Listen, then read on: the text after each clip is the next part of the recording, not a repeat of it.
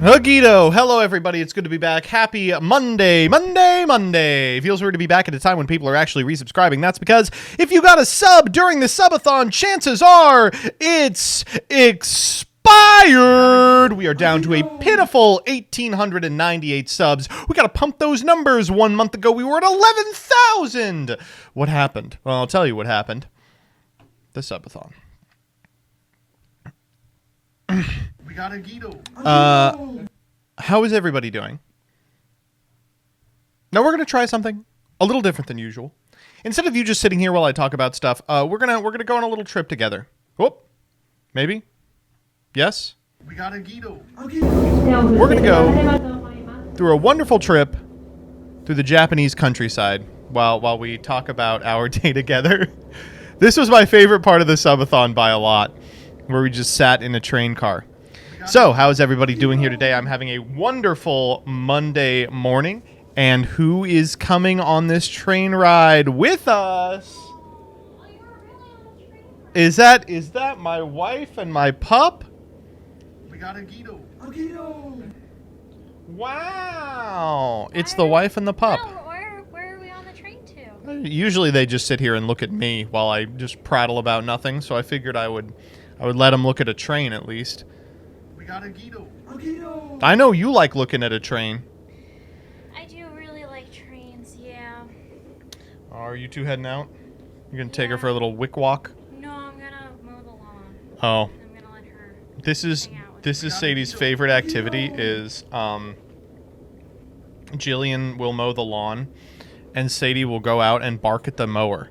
and she eats the grass right where I'm trying to put the lawnmower. I'll move the lawnmower and got a she'll Guido. move where she's eating grass. It's a safety mower, right? So I don't think she's going to get tore up, but No, she could get torn up. wait, then why are you letting her out? We'll just leave her inside. Well, she wants to bark at the lawnmower. Oh. I don't let her out when I'm We weed got a whacking. Guido. Well, I don't want that sounds pretty dangerous. I don't want her to. Well, yeah, I don't want her to get hurt when I'm weed whacking. Okay, but what about mowing? No, I mean, I yell at her when she gets too close to it. She mostly does got a zoomies Guido. around the lawn. What did you think? You thought it was a safety lawnmower? With like a big thing over the blade. No. It's a battery operated mower, and it's quiet, but Oh, I don't know if she should be out there while you're We got a mowing. Guido. it's fine. I don't think it is. She's been fine this whole time. Well, just because she hasn't been hurt yet doesn't mean that she won't be hurt. Well, how am I gonna hurt her?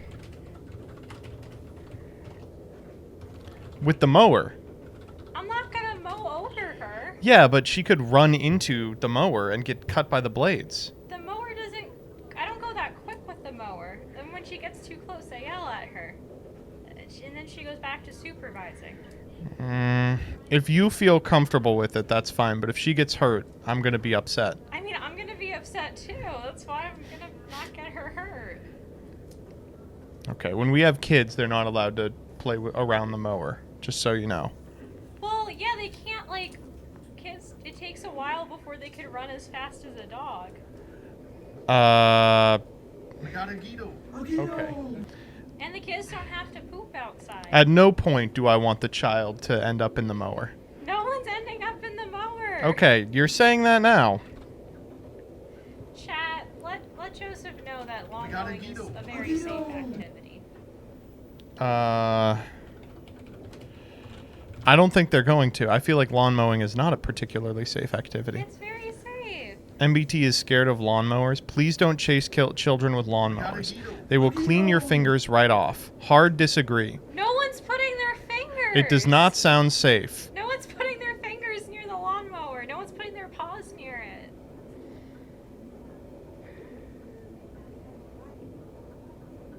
I don't like this.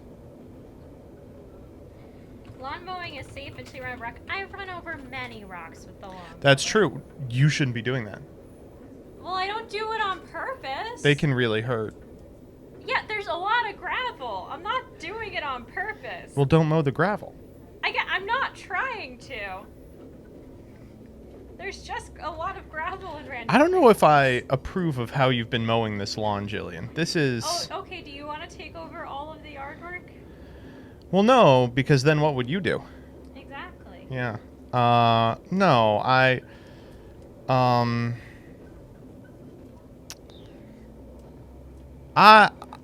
don't know how I feel about the dog being out there. That's what I'll say.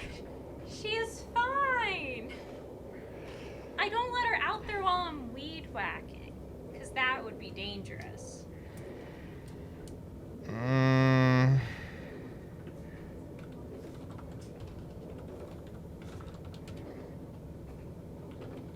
It's fine.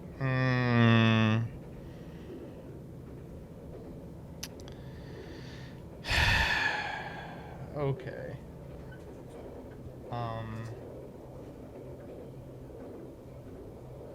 All right. Even when I'm a little drunk and mowing the lawn, it's still fine. That's not going But what do to you think happen the right Amazoness now. call sounds like? But I'm just saying. Probably something like, ah! I'm learning a lot today. I'm learning a lot. I'm learning that you take the dog out and go, here, play with this mower while I don't drink. tell her to play with the lawnmower. Oh, no. I don't drink while I'm mowing the lawn. I need 2 hands to mow the lawn.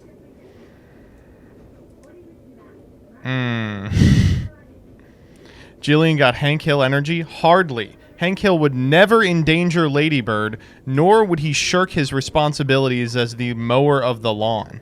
I'm doing neither of those things. No one's in danger. The lawn gets mowed like once a week.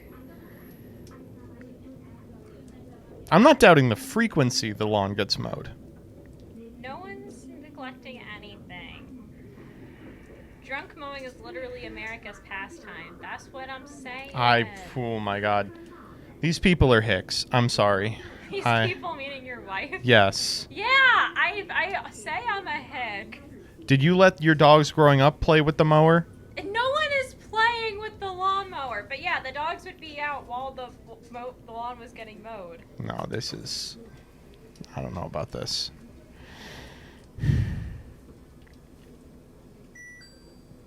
Is it a push mower or a riding lawnmower? It's a push. Mower.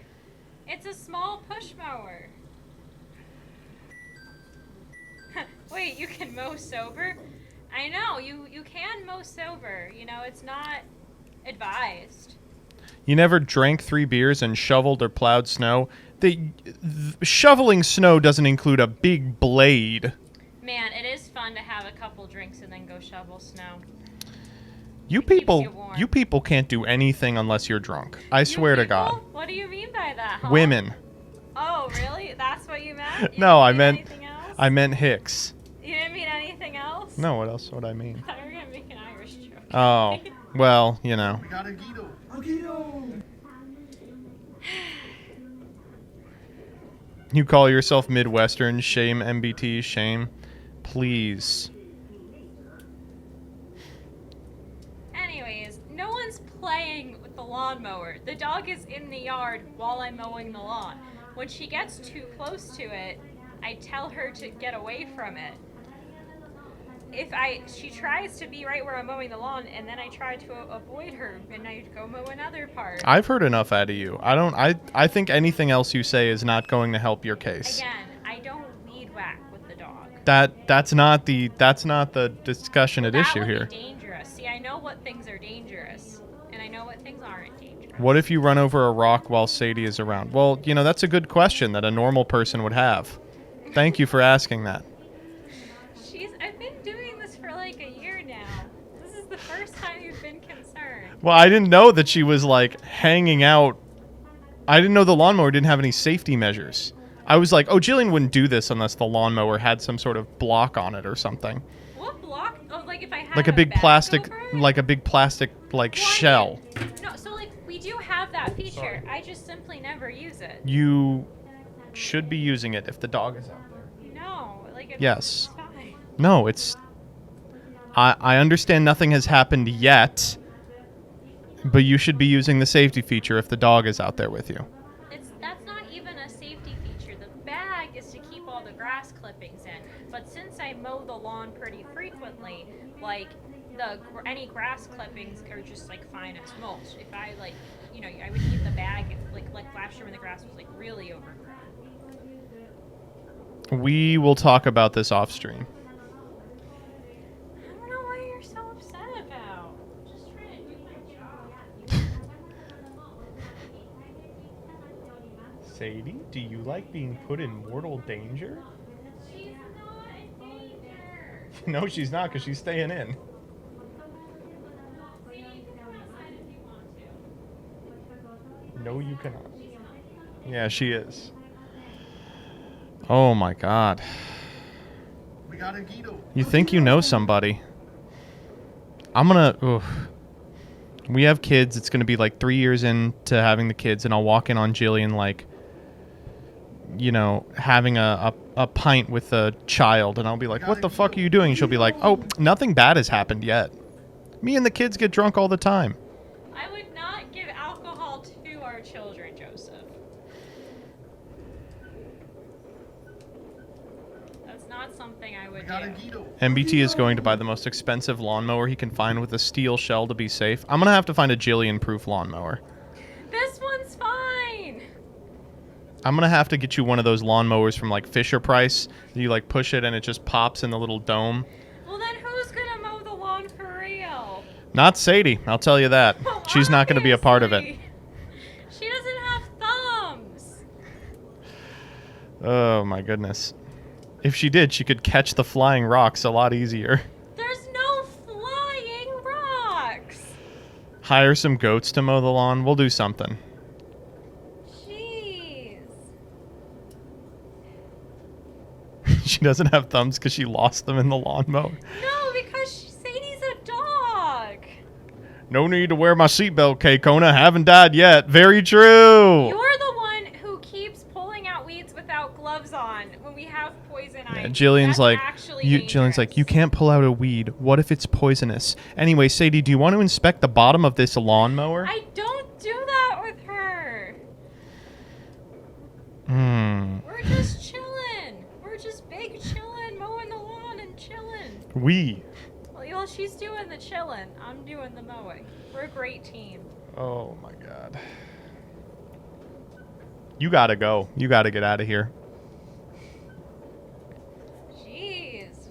Well, You're very close to sleeping on the couch, Joseph. Oh no, I'm not the one who's very close to anything here. I'll tell you that. why? It's just mowing the lawn. We will talk about this off stream. God. Oh my god.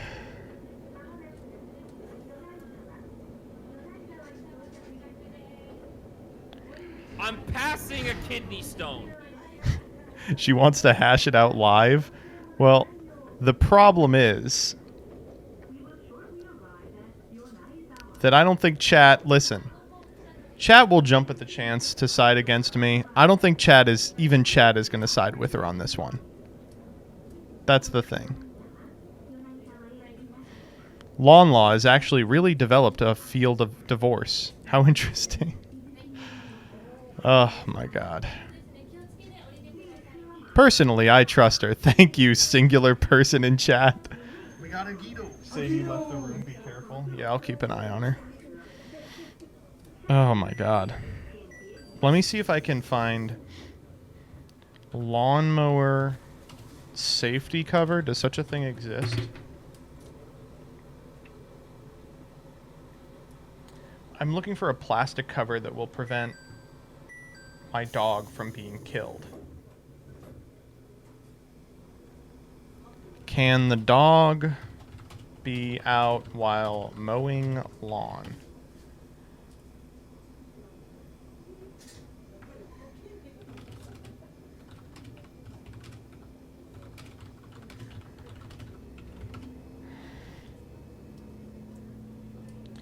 Never leave any lawn equipment in the on position while a pet is outside.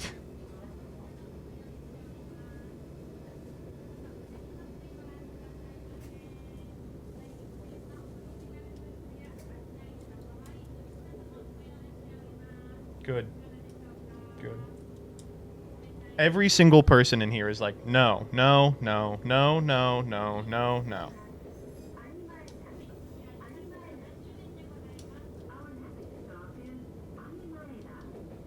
saw my dad hit a baby rabbit with the mower when I was a kid, and it's terrified me ever since.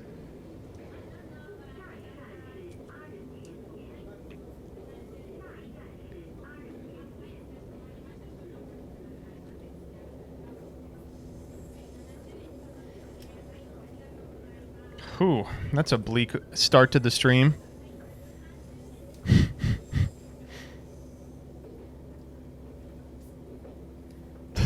Jesus. The lawnmower is the most dangerous tool in the home.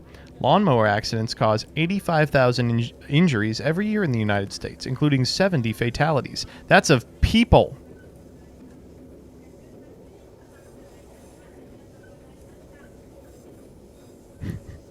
Just replace the mower with safety scissors. Maybe we will start her on safety scissors, and once she shows she can be responsible with the scissors, we'll move up to the lawnmower. Ugh, sheesh. Anyway, I've had a very fun week. I thought I was just going to hop on and she was going to be like, hi, chat. But, no.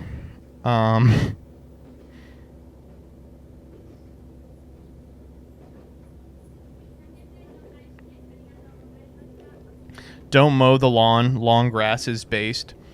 No, I'm going to mow the lawn.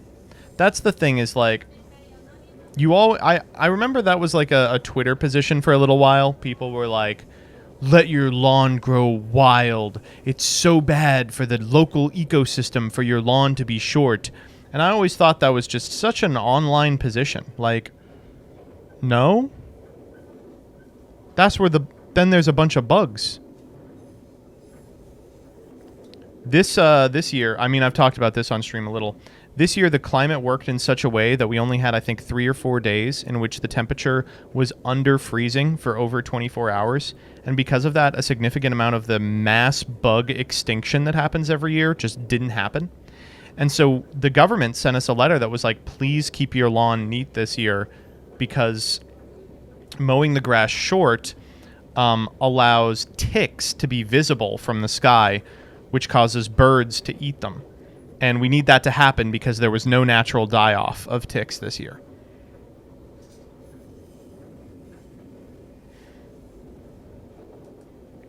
What does your homeowner association say about lawn length? Very happy to live in a place without an HOA. All right, okay, I can hear the lawnmower. I'm going to go check to see where the dog is. I'll be right back.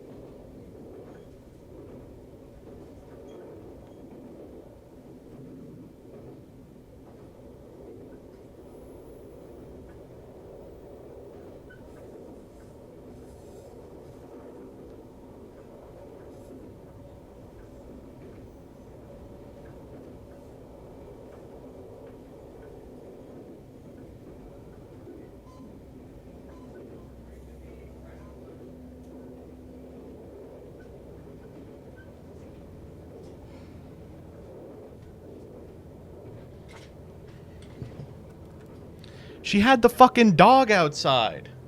Oh my god. Okay.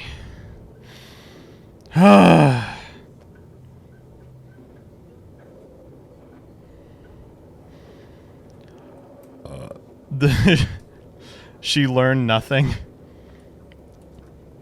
I think you're a worrywart. Exactly. It is better to be a worrywart and living. This is coming up in the custody hearing. The custody of the dog. We got a Guido.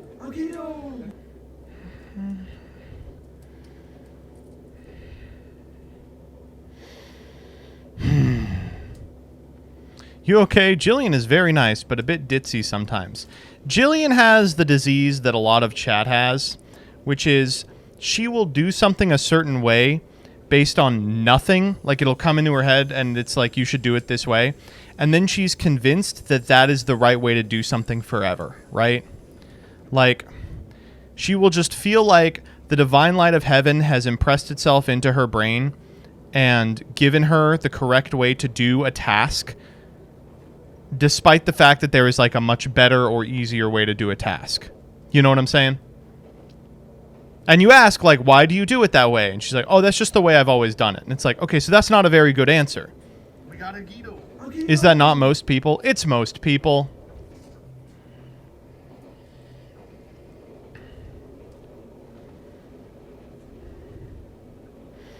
That's you with rage and rotation. Well, I eventually got rid of it. We'll talk about rotation. Don't worry.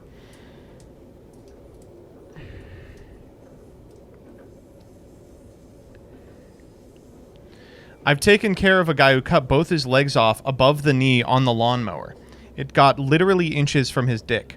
He said to me, and I quote, "I've always gotten made fun of for having a small dick." Well, it saved it. It saved the dick.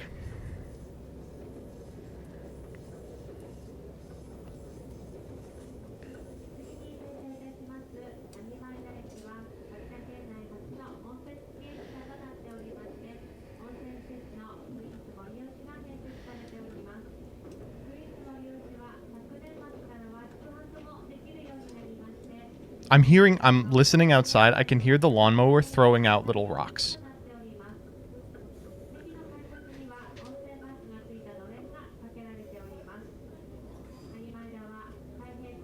She just blasted over some type of stick or something and it has jammed the lawnmower.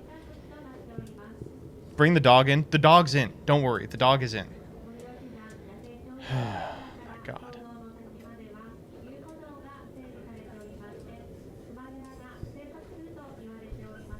Get a breathalyzer. I'm gonna put one of the, like, you have to blow on this. All right. Sadie.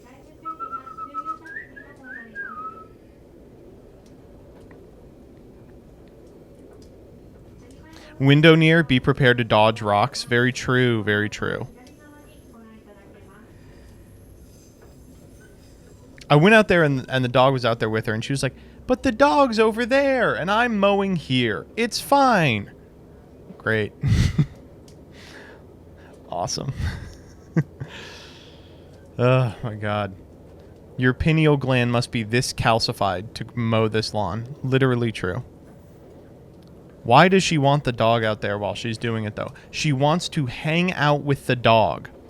That's all it is. She just wants the dog to be able to hang out with her. It has nothing to do with it. She just wants the dog to be able to hang out with her.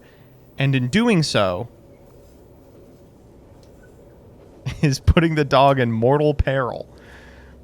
Is this your first time mowing? Why is this a new problem? Well, no, I was talking about it and I was like, oh, it's okay. You know, there's a safety thing on the mower. And Jillian was like, oh, there isn't. It's like, you've been mowing for a year with the dog out with you?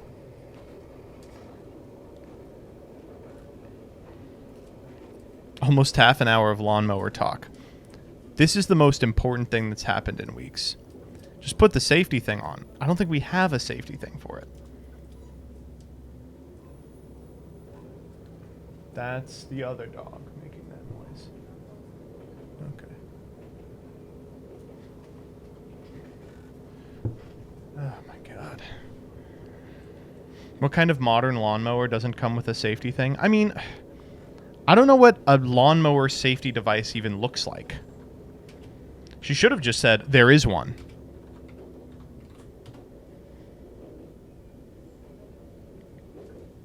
I wouldn't have known anything.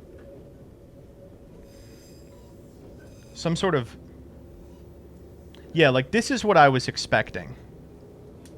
Right, this big, like, plastic thing. Like a big plastic thing on the side.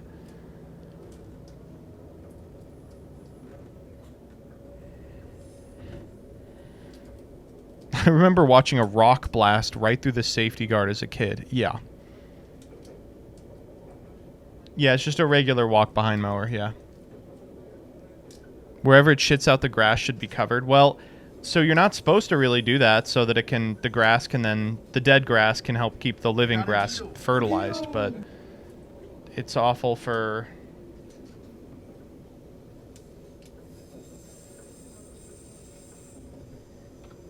Oh, the dog is whining because she can see Jillian out there.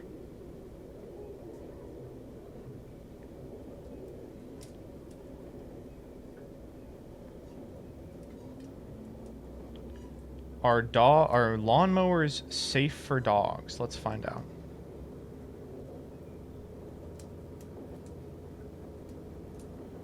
The dog yearns for the lawnmower. The children yearn for the mines. I've been saying this. All right, I'm going to get Sadie up here, and then we're going to do it.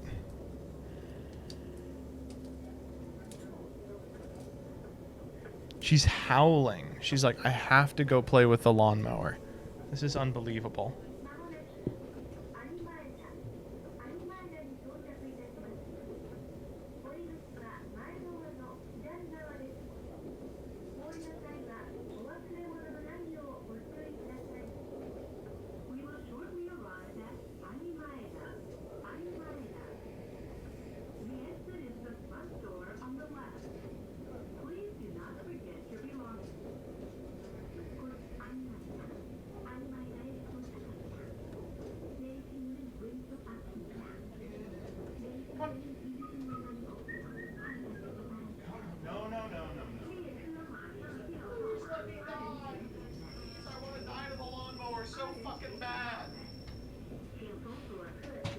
I want to get fucking eviscerated by the lawnmower, please!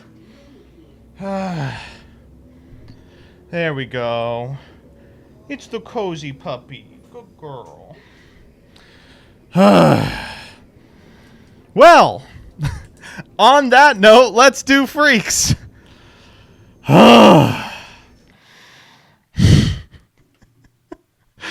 What a start to today. Oh my God. 40 minutes. 10 of that was stream starting. It wasn't even 30. All right, here we go. All right, folks, it's time for the old standard. It's time for Twitter Freaks.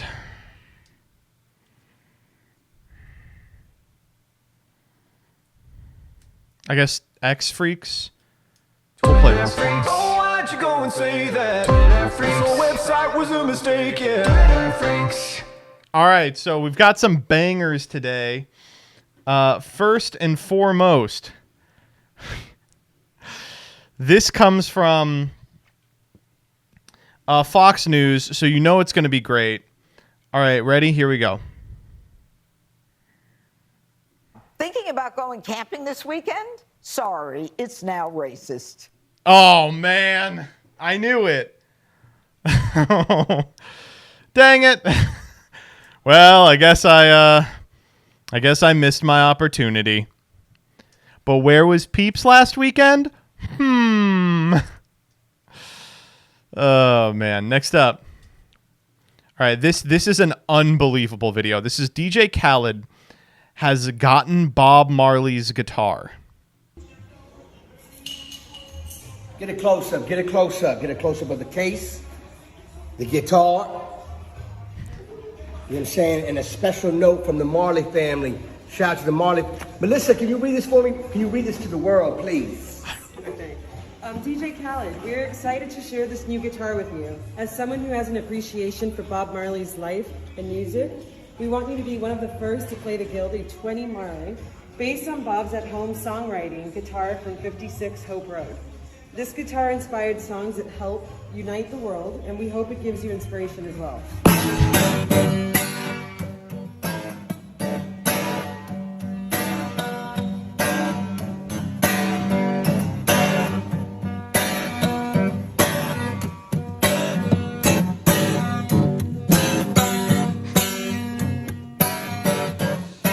Oh my God.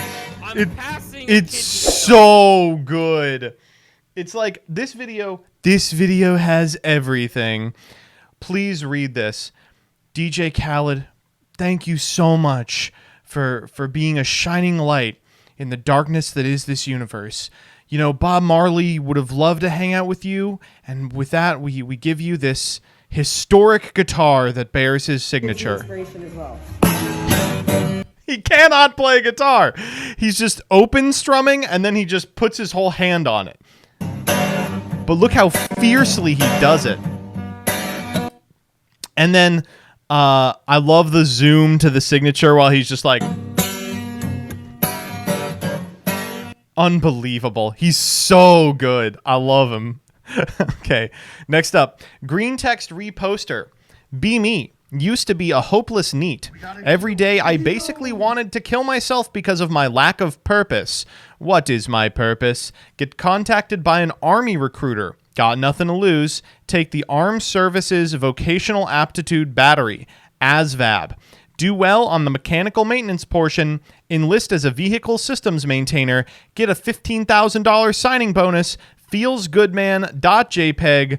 Go Army. How to join.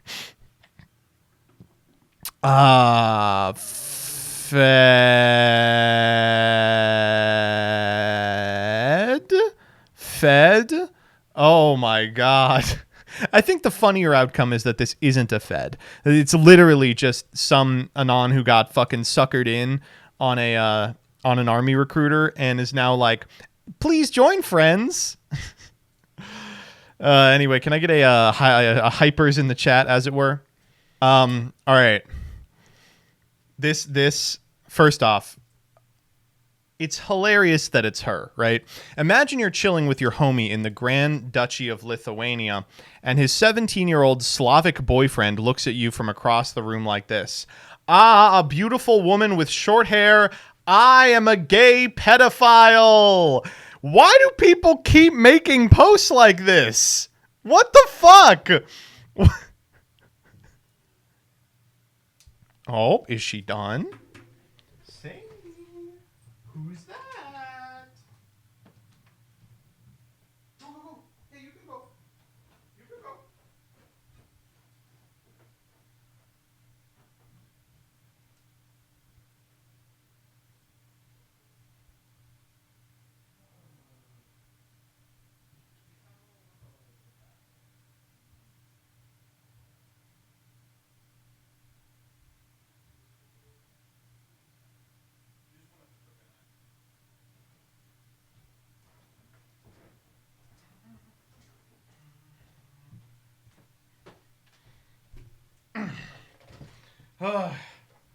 Anyway, what the fuck? Don't post anything like this. What's wrong with you? Just to make things clear, I'm not a pedophile. 17-year-olds fit the age gap of consent in my country, Russia. 2. Women are shallow, soulless bitches with no hearts who only care about height, looks, etc. Oh, no. Very true. Very true. We got a Guido. A Guido. God. Love the vibe of the site in 2023. Very true. This one's old but got reposted today, and I'm just obsessed with it. Oh, no. I almost put this one in here, but I can't do it again. I can't do it again. All right. Next up. Anthony Bing Bungalow is in the news again. Activision sues YouTube music critic Anthony Fantano for the right to use his viral TikTok sound in advertisements for their game Crash Bandicoot. Fantano had requested compensation for unlicensed use, according to Activision, leading to a countersuit. So what happened was this TikTok meme that you may or may not be familiar with, where he goes, "That's enough slices." It's actually Anthony Fantano. It was used in an ad for a line of Crash Bandicoot shoes. He asked for them to take it down after it was done, and also for like $1 million. I don't think it was $1 million. It was like 100,000. And they took it down, but they said, "We're not giving you any money." So he said, "Well, we'll do litigation." And they said, "Okay, we're going to do a counterclaim then."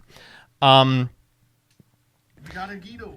I don't know why this is happening, but if you check out the YouTube of this on like Lessons in Meme Culture, dire fucking channel, by the way.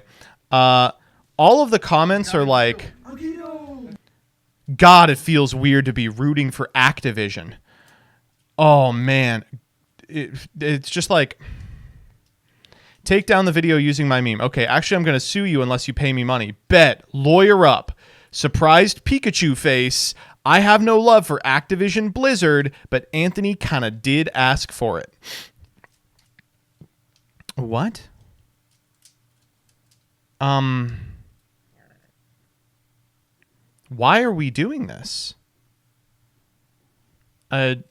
Listen, I won't pretend that I'm not a Fantano dick rider, but like, in what world is it right to side with Activision on this? I think some people are like, if Anthony Fantano wins, he could destroy fair use, and it's like, I really don't think that's what this is about. I think it's like a bunch of companies have realized that like meme culture can start making money online as part of advertisements, and they will just use all the ones that they can.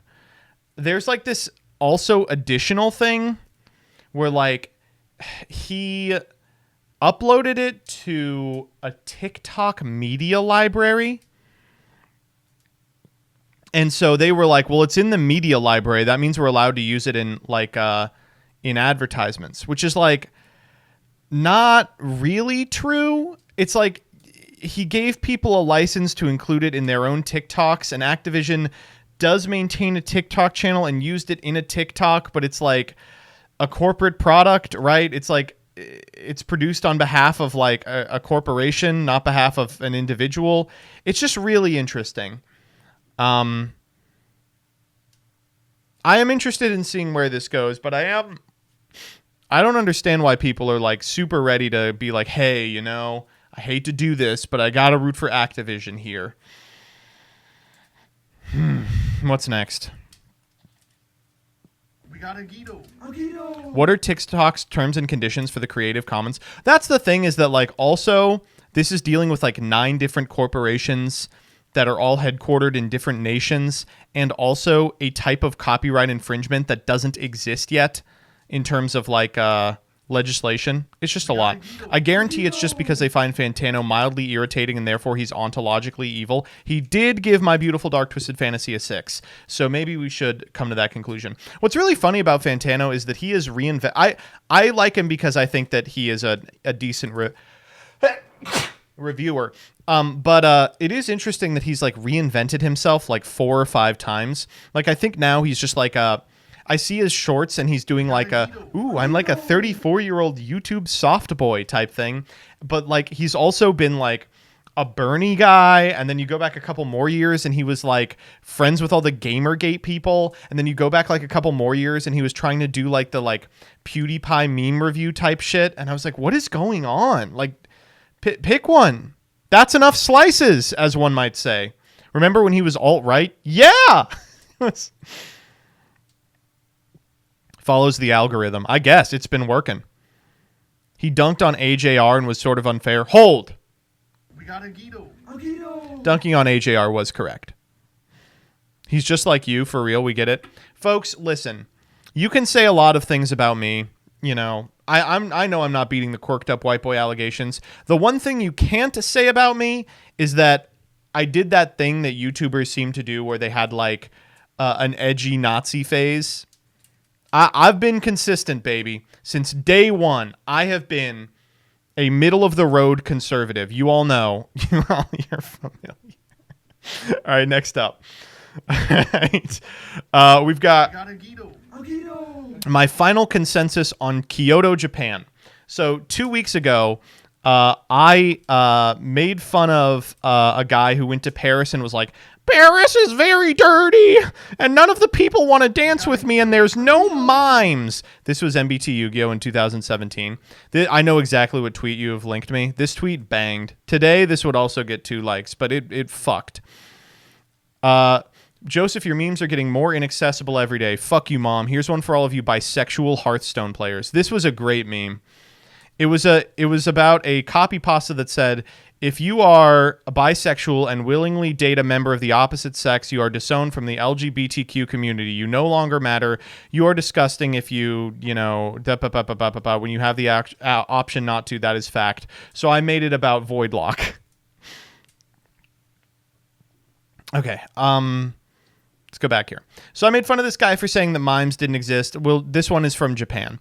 And I will say that there are accounts that are saying that she is trolling, but I will tell you this. We got a Guido. It's funny anyway. I'm sorry. It is funny. Hey guys, Pasty here. I am doing really bad right now. I'm in a field. I came to this place because it was on the top of a hill and it was supposed to be like a famous execution ground for the Japanese. And I got here and there's literally nothing here. It's just weeds, kudzu, old branches, wires. This is as loud as it gets, chat. And me. And in general, I am super disappointed in Kyoto. I thought this would be a traveler's dream. I thought this would be an amazing place to go to see a new culture. In reality, all I see in Japan so far is a scene that looks like something in North Alabama, basically one of our worst U.S. states. I have never been more disappointed in a place that I visited than Japan. I don't know what to say. All right. Well, I will say it because no one else will. How are people falling for this? How are you falling for this? It's so obvious. Come on, everybody. Oh, my God. You know, Alabama, basically one of our worst states. She's literally in, like, the middle of nowhere. She's like, I came up here, and there's just, like, trees, and I thought this would be a traveler's dream. But it is good. It is in many ways similar to the other videos that we've seen in this vein. Instead, I found a nightmare. Mid-bait. You all fell for it. I saw chat. Let's talk about the ADHD iceberg. People think that ADHD is when you have trouble focusing, you're fidgety, but really it is not real. It's made up. It's a fake illness. You were poorly raised. You're just kind of dumb. You're doing it for attention. You would need an excuse to abuse stimulants. This is true, literally true. Everyone I know who has ADHD is faking it for Adderall.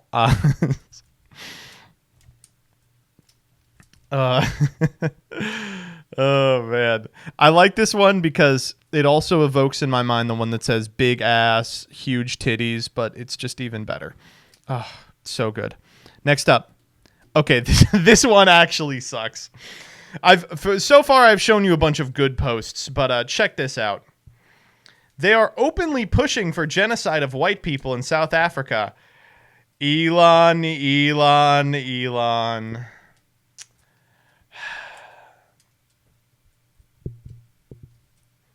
You could take the boy out of the emerald mine. He really is a white South African. It's very true. It is very true. Ah, man. I'd believe he would say this. He literally did.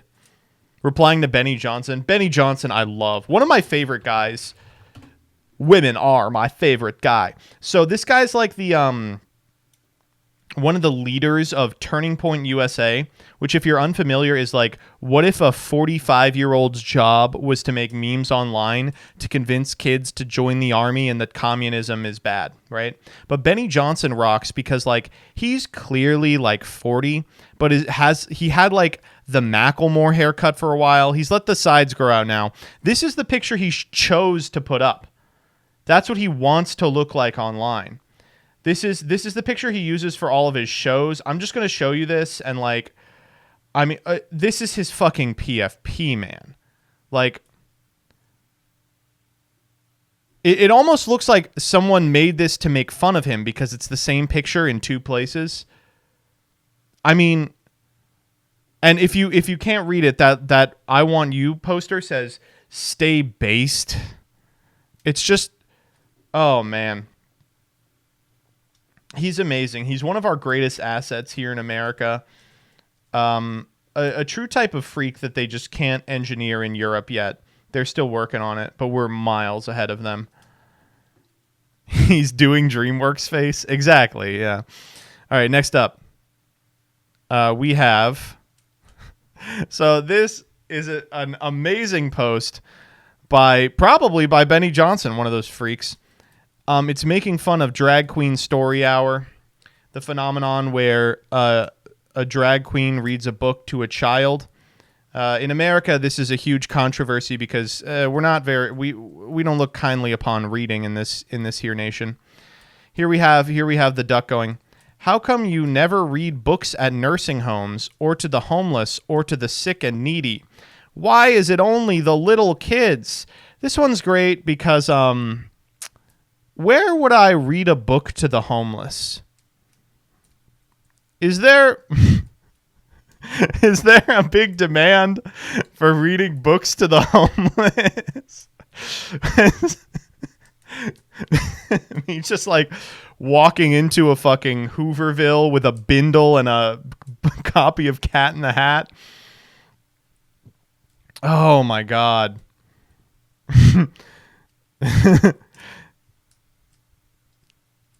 It's amazing. It's so good. How come you never read books to people who can read books? Yeah. Duh. Oh my God. I will say, like, I guess the closest we can get to something coherent here is like the library does have a lot of resources for people who don't have homes. And it's very important to continue, upkeep on local libraries for that reason. For a lot of people, it's the only place with AC they can go during the day. And but I don't think you need to. I think it's a little insane to be like the homeless need drag queen story hour. They can read.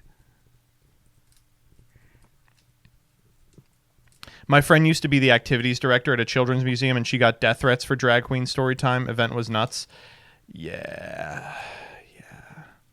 Who was I talking to the other day who was telling me something similar? Oh, it was yesterday. I went to go see a play, and it was like a friend was in it, and it was a summer program that also had like a late high schoolers play program. And one of the people who I was talking to was one of the directors for that or something.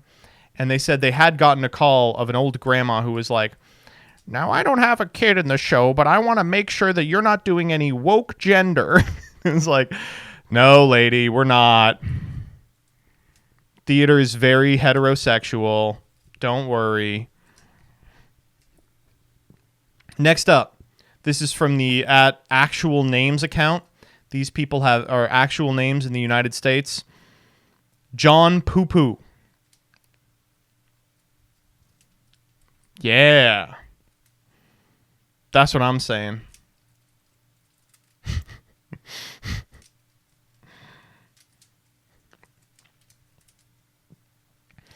Okay, let's do some of mine.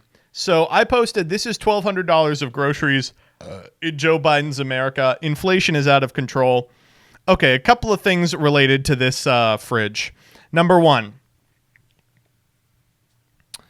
you will not own me on the fridge. Many people tried.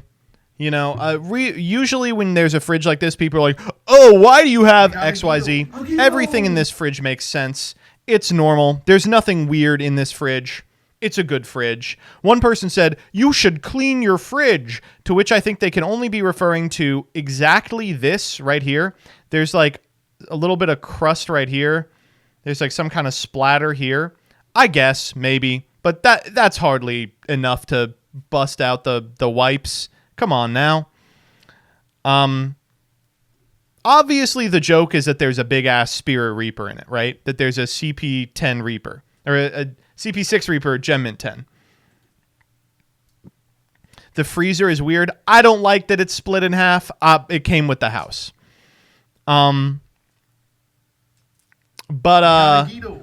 Let's. This is the most gringo fridge ever. Well, guess who you're looking at, motherfucker? What do you expect? I have the hummus, okay? I got the tortillas in the... That actually is probably a net bad for me. The tortillas... Okay, so one person said, why are the tortillas in the fridge? That's a good question. We actually do not have room in the bread box for the tortillas. That's my bad. Sorry. But I hid all the comments that pointed out the Spirit Reaper, which was funny because then I kept getting people who were like, what about the Spirit Reaper? And I would hide them then. But let me scroll down a little bit to some people are just very stupid. Hold up. First of all, this person was talking shit on Gorton's crunchy breaded fish fillets. Fuck you. These are good. I'm sorry. These are good. You're wrong. Why the fuck would you need 4 ice trays? Well, if you scroll up, you'll see someone who has the same problem I do, which says the ice in this freezer, whenever you open, melts enough that it turns into a big block. So that's what we've got. So we've got the trays because I don't want to get out a pick and like chop it up. Let me keep going. Yeah, this is it right here. Did you cut out red meat from your diet? Yeah, I haven't eaten red meat in about 5 years. That's like I've eaten it occasionally within that 5 years, but I've cut it out for those 5 years. Sometimes like I will get something that has bacon in it and I don't know it, and then I eat it and I'm like, well, I'm not going to sit here and separate out all the bacon. And then when I went home to Kansas, I had a burger at a place that I really like having burgers at growing up. I was like, I'm going to have a burger. Let me see if I can scroll down a little bit.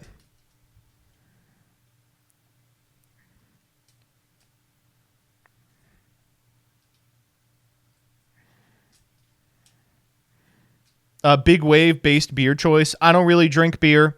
I drink it when I'm out, but I don't drink it here. You know what? Well, so this is Jillian's, so you'd have to ask her if it's good or not. But I hate to do this, but I really don't drink anymore. I feel real bad about it. I used to be really good at drinking, but I'm just not anymore. I don't know what it is. It's like now when I drink, my head just starts hurting almost immediately. I think I'm just getting old. And I hate it. I don't like it. I miss drinking. It's the estrogen? Yeah. Dog, I thought the same, then Peeps taught me the way. What is the way? Wait, Danny, tell me the way. So washed up, you suck at alcoholism. He just prepped me for drinking. Weed is better. I don't like weed either. I'm just awful.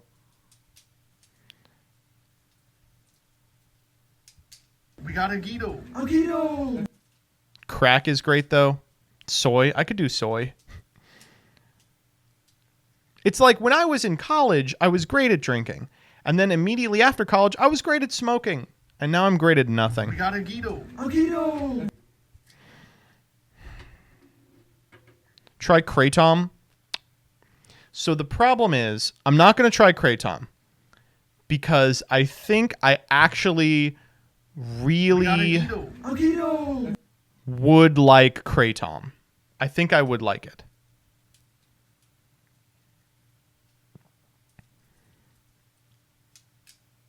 You smoked? Sorry, weed. I don't... I never smoked cigarettes. I just never got into it. I didn't have... This is such a bad excuse. I didn't have the money to smoke cigarettes. Try suddenly becoming lactose intolerant at age 30. I would die.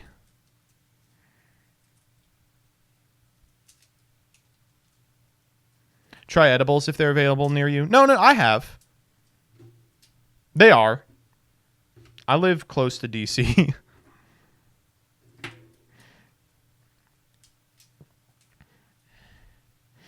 I'm someone who takes Kratom as it helps my fibromyalgia. Do you have concerns about it? Yeah, my concern is that every white lady I know is hopelessly addicted to Kratom. Is that going to happen to me?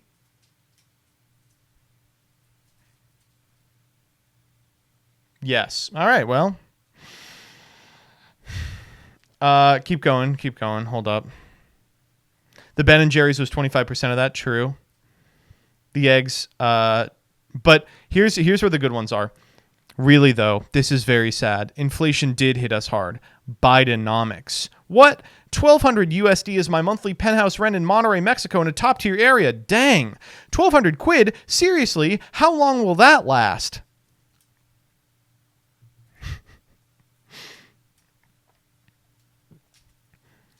This one's funny. I appreciate this.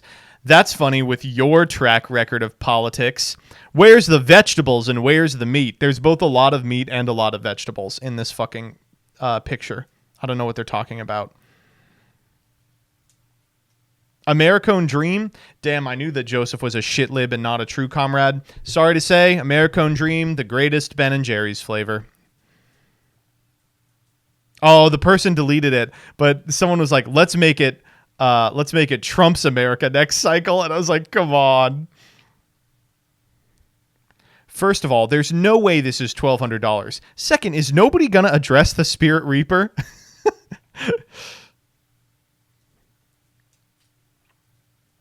Oh, man. Someone deleted it. There were a couple of these that were like, you're capping. And I was like, okay. Next up. We did it again, folks. It's happened. Critical theory is radicalizing high school debate. I wrote about how the activity no longer expands competitors' worldviews, but has narrowed to become a microcosm of radical nihilism. Yeah! We did it! Harvard 26. What the fuck does that mean? Harvard 26? Is this person like 22 years old? Sorry, you're very stupid. I know you did high school debate. What event were you? I didn't start doing debate until my my junior year. I did policy, and then in college I did 4 years of NFALD, which is fake, but it's a it's basically one person policy. It has no resemblance to LD at the high school level. I did Puff a little bit, and I did student congress as well, but in my location, those were what were called Friday events, which were one day after school tournaments, the evening before a 2-day speech and debate tournament, and they weren't taken very seriously. But you should do moot court. I did do a moot court in 1L. It was a lot of fun. I had a ton of fun. Jillian was one of the witnesses, and opposing counsel called her fat. We had her play a fat guy. And opposing counsel said something about her weight, and I was like, "Excuse me," and we got to be an asshole about it. It was very funny. Anyway, always great to see this exact post. I think it's very funny. The short of it is, unlike most of the right wing things, this one is happening, but it's good and it's funny. Yes, a lot of critical debate happens in policy debate. No, that's not a bad thing. The short of it is, like, you got to think of it this way. Like, the person in here is like, we're no longer talking about, like, if we should raise the minimum wage to $15. Instead, we're talking about ridiculous nonsense. And it's like, well, you got to understand that, like, the point of debate isn't to convince your opponent of something. The debate, the sport, that is. It's to win a round, right? And like, if you're trying to min-max rounds, like, which is more effective? You show up and you say, the minimum wage should be $15 because workers should have more of a share of the profits that they produce. And the other person goes, the minimum wage should not be $15 because business people assume the risk of an organization. And then you go, I think it's more important that workers take home the money that they produce. And the other person says, I think the risk is more important. And then the judge decides based on what they already believe, right? But if you're trying to min-max winning, that's a coin flip is not where you want to be. So instead of you go, I think the minimum wage should be $15 because the workers should have access to the profits that they produce. And the other person gets up and goes, I think that it shouldn't because it's an undue burden on managers and business owners. And then you get up and you say, yeah, I agree. And they go, what? And you go, in fact, I think it is so much of a burden on the managers and the business owners that they wouldn't be able to survive. In fact, I think that there should not be managers or business owners, right? I think the workers that produce the product should be the ones responsible for taking home the profit from making the thing. I think that inserting all these middlemen is really bad and that workers should control the means of production. And then the other person has to actually engage with the fundamental assumptions of the actual discussion instead of narrowing a set of parameters and reading a bunch of fucking things they've lifted offline about if like a $15 minimum wage or a $16 minimum wage is more preferable for the scope of the American economy. Instead, you're having a larger, more important conversation about what the best economic system would look like. But that's what these people hate. They don't like that argument is happening at all. They don't like that kids are even engaging with it. It's crazy. Like, for me, policy debate was really important because it's one of the only places, not where you can like claim communism will win and like all men should die in the name of gynocentric feminism or something, but it's a place in which you can at least question the fundamental assumptions upon which the rest of your education lies. Like, should America be the world police forever? Is capitalism the most effective economic system for the world? Do we live in a patriarchy? What does integrating something like a feminist approach to international relations look like in terms of like an actionable policy agenda, right? And to be fair, I say this down here, it's not like if you bring that up, you automatically win. If you get up and say communism is good, the other person is going to get up and say communism is bad. Obviously, debate is antagonistic, right? But these people are so afraid of even having that discussion. They're like, oh my God, we're so scared that our own ideology will even be challenged. We have so little faith in our own ideology that we don't even want the subject broached. I think that critical debate is one of the most interesting things that's ever happened to the community. And for what it's worth, the community, I mean, I tuned out of it after COVID because I didn't want to judge online and then I didn't keep up with it. But the community is already far beyond this question. The stuff that kids are doing in debate rounds now is unbelievable. And getting your tidy whities in a twist because they're reading like Zizek is like, dog, where were you in 2005? For women like this, they were not yet born. Public forum is where it's at. It's so funny to me that public forum is the white flight of debate formats, a debate format specifically invented to prevent criticism from being read. And people are now reading critiques in it. Like, how great is that? What a crazy world we live in. Did you hear the TOC counterplan that was just kill Donald Trump? That's the funniest shit I've ever heard. I'm sorry, that's hilarious. I will say, one of my funniest debate rounds. Oh God, I have so many very funny debate rounds. In one of them, one of my favorite rounds I ever did was Jillian was on campus and was like, oh, can I come watch your debate? It was happening at our school. And I was like, of course. And it was like a quarterfinal round. And I was up against like a TOC Andy who had the school in the area sent some of their like CX kids. They split them up and put them into NFALD just to like wipe some trophies and make a pitch to investors. And so I was up against this like chain smoking freak. And I I read like a fun little policy aff, and they get up and read 8 minutes of Baudrillard, and Jillian was like, oh my God, I'm like, I have no idea what's going on. And I'm like, regrettably, I do. And we just had like an incomprehensible round. And I picked up, and then at the end, I go to Jillian, and I was like, well, what do you think? And she was like, I don't like this. She's like, I don't really like this at all.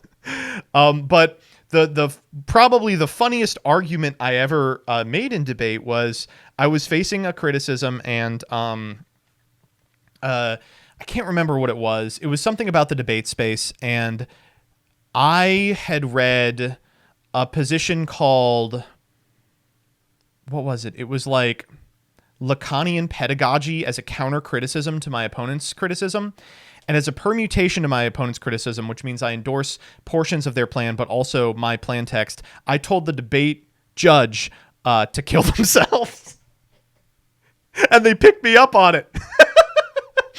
They picked me up on it, and then afterwards I ran up and I was like, I'm so sorry. Like, in the context of the round, I think it was like a defensible permutation. And they were like, no, I thought it was funny. They were like, it was good. It worked. I'm not going to kill myself. And I was like, I know. I thought it was funny. It was it was like about the critique was about like the role of the judge, and like the judge is an extension of like a political a sphere of the political that replicates harms against minorities. And I told the judge that they should sign off on my plan and then kill themselves. And they said they would. Debate's fun. It's such a fucking fun time. It's such a fun time. Did you have more wins than losses? Yeah. Not to toot my own horn, but I was at this event, NFALD, I was really fucking good. I was like, there was a betting pool for my senior year in which I was the overwhelming favorite. But historically, I bet against myself because I knew there was a debater who would knock me out. And they did inevitably knock me out. Very, very good. Their name was Alex. They were insane. Not SEMO, but one of the greatest debaters I've ever had the pleasure of getting to watch in my life. And I fucked up a perms debate against them. I didn't tell the judges to kill themselves again, I guess. No, I was good. I have some national titles. They're not like real national titles. Like, they're national titles that probably matter to like investors or NFALD people. But, oh man, it's so fun. I miss this shit every day. And it's so funny to hear.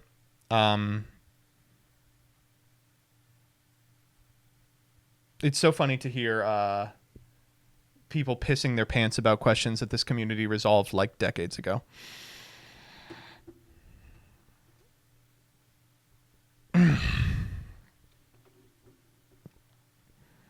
Okay, next up. Okay, so they're making a new Spy Kids, Spy Kids 5. Terrible, awful idea. Why the fuck would we make another Spy Kids? Why do we need more Spy Kids? There's enough Spy Kids. They're rebooting Spy Kids, which you'll remember was the plot of the fourth Spy Kids. If you've never seen Spy Kids 4, I would really recommend you do so, but I wouldn't recommend you do so sober. One of my most fun college memories is getting plastered and watching this shit. But if you haven't seen Spy Kids 4, I'm sorry, I will have to spoil it for you right now. The plot of Spy Kids 4 is the plot of Madoka Magica. All right? So the concept is, this is a twist villain, so I apologize for spoiling this for you. This guy, his father had created some sort of time dilation system, and he as a child just sort of got walked into it, and he got frozen.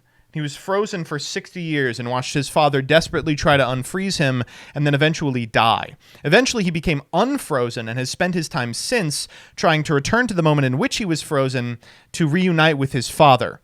Unfortunately, like Homura, going back every time is never successful and has basically generated dozens and dozens of instances of himself who are unable to actually make this happen. The big villain, it turns out, is also him, but each time he goes back, the time dilation process gets him a little more twisted. And it's It's so crazy. And then finally he succeeds and he goes back and he goes, I went back. And they were like, and what happened? He goes, I had time to spend with my father, but it came to an end, as all things do. I could not stop his death. You were right, kids. You can't go back. And that's it. It's and let me tell you, the front half of this movie is unwatchable. So we were like really drunk watching this. And like by the time you get to the twist, if you are sufficiently intoxicated, you are going to be like, this is a life-changing experience. I can't believe this has happened. It's so funny. And the other thing, and if you have some time, it's free on YouTube. They have put the entire movie up for free on YouTube. But let me see if I can pull up a clip from it. The bad guy, I don't know why he talks like this. The bad guy in this movie talks with like he's on 2X. Let me see if I can pull it back. See if I can find him talking. It's not in this one. Yeah, here he is. No, but That's they're the guy. trying to end the world. Why are you doing this? Yeah. I'm trying. Let me see if I can. I gotta find him.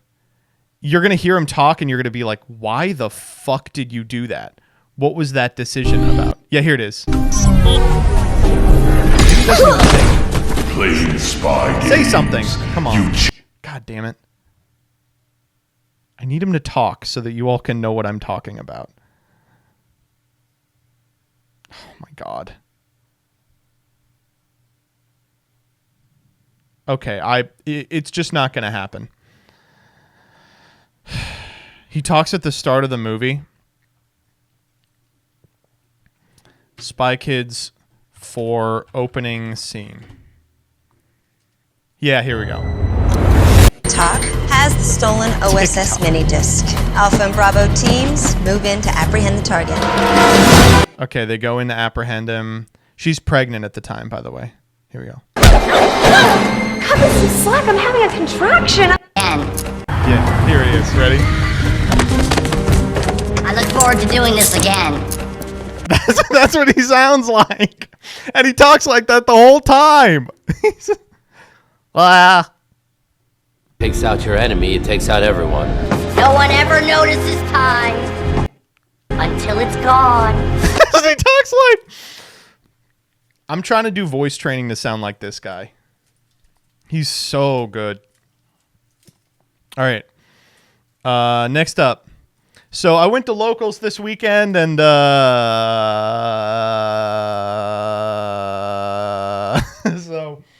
locals this weekend was weird because the guy who runs locals was at Otakon, so we didn't have locals, so I was going to go and play pickup games. But then when I got there were enough people interested in actually playing a local tournament, and some people had driven like an hour to play first weekend Dune release. So I said, you know what, why don't I put up some product of my own? And I talked to the store owners, and they were like, sure, yeah, run it. And so we played, and round one, I get paired again in the mirror against a Rescue Ace pilot, and I win the die roll. I go, cool, I've opened good, search emergency, and then I look in the deck and I go, what?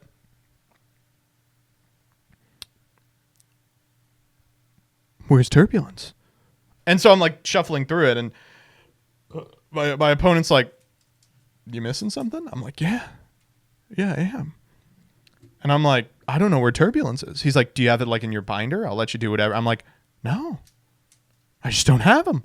And so I'm like, I must be on 38 cards. I was on 40. I don't know where they went. Wherever they went, they were replaced. And so I ran home. I couldn't find them.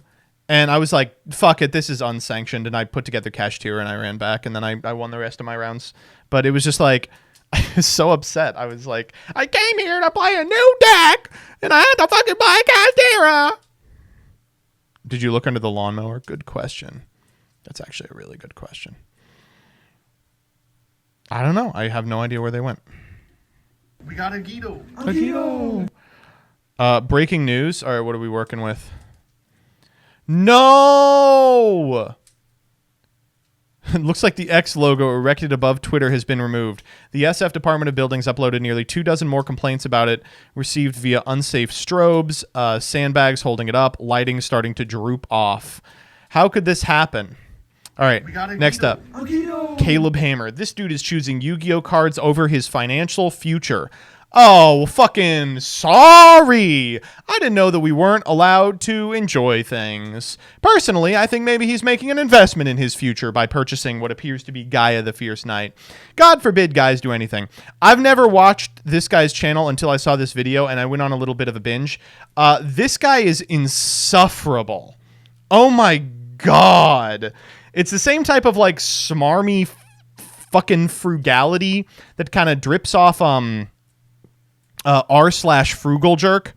Like, so often he's like, you're so fucking stupid, why are you doing this? And the thing they did was like, they got tricked by a used car salesman into signing an unbelievable lease. It's like, I'm sorry, dude, no one in this nation knows anything about personal finance. Occasionally he will get people who are like with their head up their ass and insanely stupid. But most of the time it's like, yeah, this guy just got hoodwinked a couple of times in a nation specifically designed to hoodwink you. And the worst part of it is like, when he finishes, the outcome is like, okay, if you eat lentils for the rest of your life, you can retire at age 92. And it's like, at that point, just fucking buy the Yu-Gi-Oh cards, man.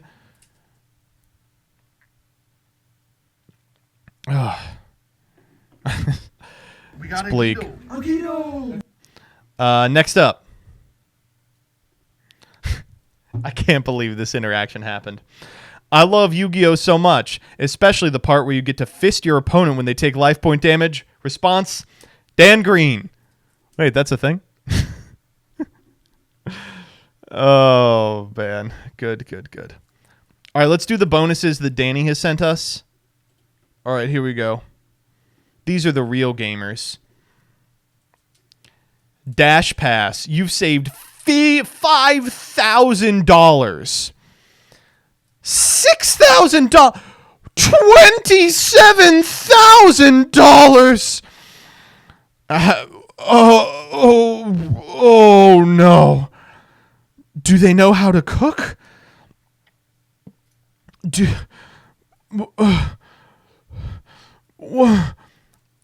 CC with 27K. Dash Pass saves you an average of $5 per order. 27K is 4,500 orders. A meal a day would be 12 years of DoorDash. Dash Pass was created in 2018, which comes out to 3 meals a day for the past 4 years. Actually, I'm back on Caleb Hammer's side. These people need to be taught a lesson. All right, next up, more X news. Holy shit, this is amazing if true. The old cringe Discord startup messages calculating raw meme threshold. The official tagline is now, blaze your glory. Oh, man. This is really going to destroy the website. Next up, Footy Scran on the move. Can I say something without anybody getting mad? Talk that talk. This shit is very edible. I will be eating this. Come on. We love a good onion. We love a good onion, folks.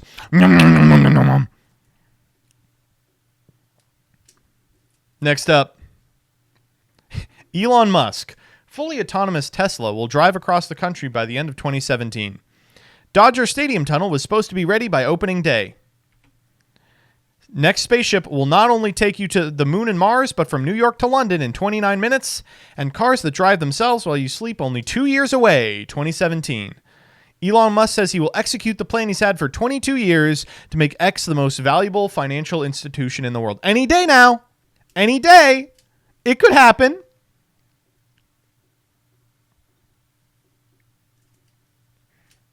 Another banger. Virgin, a secret is still a secret, Lois Lane versus Chad. I'm going to wait until my brother's ready to tell me, Jazz Fenton. This shit doing numbers on 5th grade Twitter. Oh, man. Seeing a lot of scatters. A lot of scatters. Well, what if I told you Today's Yu-Gi-Oh! It's not going to be like your normal everyday Yu-Gi-Oh! It's going to be something even better. Folks, this is the most recent progression series. Now, pre-watched. I will cap to the fact that I looked at Gage's deck. I had to know. I'm sorry. I was too weak. I had to know.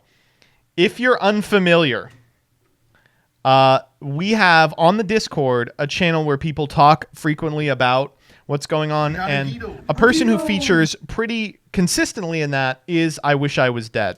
Now, I Wish I Was Dead has been the mastermind behind this series for a fair amount of time, foisting all types of excellent decks on Gage, most recently the really powerful Karakori strategy, but I'm so happy to say he's come through again, and Alex posted this. This deck is legal? The newest episode of the Yu-Gi-Oh! Progression Series 2 is live one day early on Patreon. So people were talking about this in the Discord, and they said, I was busy wondering if I could, and never considered if I should. Followed by, wow. Not saying anything beyond, this is one of the worst episodes across both series. Gage diving into chaos for months straight was better than this. What a waste of everybody's time. So you can't just type those words and expect me not to get hype about this. And after seeing Gage's deck, I have to say, I could not be happier with where this has ended up. We're all going to go on this together. I'm sure you have memes for me. Let's make it happen. Previously. How about a torrential? Oh, Alex, you are so naive, bro. On Progression Series Season 2. Oh, Gage, you are so nice. I vividly remember. Really, I've lost. That's interesting that you say that. Yeah, it's interesting. Oh, wow. That you Okay. say that. I do.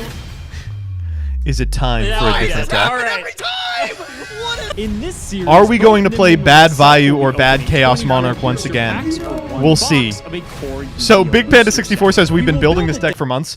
Having seen the deck, I can confirm, if you watched any of I Wish I Was Dead's stuff from the subathon when they did like modcast after hours shit, or if you've ever caught them in VC testing, they've been tinkering with this deck, and it has finally come time to unleash it upon the world. However, in each I'm episode, so we will excited. open another box of the next set that was released, moving in chronological order, constantly upgrading our decks before dueling each other at the end of each episode. But this time around, we'll be sucking, we'll be fucking, and you'll be cucking. Plenty of other fun surprises that you'll just have to watch to find out.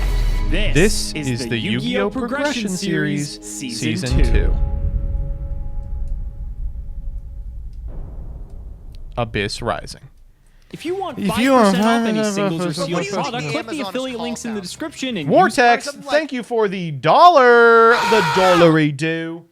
In this, today I would access all of our fallen Americans who fell in the civil... Oh, no! Fuck, my little thing isn't working. Hold up. Let me see if I can open it back up and make it work. If not, I'll just go to Streamlabs. It's not working! Oh, yes, it is. Today, I would like to honor all of our fallen Americans who fell in the Civil War against the damn anti-5%er. Those who think Thinker can steal my money and pride and my goddamn singles and sealed. CMO5. And clicking the TCG Player affiliate link before you shop helps support us to provide you with more amazing content.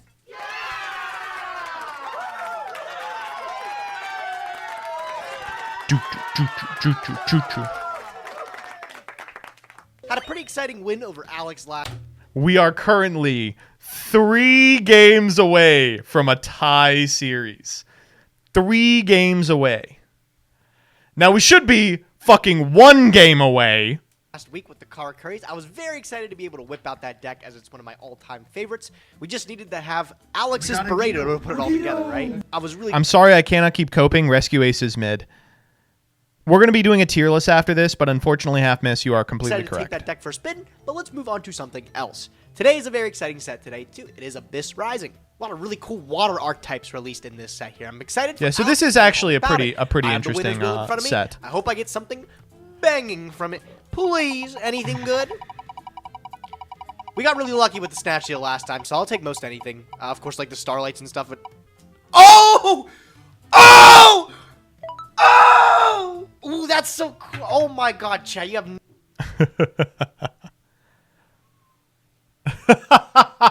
No idea how actually crazy that is. So for my pick, I'm between two things. Our first option is something that I've talked a little bit about, and that's wind-up Zen mains. Of course, one of the best ranked threes of all time, released at a time where it just wasn't easy to deal with. There's only two printings of this card: Photon Shockwave and then the Collector's Tin, which we don't have a chance to open to in Progression Series. So we don't have any other shot. Yeah, I mean, but like, come on, this card is so boring. I actually don't have many other options to get Foolish Burial until way later in the game. It looks like our next stab at Foolish Burial doesn't look like it comes till Premium Gold, Return of the Bling. But it should be pretty much guaranteed once we get to that point, right? I should probably just... yeah, it's probably right. I'm going to take the wind-up Zen mains because this card is just so powerful in this That's era. fine, whatever. I feel like if I can throw it into a deck, it'll make it just instantly better. Should have gotten Beret. Yeah. The problem is it's so easy to ban out. So we can definitely make good use of this card. Might not tie into the strategy that I have planned today, but for the future, I just feel like there's no better choice. We'll take wind-up Zen mains. I'm going to put it in the collection. Sick. I'll let Alex tell you all about Abyss Rising this week. Go ahead, Alex. How did we lose last episode? We were up a game as well, and oh my god, things just went south really quickly. I was looking back. I could have done. We a couple were of up things a game as well, and things just went really south. So we're on Abyss Rising now, released November 9th, 2012, almost at the end of 2012 already, which is crazy. And while Abyss Rising may be a notable set for like the TCG in Constructed, for Sealed, it's a little bit different. Now, of course, we do have access to cards like Gaga Cowboy, Abyss Dweller, just looking immediately here in... Hey, I've got some good cards you got in here. How about number 8 Genomic King Genome Heritage, huh? The super rare slot, but like, you know... What about Memory of an Adversary, you know? What about Bubble Fucker? To make full what about One-Eyed you need to pull Skill Gainer? Essentially everything across I got a all One-Eyed aspects of the Skill rarity Gainer spectrum. for you. And with only having access to 24 packs, you know how the progression series works, it becomes really difficult to do that. Moving on down, I guess like a Memory of an Adversary is also like an okay card in Sealed. The rares, come on. again, they're decent. Okay, so like you can like maybe make Mermail if you pull really well, right? Abyss Gunda, Abyss Pike, Abyss Sturge. Those are all good cards.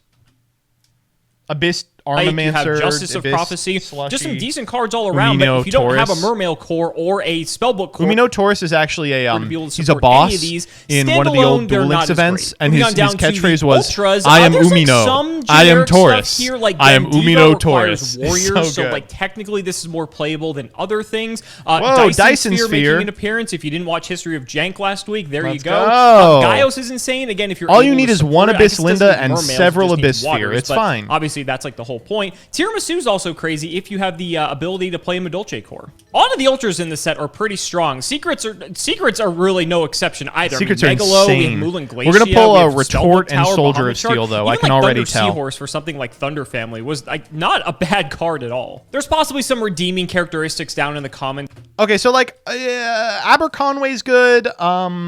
There's some other heraldic guys that are decent. But really, they don't get good until World Superstar here as well. But like for the most part, I don't think there's a ton. Solar Windjammer is actually not bad. Kind of scary because Gage that was would be playing good for Kara Curry Gage, last yeah, for episode, Kara and this Curry. is like arguably a better Cyber Dragon for that Oh, deck. yeah, that's what Planet he's saying, Pathfinder if we play any like weird deck that could take advantage of that. Bull Blader is kind of like a weird out to some things. Leo is so far away. Like some Leo is decent cards if actually, you were I think playing Leo a- might be in this set. Leo comes out super early. Sealed Leo's sort like of randomly deck, just a just 2020 because card there's that's a lot of, in like, a random 2013 removal set. cards and things like that. But for the most part, I mean, Abyss Rising, a very iconic set for a lot of people just because it did debut the Mermails as well as a lot of the Spellbook cards. But not going to be Leo too next set. impactful Yeah. in Progression Series unless someone pulls an absolutely insane Got core. Advanced Heraldry Then Art, too. we'll see how that goes. Before we get into it, though, we have to open 3 packs for the last time of Turbo Pack 8. I cannot believe we've been stuck on this for this long, All right, but what I are we looked. working on? Abyss Rising is on the release list, and then Astro Pack 1 is right under it. So let's just flip them up. There's like really nothing good out of here. Oh, that I'm Magician! looking for at Wait, this Magician point. Circle's Pack cool. number I remember 2, liking nothing Magician crazy, Circle as a and kid. Pack number 3, I played like cool targets even for it. worse. All right, let's open 24 it was packs money of Abyss back in Rising. the day. That's what you're all here for. I actually still remember opening packs of... Whoa! Actually, really Yeah, like if you don't this know, set. they did a facelift on A lot the of pack Mermail opener. It cards actually age looks just good now. really well. They're some of my favorite cards in Yu-Gi-Oh! As well. Got 24 Like packs works. of Abyss Rising. Anything big we can pull here? Let's find out. Let's see if we get lucky. Fishborg Planters are really interesting common. They It's did get actually not retrains very of these interesting. Fishborg Fuck you. cards. A lot of them weren't great. I'm not gonna lie to you. Spellbook of Eternity. Wow, bro. I wish this archetype was playable in Progression Series, but way too high rarity. Yeah, he's right, Ultra sadly. rare. Number C32, Shark Drake. Vice. A lot of the Chaos numbers, pretty much like 95% of them were never playable. Very This true. is one of the ones that Very didn't true. make the cut. Oh God, that's an ultimate rare. Just keep it from me, bro. Empress of is Prophecy? not Probably shouldn't want it anyway. good. This card's not No. that great. I mean, that's a rank Pathfinder 5, is an way too interesting thing to specific, come out in this set requiring as well. 2 level 5 It could spellcasters. prove game And it is really determinative specific later. to the spellbook archetype. And it's not one of the playable cards. Look at that. Planet Shiza! Pathfinder, being able to terraforming out a field spell. Go to Like, grab many Verdant Gaga Sanctuaries Gracias. with that, right? Dyson Funny. Sphere. That's 2 ultimate rares in 24 packs. Dyson is This such was, a I cool think, card, at but the time, unfortunately one of not the very only good. rank 9s. It's not that great. You compare it to like Calamities later on down the game. Yeah, of course, and Calamities enter was in its Blotnir league of its own, soon. But this card's not fantastic. Deflector is The True Draco interesting. archetype with It's like a nice Ibizan little and sideboard tech. Lithosagem, like the actual reliable 9s you can make doesn't exist at this point. So Yeah. there's really no easy way to be able to use Dyson Sphere. All right, 24 packs of Abyss Rising. Let's see what we can get. A This is super a good rare start. right off the bat. Squall Honestly, if I were going to Sturge, take one, I would Hilda. prefer Dweller or Cowboy. Really would but, really be Squall, considering if we do pull Mermail. a decent Mermail package, that's not a terrible one. Plesion's I also should know pretty good, Magic too. Deflector. This card actually is quite relevant in like the sideboard for some decks, and once, especially now with Prog Season 2's power curve being a lot higher, this could be Deflector has been relevant in later. and out of Well, there's an playable, ultimate rare, Spellbook of stuff Fate. forever, Unfortunately, but we're going to have to get it's a good now because crazy it's set of Hatched pulls in Hero, order which, to make you know, use of obviously that. doesn't But exist here. very iconic card nonetheless. Fate's I love cool, but Spellbook we're not of going to Fate. do it. Such a sick Heraldry card. Art and Burner's Nimble Falcon Angler's really also big. in here, like for later No. on, especially because Sprite. Bullblader might is be an in Prog individually Season 2. very Like, powerful that card. could be a relevant card. We got a Bullblader. I haven't Gaga played Gigo, the Yu-Gi-Oh! Risen, is Since between technically about a 2010 and generic rank 2020. When exactly do battle traps fall off completely? 2015's Duelist Alliance. What's good and bad in Yu-Gi-Oh! Immediately switches, and suddenly battle traps are functionally unplayable. There are some outliers in like 2017 formats. Shit like Quaking is randomly very powerful for a short period of time. Give me a sec.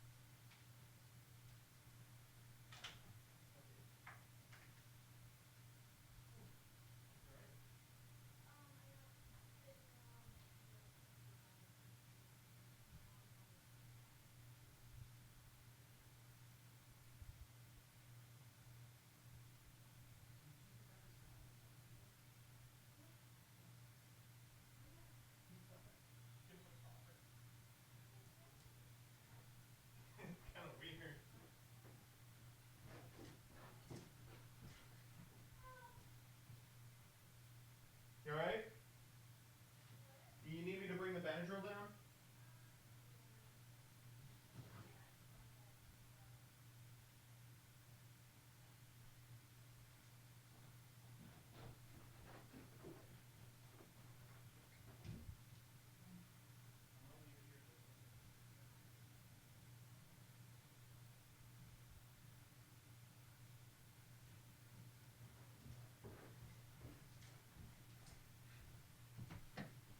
Sorry about that. It was a door-to-door Orkin Man guy. He was like, yeah, you know, we're just coming out here seeing if you're happy with your pest control services. And we were like, we are. And then I looked past him. He has arrived at our house on a Segway. The year of our Lord, 2023, a Segway. They have him on a Segway going door to door. 4, but it requires 3 level 4s, and I don't know if we're ever making that. I suppose we do have access to the Heraldic Beast support in here as well. Advanced Heraldry Art is not a terrible That's a good card pickup. at all. I You hope that obviously he need does the cards consider to these. support it, but, you know, there are a lot When lower Leo rarity comes out, than it's cards really like not in the bad. Mermail or the Spellbook department, so that might not be as, you know, unrealistic. We need a There is payoff, an though. ultra rare Empress of Prophecy. We're actually getting some of the higher rarity Prophecy cards, although they're not necessarily the ones we're looking for. Again, I think the biggest thing I'm looking to get out of this is Dweller or Cowboy, just because those are the most generic cards moving forward. Bullblader actually ended up being a very important tech card to use in the Necroz era. which were actually like right around the corner, I think. This ended up being like an integral part to be able to deal with the Jin lock. Just being able to have a level 4 warrior you could search from the deck, because Rhoda was at 3 at the time. Summon that, and that clears the Jin lock right away. Was Rhoda at 3 at the time? I feel like that's not a true. deceptively good common. This Maybe card's it like was. actually He would know better than me. The rest of turn negate all equipped, field, continuous, and quick play spell cards on the field. And we really were very Floodgate stupid. for, like, We didn't know anything that that's not Rhoda a was normal good. spell card. It's great in today's game. It was Back limited then, because of probably nothing we Satellar could Knight. look at. A lot of the stuff is locked under very high rarity stuff, like Megalo's a secret rare. Spheres are also ultras, which was very integral to the deck. I like Abyss this deck Linda's a a lot. great This is one of my pickup. favorite Yu-Gi-Oh decks of all time, just because it's also We could maybe really high play rarity. It looks something gorgeous in that. resembling it if we can it is just a get really cool deck squalls. to play. Unfortunately, everything's Or like spheres. ultra, ultimate rare, and above. Yeah, so it is probably won't high be able to rarity, see it. sadly. Another super rare, unfortunately not the one we are Ugh, looking we for. really don't Noble want that Knight card. of Black That is really- Lonsolane. I'm probably going to completely butcher the name on that. Noble Knight. We gotta get also RJ gets some in here. support RJ's the as only one who well, knows how but to oh say boy, these. is it going to take forever for this deck to even be remotely playable. Good old Slushy. I always love this artwork. It's Slushy's so so funny. cute. Another ultra rare C32 Shark Drake Arthur is Vice. pretty Again, good. not particularly good. I think we're actually getting some of the worst ultras, if I'm being honest, out of everything else we could be pulling. Probably something we're never going to be able to summon. This thing is such a crazy requirement. Maybe we will. Oh? That's the second Lind I just got back to back. If I could get a sphere, that's like the loop with there, right? You summon Yeah. Lind with sphere, and then it eventually destroys itself, and then sphere can summon one from deck. Fortunately, Try we it need the out. big guy too to pair with it. But the double Alyss Lind is like way above average. Are you kidding? The Ghost Rare, Sure. Rare version of Shark. We Thank don't you very need that. much. Thank you Solar very Windjammer, much. good That's exactly though. what I wanted. Our 3 packs left. Abyss Pike is a great Pike is mermail. fine. Aphrodurter, one more pack. Aphrodurter. Nothing. We didn't get any of the big mermails. We got. Okay, free- let's see what we're actually cooking with. Wow, very little. 2 Yeah. Bislet. 1 Pike, 2 of the Duplock guy, 1 Gunda, 2 Linda. That's something we can maybe Which is, consider like, for really, future really good episodes. for That's some like a reason. decent. Unfortunately, I don't think there's too much we can do with her. We'll I'm worry not about it gonna re-roll later. this. I don't think this. We pack really is did good need enough the to sphere, re-roll, though. But we'll put it in the collection. Why not? I got a really sick deck for today, though. I think we're gonna. I think it's I'm an easy excited. win. Well, coming up on our last few packs here of Abyss Rising. Let's see if we get Popcorn. anything decent. I'm not sure of how many Solar Windjammers we've pulled, but that may be our first, because I don't recall seeing Justice any. of Justice is a nice Prophecy. rare. Again, not like we're going to be playing Spellbook this episode, but it's a good card nonetheless. Let's see if we get in the last pack anything crazy. Another Advanced Heraldry Snore. art. I'm going to think about this, actually. I know I have a million Redoer tickets. Oh, come on, buddy. And I actually think it's worth respinning for Dweller or Cowboy specifically because of how generically powerful We they did are. it! I want to check something first. So here's what I wanted to check. Our next chance to pull Abyss Dweller doesn't come until the beginning of 2015 in Yeah, the in the Secret Secret Forces, Forces. where it's almost guaranteed because it's a super Yeah. rare. So having access to Abyss Dweller for 3, let's say 2 years of the Folks, progression bullying series, works. 2 years in terms of the timeline, of course. That's pretty strong potentially. And then Cowboy, next time we have a chance at Cowboy isn't until Astral Pack 5 is an ulti, or once we get to Battle Pack 3. So we get access to this a little bit sooner. This is also still a Shatterfoil, so we'd have to actually pull it. But Shatterfoil. a couple of years, Battle like, Pack 3, I think that's just you're not worth having pulling a it from slight there. advantage over Gauge. It's still not even guaranteed that we're getting it. I think Dweller's guaranteed more than Do run it, Cowboy do is. run it. But once we get to Wing Raiders, I Run think it. he becomes guaranteed. Run it. You know what? We have a million Redoer tickets. Let's just send it.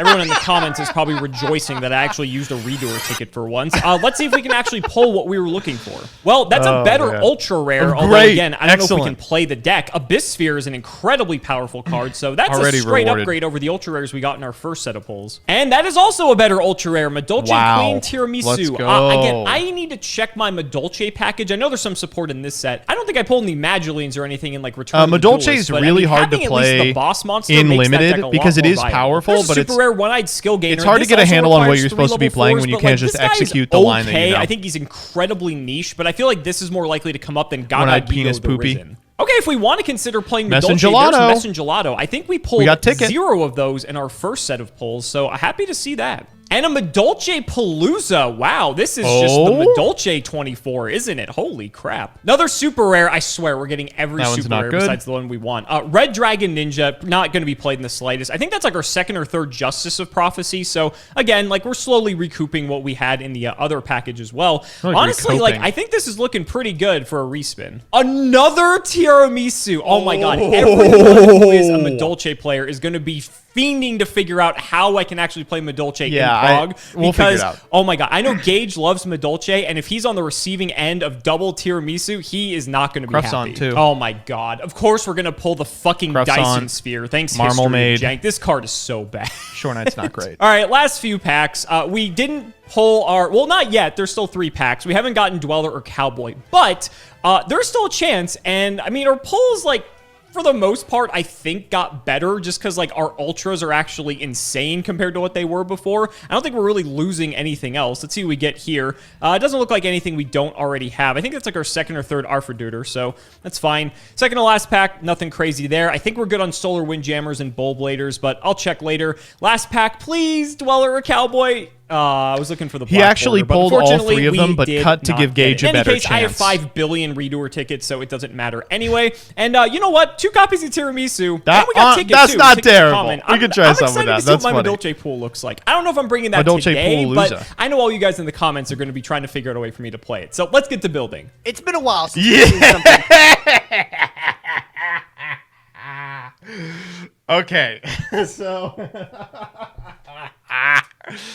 this is the deck. So I Wish I Was Dead has been trying to force this deck for a million years. Big Panda 64, 100% correct. The first, there was a Monster Mash Magical Merchant FDK back in GX. He built the deck with Exchange of the Spirit, and ever since then, he's been working on it in the background. Okay, so here's what's going on here. They play these cards as they were written during the period. So Makiura the Destructor at this point is banned, but we're playing Trad format, which makes it limited. So if we can get to Armageddon Knight, we can bin Makiura the Destructor or Handes or, you know, any number of these like discard cards like Card Des. And when he's in the grave, we can activate Appropriate. All right? When Appropriate is face up, every draw that Simo does, Gage gets 2. You'll notice that all the draw spells like go even with an opponent. So like Drag Down draws you 3, Hand Death draws you 6. One Day of Peace draws you 3. It's crazy. So that's why we get around with Cup of Ace. So all we have to do is draw Appropriate, or we can also just go off. Like if we get to Makiura, we could just go off with like Reckless Greeds and shit and eventually find Appropriate.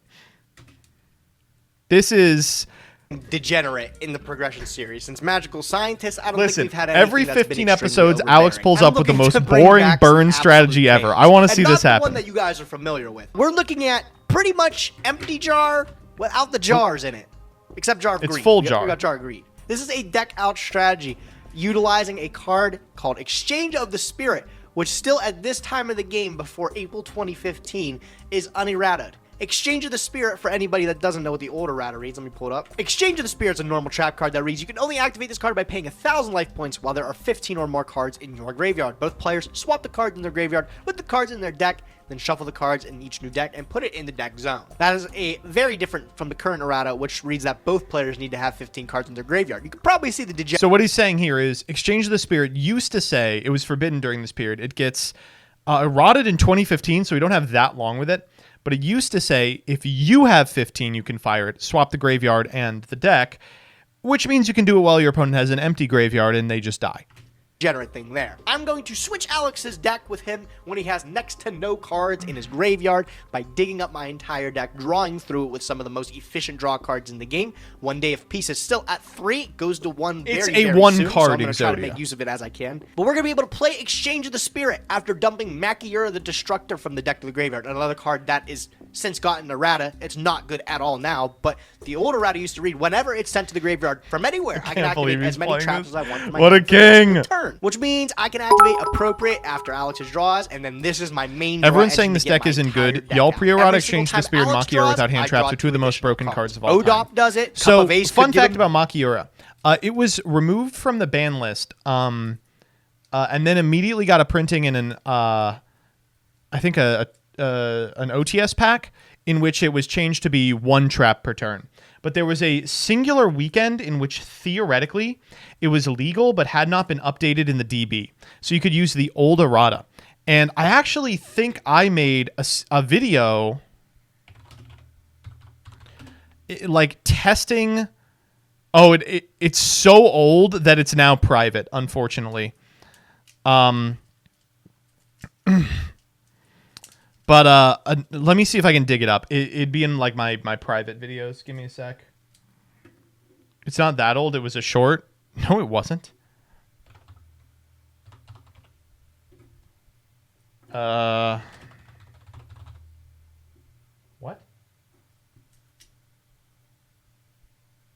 It was like 2020. I thought it was, but I can't find it. Huh.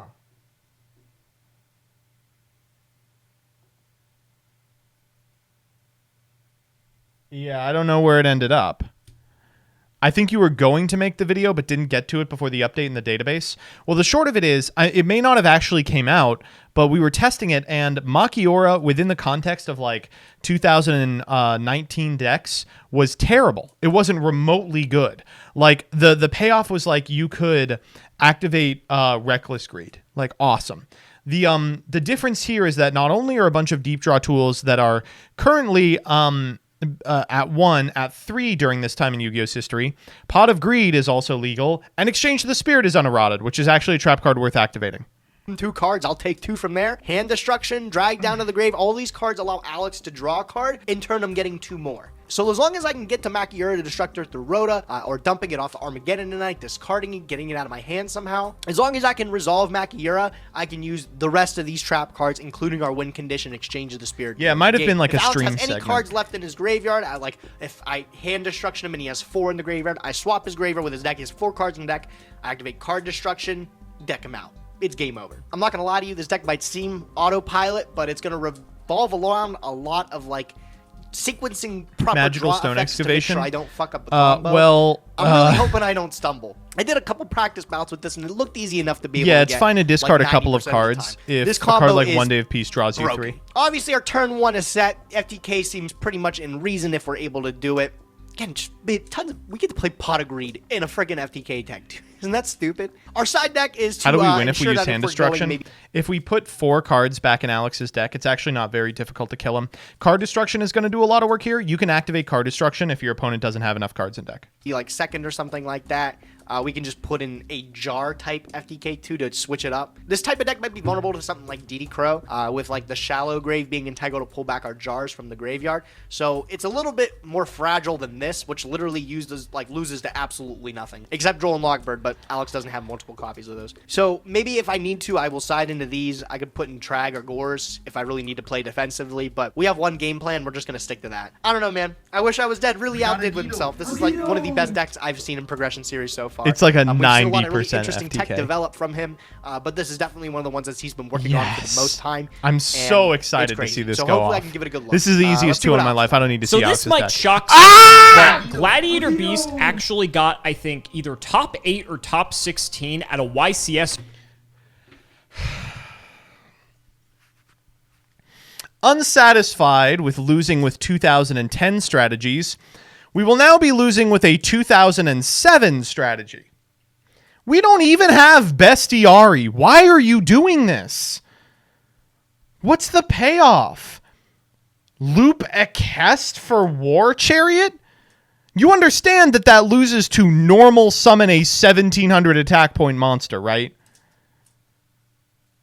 Around this time, I believe it was YCS Providence in 2012, at the end of 2012, right around when Abyss Rising came out. And this list, although it isn't exactly what the player played during that event, it's pretty close. And so, you know what? I actually checked, and thanks to some of the goodwill of some of our reprint sets, as a matter of fact, we can actually play this, aside from the fact that Bestiari isn't actually legal. Now, well, that means you shouldn't be playing it. does that really matter? Yeah. Yeah, that's insanely important. Yeah, kind of, because it limits our ability to go into Geyserist. Yeah! Because, you know, you kind of need Bestiari to do that. But this isn't your traditional GB deck. This is more of like GB stun. Just play Hero Stun again, dude. if you will. You're kind of just playing the GBs just because they're like big and they can tag out into like other annoying things to sort of help like out-resource your One of them opponent. is so big I actually as think Sidra. this is something that A, Gage is not going to expect us to Oh, bring he's in not going to whatsoever, expect and it, I'll B, tell you that. It's probably good enough to be able to beat whatever He is he's not going to expect but it. obviously we'll have to see. So let's do the card by card. The GB lineup includes Darius, we don't need Quest, to listen and to the Lafari. fucking So card we'll by pull one of these card. iconic lines. The whole reason is here we are playing BrainCon and Topia, if I'm being perfectly if we don't have although I feel like let's see if we can bring the GBs to victory. Let's not make you found the Makiura stream? It was a stream. Wow. Yeah, there it is. Well, I mean, I feel like we could just walk in and provided nothing happens here, we get to walk through this. Nightmare? Oh yeah, I'm going to be taking slightly more damage here. Oh no! Wait, oh shit! They targeted Maki! Ooh!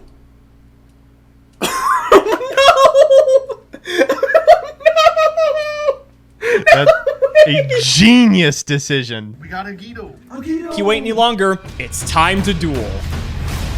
Hey, ho, hey, ho, ho, hey. You were so young and full of enthusiasm. What happened? Life! Well, Gage, back to Adge! Well, did you know that there's actually a way you can outdo the ads without having to even spend any money? If you've got an Amazon Prime account, you can connect it to your Twitch account and use Twitch Prime right now on this stream in order to avoid those pesky ads. Guess what also? You could just pay me. Core sets, Abyss Rising, a very monumental set for the Thanks for the TCG, heads up, Joey but, boy. Hey, for no our problem. series, maybe not as much. Yeah, really sick set to come out at a really great time because the Mermails strategized perfectly with the Atlanteans at this time. But all those Mermails, I don't know if you could tell, Alex, they're like ultra rare, ultimate rare, secret rare. Okay, I don't need to hear them talk stuff, about Mermail. Though, stays in competitive play. And I'm excited to see what you got. I'm excited too. Even though I'm you so cheated in our excited, last Alex. episode. Oh, I'm so excited. Me cheating, bro? Man, we don't want to talk about 2 episodes ago. It's fine. I know instant fusion once per turn. We've learned Imagine our reading. lessons. It's okay. Imagine either of us reading cards. Imagine who would ever do such bro. a thing. I can't wait till somebody puts a compilation of every cheat we've done throughout like both progression series, and it's like 3 hours long. Like it might. Maybe we There should do used that to be for a the end of the year compilation. compilation. Forget the highlights. There used Just to be have a the cheating compilation. compilation. That'll be That's something what people want to see, right? That's really what they want to see. That's true. Shout out the patron, Golden Boot 5350. Thank you for It's called the playoffs, support, yeah. Mr. Nim Nim. We got a Guido. He literally can't win a die roll. Yeah, of late. fucking break. Yeah, the I dice isn't working for you, bro. I swear to God, between I don't even know if you know this. Like with history too, like with against Joseph, I feel like I'm just losing everything. with I made rock, a paper, Rosencrantz scissors. and God. All right, Guildenstern joke Alex, in a you're recent gonna episode lose of history. again so I that's set you up pretty well for that one. I set you up Yeah, pretty right. well for that one. I'm gonna opt to go first for today. Seems like the right choice for my deck. That's not good if you're opting to go first. Yeah, okay. Come on, show me. This is insane. Give me a minute here. Hold on. I was hoping it was going to be the opposite, but yeah, sure. All right, I was talking a lot of smack, but I don't think I can do anything. Oh, good. I'm glad. You could pass. That's an option. It seems like a smart decision, doesn't it? It's so risky. I'm just gonna pass. Go ahead. All right. You think I fear Gores? No shot. Thunder King. Yeah. 19. Yeah, I'll take 19. Gores? Never mind, we're fine. No Okay. Gores. All right. That's fine. Main 2. That's the thing is like you think that all these things are going to interact with the board state. He's just going to normal Armageddon night. Yep. Set 3 Like pass. we'll go. just send Miserable. it. You All right, can't I'm gonna interact drop with a it. Turn. Stand by main. This is the 6th card help you out. By the way, Ryo doesn't matter at all. It just stops Thunder Dragon. A little bit. Yeah. All right. I'm gonna summon Armageddon Knight, and I'm gonna Yes. activate the effect. Dude. Okay. I'm down. Okay. I know you're down. I'm gonna send Makiura the Destructor. Oh Activate the effect no! the Oh Destructor. god! I take that back. I'm not down for this. Yeah, Make it I happen, can't do baby. anything about that. Okay. Sure. Thanks for keeping 2 cards in hand. I Fun needed fact, it. I'm gonna Makiura doesn't hand activate. That is destruction. true. Oh, Old that's Makiura does hilarious. not activate. Nice. It So just we happens. send 2. I think it's turn player first, so I'm gonna send these 2. Yeah, I don't think I have any response to that. That's fine. Sure, you're gonna get to see what I'm up to. Unfortunately, I'm gonna pitch Laquari and Darius. What? Gladiator Beast? Oh, I remember this deck. Did we unban Bestiari? I don't know, Gage. Did we? I don't know. Would I No, make the we same didn't. mistake twice in 3 episodes? I don't know. think maybe I'm gonna draw 2 cards, and then Can you? on Yeah, the here I'll move resolution, myself over so I'm you can going see to Alex's activate- reaction. I don't know how this works with 2 copies. I think I can chain these. I'm gonna activate appropriate from hand, and then I drew another. Can I activate both of those? Can I chain those? I don't see why you wouldn't be able to since you activated Makiura. It's over. All we But need is it's like a not 1 day Makiura. apiece, and we win. Read the activation of this condition with this, because this is a weird. You can Activate activate only both. when your opponent draws a card outside of their either phase. draw phase. Yeah, so you drew 2 off a hand destruction, and then I had 1 in hand already, and I drew the other one. I'm wondering if I can go appropriate. So why the fuck are you playing this shit? Oh my god. Because I want to win, Alex. What do you mean? Why am I playing this shit? I want to win. Okay. I'm pretty sure you can activate 1. The question is, can you activate the second one? It's like an activation window for like a unlock bird. Right, nobody's played Makiura in a pro. You don't have to immediately chain I it to the don't fucking action. know either. That's the thing. So we clarified with our resident judge, and he said that I can't activate another appropriate. They called Similar to a Coder. ruling where like you can't verify that I had the card already in my hand by the time I drew it. I can play both of them at the same time. Man, the activation requirement Coder's a wasn't traitor. Yeah. Yeah, That's what we really learned from this. Anyway. Right? Yeah, now let the fun begin. I'm gonna go 1 day apiece. Cool.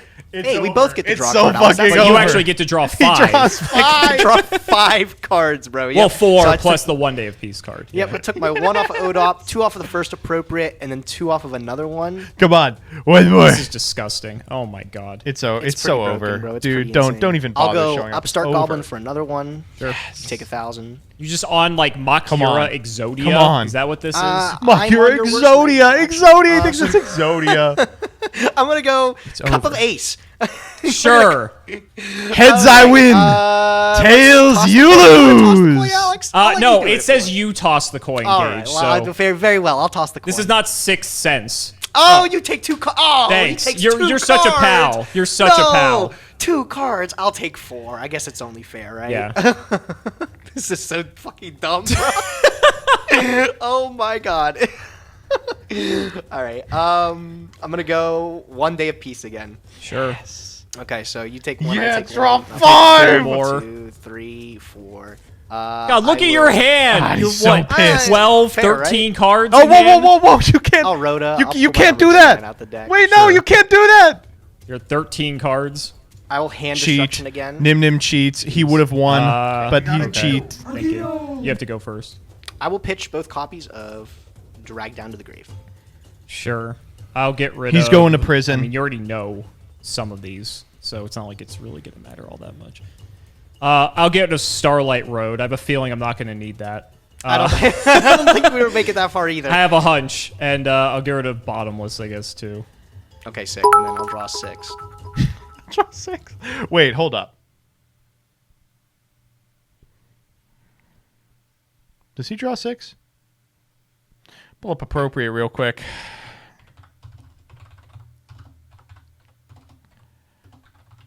We got a Guido.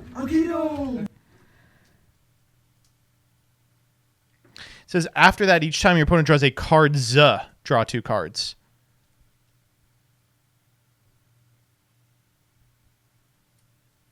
Oh.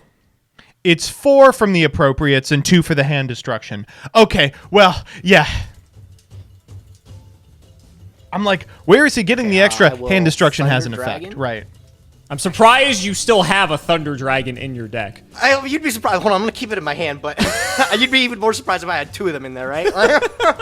Actual chat. Let me see here. All right, I will Send him to prison. Jar Greed for Simo 1. wins. Sure. Upstart Goblin for 1. Okay.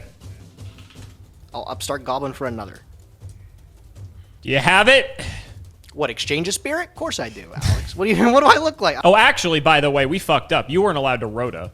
Oh my god, you're right. I have Thunder King up, so... You're right. How do you want to... Do you want me to throw the Armageddon? I'll let you throw the Armageddon Knight back in the fucking deck and just Okay, throw it scripted. back in your I need hand. that. Like, we're already Cheat. well Simo past... I don't win. think it's going to matter if I'm to be honest with you, but... Yeah. I that- gotta figure this out, though, because... Miss Thundra? No, he never did Thundra. In my He put it graveyard. back. I think I can do this here. I They will... caught it for okay, I'm Thundra, gonna but then they go were like, oh, Reckless shit. Greed. Draw 2? Yep.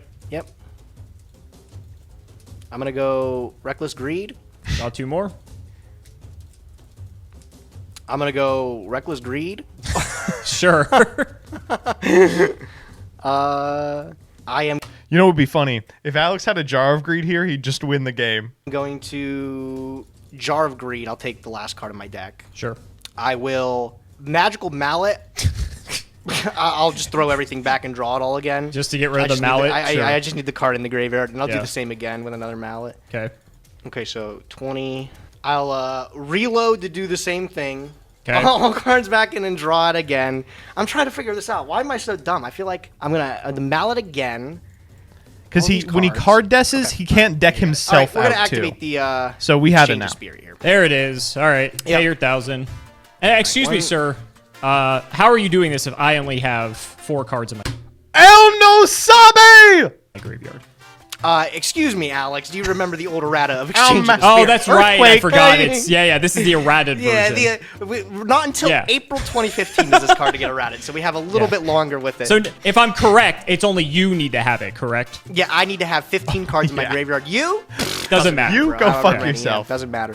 So All I'm right. gonna pay the 1,000 life points. I'll switch your 4 measly cards in your deck with the rest Doesn't of he them. need to be able to mallet Rest of into these hand cards back in destruction? I guess no. the best way to do this is... I think it's banish and then return. Yeah. I mean, the all deck. I think that's all he needs here is to activate the card destruction. And then we'll go... DB is so good. All right, I'm skipping this part of DB. Graveyard. There we go. Cup of Ace. Or we can do this. Sure. Or we can do this. I know Fuck you it, want why to not? miss. There you Okay, go. you take 2. Okay. And you draw 4. I do draw 4. Yep. 1. Sorry, 2, what's going on in the background? Why is it like fucking mariachi music? 3, 4. Beautiful. And then I will clean it up. We will go hand destruction. Do you have a second hand destruction?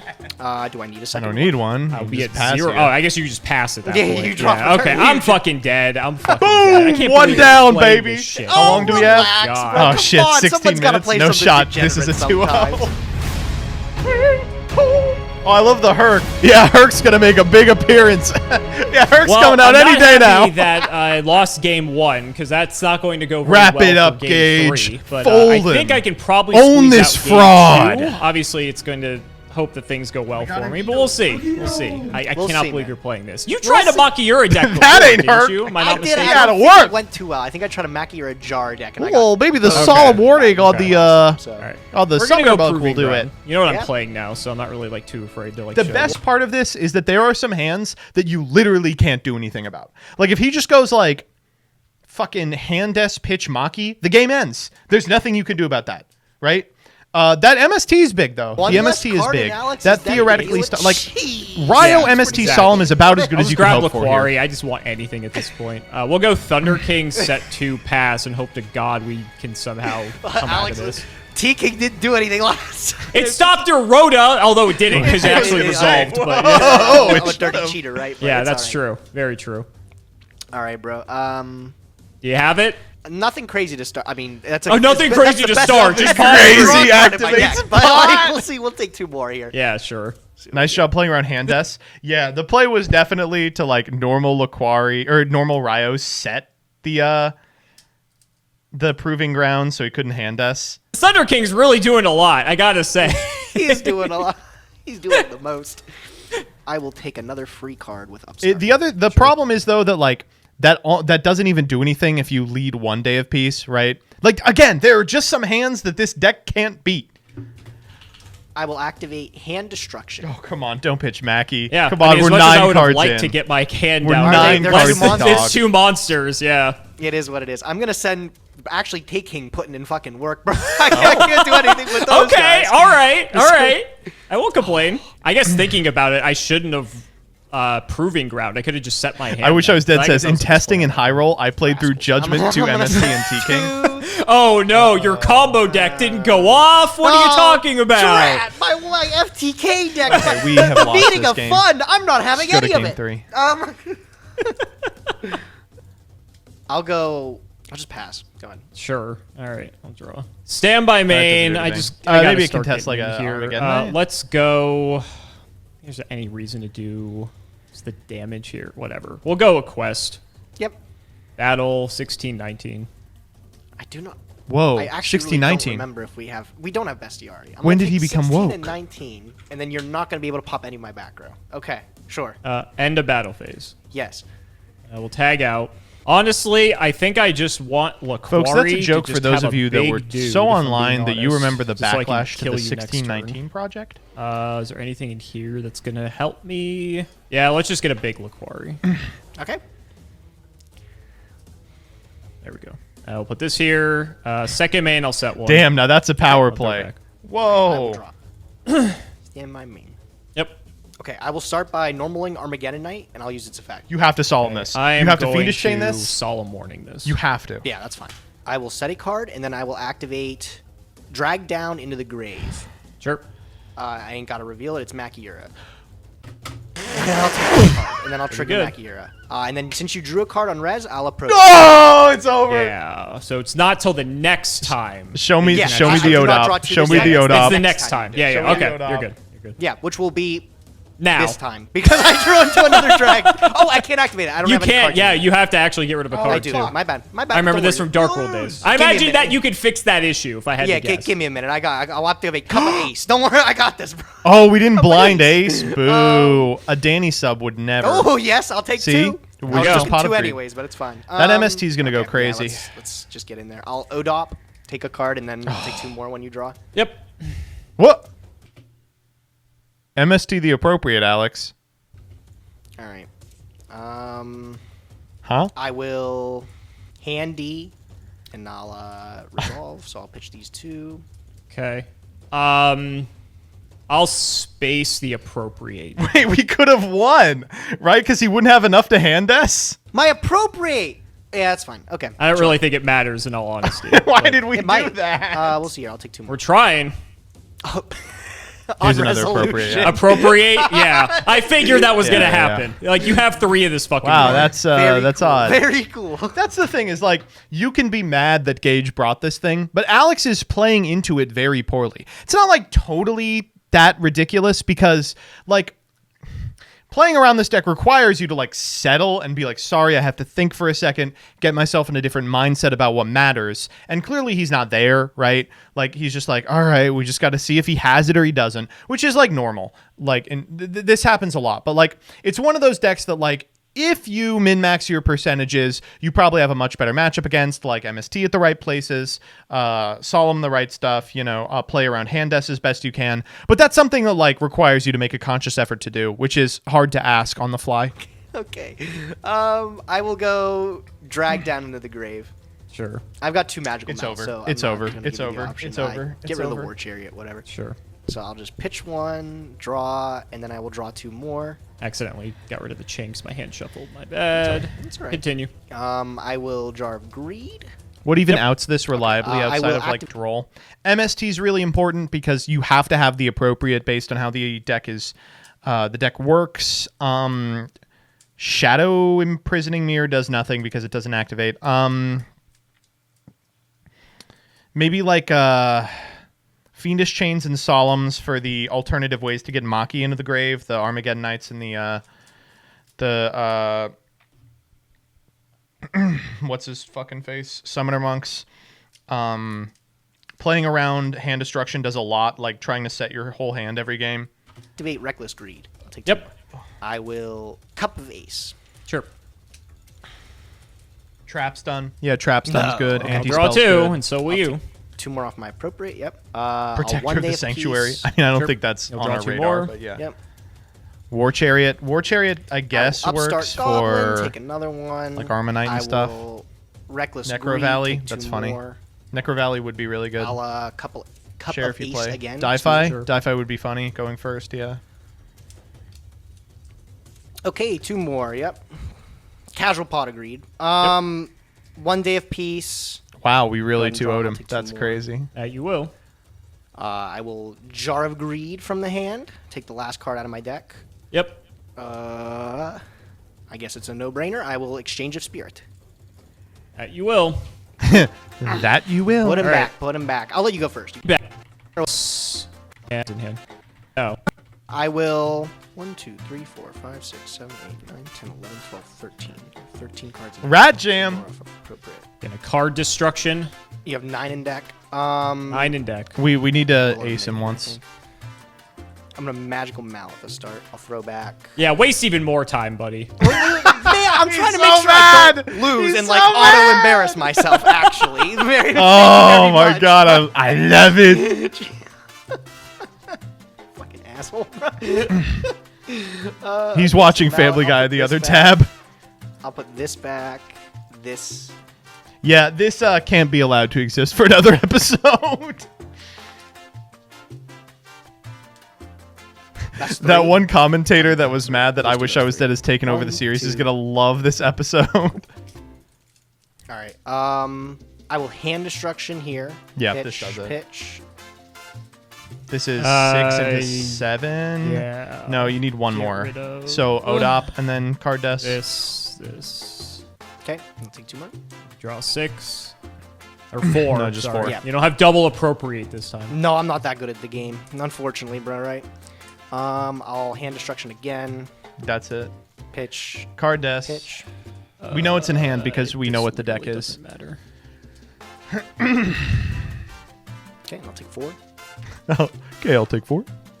We just have to find a way to not die. Let me count the cards in. 1, 2, 3, 4, 5, 6, 7, 8, 9, 10, 11, 12, 13, 14. 14 to 17. Card desk wins. Okay. Yeah, Fire it down. I'll card B. Yep, that's all she wrote. Oh my god. Oh, he's so Bro, mad! This is gonna Look be an at exciting him! episode to watch. He's but, I had to play fuming. this before Exchange of the Spirit and like a card like 1 Day of Peace. What an gets limited. evil man I Wish I Was Dead is. What a terrible person. How could he ruin the sanctity of progression? How do they talk about this for 7 minutes? I have to hear Right? it. Like we have these cards.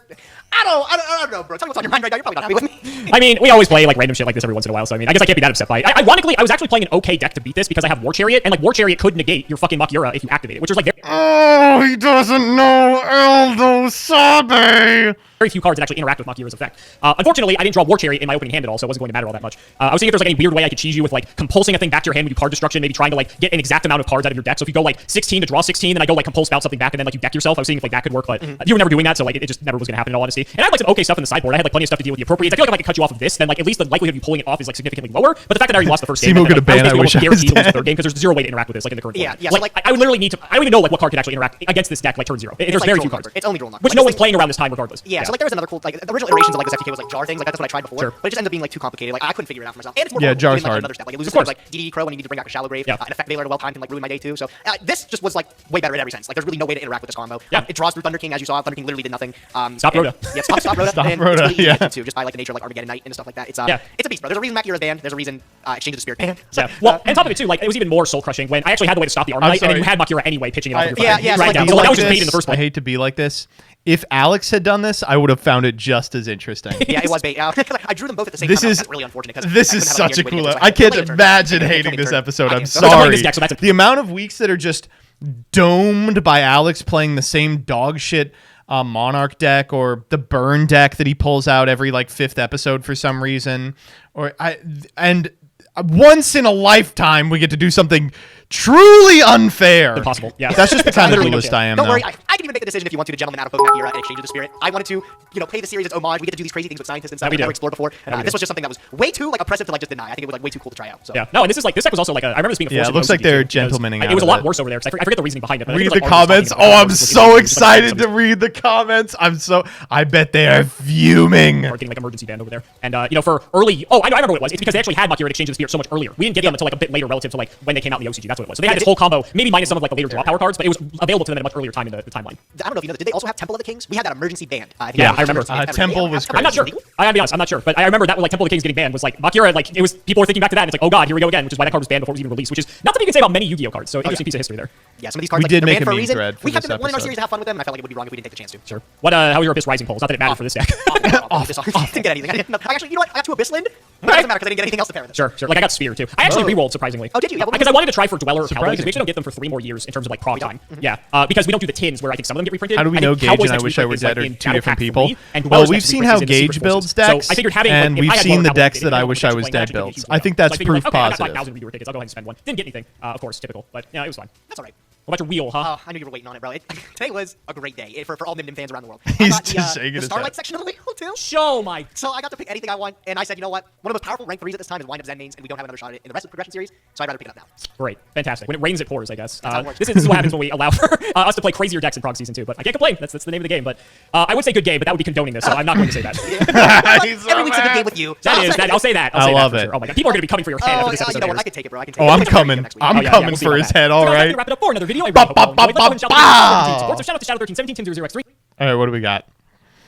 Fun fact, pre-Errata Makura doesn't activate. It applies the effect. I'm just so happy that Simo used a redoer ticket. In all honesty, I would love a cheat compilation. Definitely seeing the difference this season with Gage getting help on deck lists and Simo just kind of going for it. It's been quite some time, but I'm convinced we are going to say MBT is going to shit. You guys, you do not want to see below this camera, all right? It is just, picture a fountain just spraying that entire time. I'm up to my ankles in doo-doo caca. While these episodes come up rarely, they're hilarious. Love the musical selections. Oh boy, it's Monday. I can't wait to see if Simo and Gage have a great interactive match.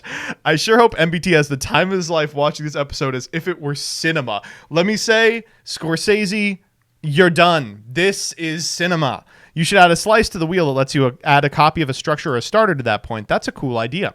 Gage having 2 tour guides and 1 Zen main sets him up well for Duelist Alliance. He can get a shot at Burning Abyss. Also, Abyss Rising is perfect for redoer tickets. Let's go! Simo used a ticket. I wish they had included the call to Coder. Would have loved to hear the reaction as to what Gage was playing. I love the upbeat Exchange of the Spirit theme song that the editor picked. I'm sorry? I thought the way you all were talking about it, it sounded like they hated this episode. People seem to be generally pretty happy that it happened. Simo showed up to Prague today with a deck killed by Power Creep and the ban list. Gage showed up with a deck banned under the Geneva Convention. All right, what are we working with? Let's go to the Prague memes section. Not explicitly a meme, but this episode made me dig up the deck list I Wish I Was Dead won a Junior Journey 2014 tournament with. Worth noting being the only deck in JJ to break exchange. AD Changer. Oh, no. Oh, that's funny. Sometimes people ask if building decks is worth my time. If you ask me, this image makes it all worth it.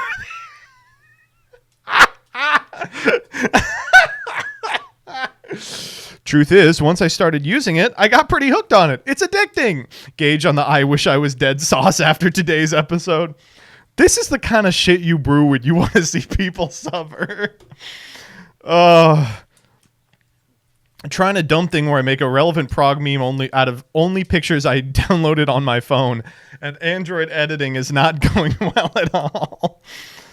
Aside from the 9 Xyz monsters, Simo's deck is 7 cards away from being legal in Edison format. And the 7 cards aren't new cards. They're like Pot of Greed. The additional Thunder King, you know? I wish I was dead watching this episode. My FTK. It FTK'd people.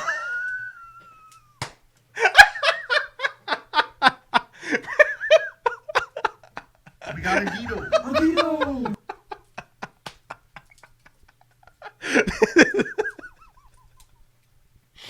This is the best day of my life.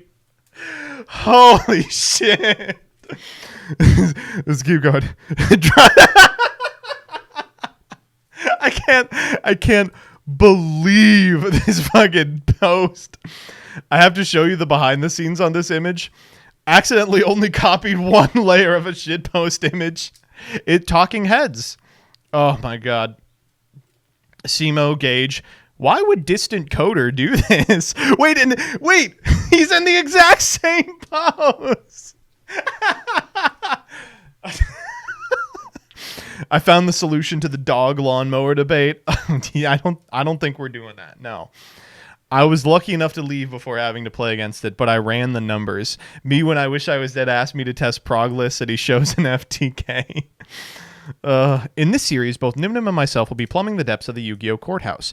With puns, a soul-stealing system, and plenty of other fun surprises, this is Progression Turnabout. Oh, fuck. We'll click this for sure.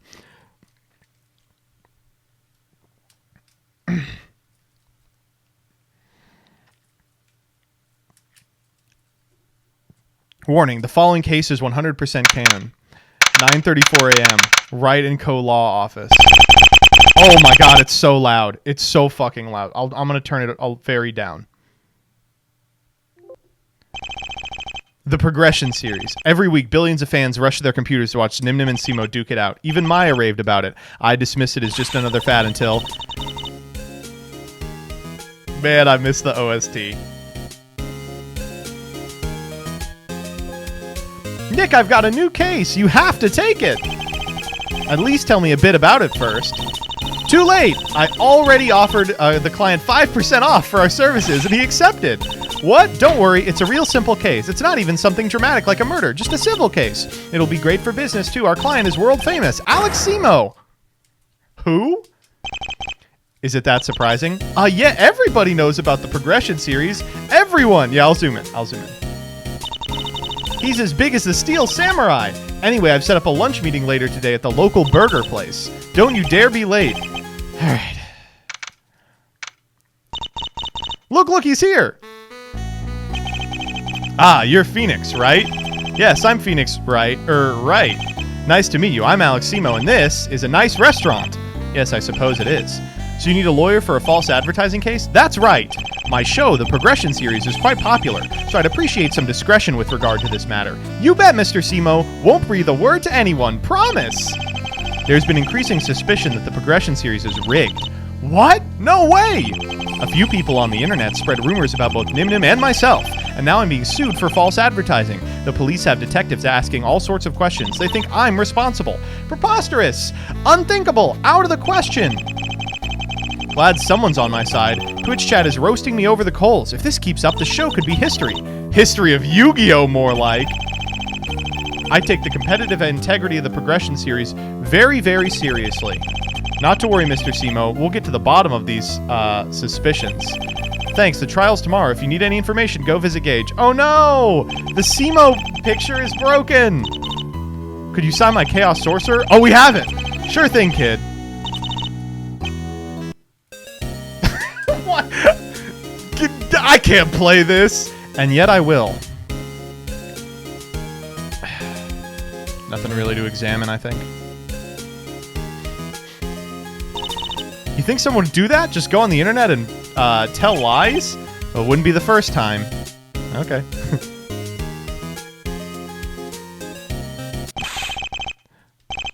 Looking for me, detective? That's right, the whole squad's been talking about it. Simo asked you to cover a case. Am I right or am I right, pal? Well, worry not, pal. The new guy in the force knows all about this stuff. Welcome to the police department. You're working on... It's Duck! On a big Progression Series case, right? I've got all the relevant files on my computer right here. I just need to click print. I wasn't sure about this newbie, but he's sure on top of things. What a swell guy. Oh, no! I misclicked. It's all gone. This is coming out of my pay. I could just feel it. Okay. Detective! Alright, let's go to the Gage cage. This doesn't look like Gage's usual place. Maybe someone up there is getting lazy. Can I help you? Let me see. This is what they look like. Okay. Whoa! The Gage Nim Nim Poljock in the flesh. Aw, yeah, you're a fan? Sweet. Nice to meet you. Please look around as much as you like. I love showing off where the magic happens. Oh, we can examine this one. Was that your Progression Series collection? Sure is. Got any ideas about what I should play this week? 2 Tengu, you're gonna win for sure! Okay, I think this is fine. Okay. Let's move to the police department. Here's everything relevant I could find. Okay. Whoa! Hello? That doesn't look right. Anything suspicious? Hard to say. We can't track people by username. It might be useful for you, though. Thanks a lot. Looking forward to Master Saga. Aw, thanks. Alright, let's rest up. It's time for the case tomorrow.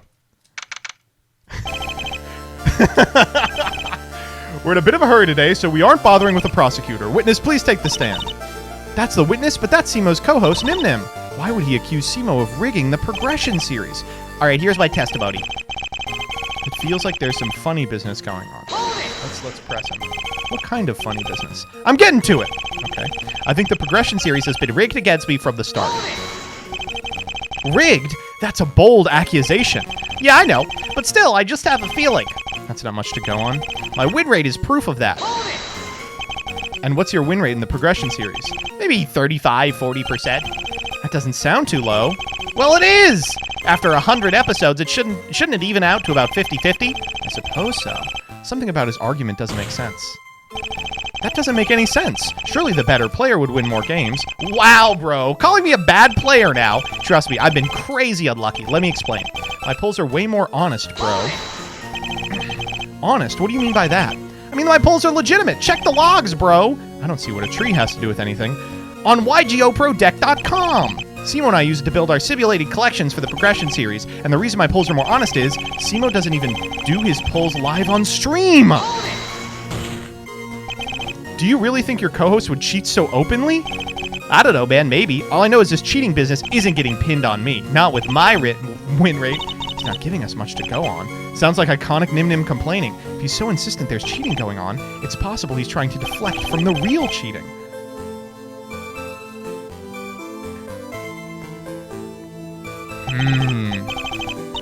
Yeah, we really don't have a lot going on here. Let's present the data.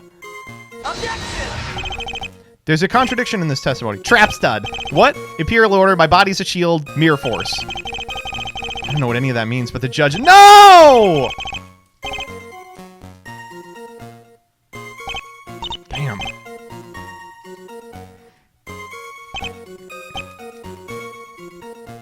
Maybe we'll try this? Objection! Music continuing.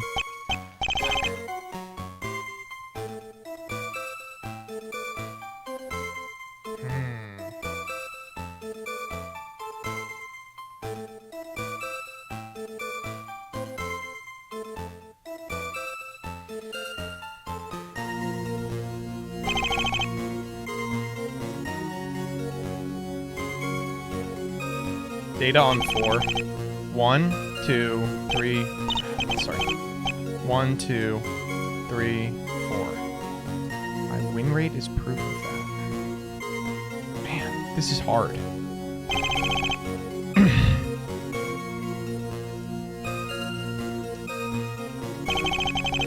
Can you check the data? So we know that he's been pulling more. But how do we do this? It even has an Ace Attorney memento.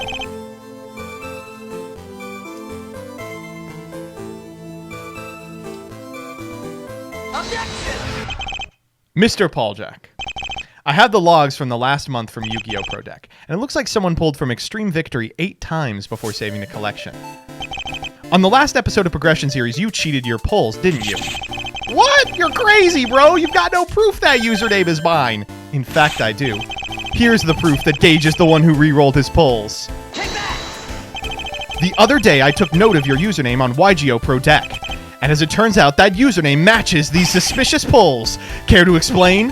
Wow! Those were all Redoer tickets! Any real fan would know. You ran out of Redoer tickets months ago! What? I mean, wait, you can't... No! I've been defeated. Well, I guess that settles it. I declare the defendant, Alex Simo... I can't believe how good this was. Before you haul me off to prison, I've got one last request. Can I play one last match with a friend? You've made a lot of people very angry with your behavior, but I believe that can be arranged. There's a spare room you can use when we're finished with the paperwork. Well, that's another case solved. You were right, Maya. It was easy. I guess so. What's wrong? Now that Gage is going to prison, the progression series is on hiatus. We did the right thing today. Ah! Was that... No! He's gonna get killed! That was his iconic Amazoness call! We have no time to lose. No entry, pal. This is an active crime scene. Came as soon as I heard the call, but we were too late. Gage isn't looking good. According to the paramedics, he's catatonic. Won't move a muscle. Gage. Looks like Gage was in the middle of a duel with someone and then just fell. Oh, fuck. Okay. It's Farfa! I just got this invitation. It told me to come here and bring a deck. I guess it was from Gage because he included this cute little custom card of himself. I always keep my full power Burning Abyss deck in my locker just in case. Farfa, what are you doing here? I was just hired as the new bailiff. Let's check this note. Discuss a business opportunity. Let's check the Gage card. Okay, I can't actually see what's on the Gage card. Okay. Okay. Gage's opponent got off to an early lead. Gage used Change of Heart to tip the scales. He attacked Treeborn Prog with DD Warrior later, then attacked in attack position Dekawichi with Thunder King Ryo. He used Mystical Space Typhoon to destroy a trap hole. Gage's opponent has no cards in play, but maybe he can turn it around. Since when do bailiffs dress like that? Yu-Gi-Oh! Was originally a manga written by Kazuki Takahashi, but it spun off. The original manga was about Yugi Moto, a high schooler living with a dark spirit. That's great, but after he solved the Millennium Puzzle, the spirit of an ancient pharaoh took over his body to punish evildoers with shadow games. And the Millennium Puzzle wasn't the only magic item. The rod could enslave people's minds, the ring could point to the wearer's desires, and the eye could read minds to trap a person's soul in a card. There are some others, but they don't matter. Along with the card, found them in my locker. It might have been MBT. I saw him run towards the lockers in a panic. In fact, I have security camera footage of that exact event. Why do I have it? This is a lot of time and effort for a meme shitpost. We have to save time. Okay. Phoenix, you have to help me! Who are you? Oh, right, I guess I should introduce myself. I'm Joseph Rothschild, aka MBT, and I need a defense attorney on the double! You saw Gage, right? They think I'm responsible. They're gonna yada lock me and throw away the magic key! Wait, that's the one from here. Say it. MBT. Please, from one defense attorney to another. You're a defense attorney too? Ah! I've talked about judge calls with Coder a lot. That's close, right? I was nowhere near the duel room. I haven't been near it all day, really.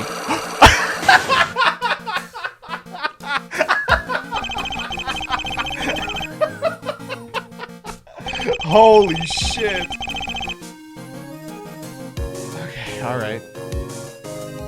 Let's use the Magatama. My stand! Must be something that sounds incriminating. Are you sure you haven't been near the duel room today? What is this, a pop quiz? I already said I wasn't. I have some evidence to the contrary. Do I? What the... Here's the proof that you were in the duel room today. Oh, this! Video camera footage? I'm afraid I don't follow. You were spotted today running towards Farfa's locker, and he reported what you put inside, more specifically the invitation. Someone told you to go to the duel room today at 4, and after Gage screamed, you were in quite the hurry to get rid of that invitation. Alright, you're right, but I didn't go into the room, okay? He's still hiding something. If he went into the duel room, what did he see that he wants nothing to do with? I have no idea.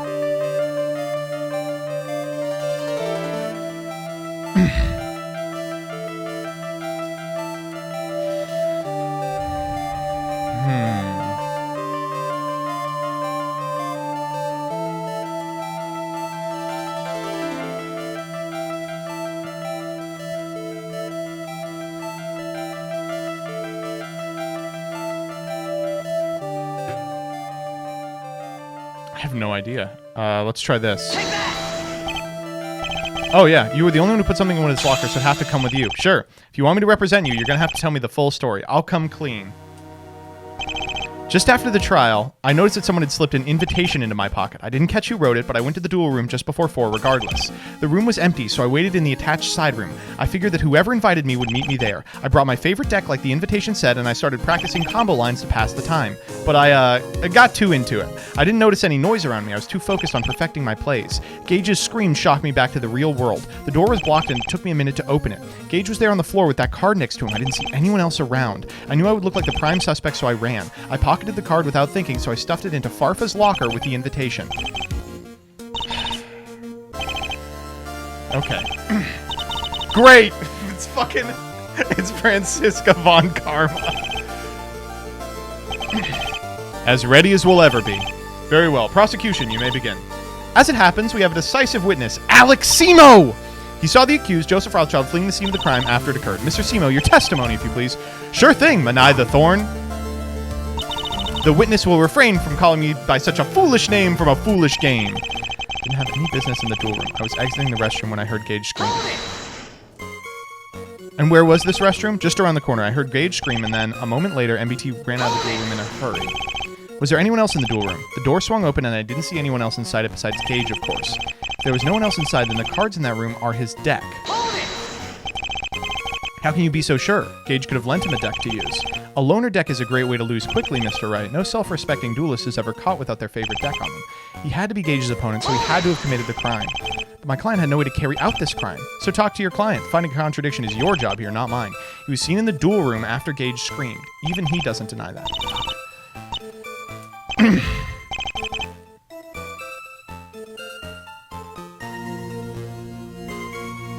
These aren't Joseph's cards.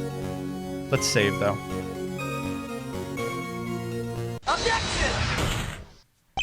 Mr. Simo. Your position here seems to be that MBT was playing that deck, but that doesn't seem very likely to me. This hero ghost trick deck... The cards on the table don't match the contents of MBT's deck. They look like one of your famous Chaos Monarch lists! The only hero is Stratos, and the only ghost trick is Angel of Mischief. That's quite the heads-up play, Phoenix. Fine, out of respect for my co-host, I didn't want to muddy this case with my involvement. I was Gage's opponent, but the rest of what I said is the truth. You expect the court to trust you right after lying. I expect the court to listen to the facts. We're here to catch a criminal, Phoenix, not win on judge calls. Now, if I may continue my testimony. I was the one dueling Gage in that duel room.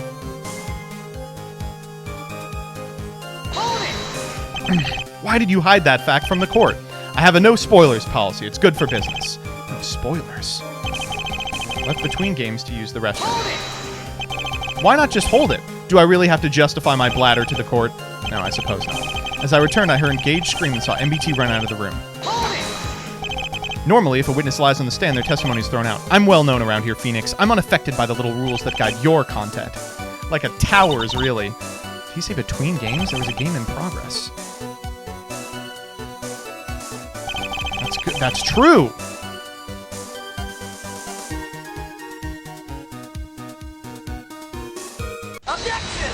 Another first try. I'm just too good. Mr. Simo.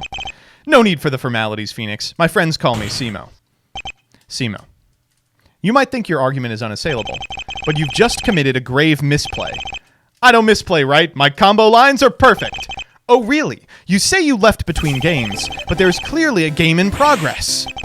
If your game was finished, you'd have both shuffled your cards back into your own decks. Ah. Well, I must have misspoken. I had no reason to stay, you see. We weren't playing on a clock or anything. Gage was gracious enough to let me use the restroom, so we paused the game. That's all there is to it. Unless you have some kind of proof to the contrary. Indeed I do. Do I? I feel like I don't! You wouldn't have left till the game was over.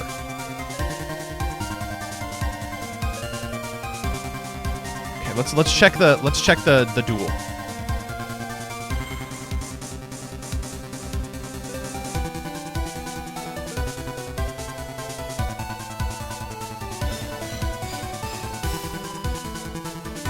Doesn't say he banished with DD Warrior Lady.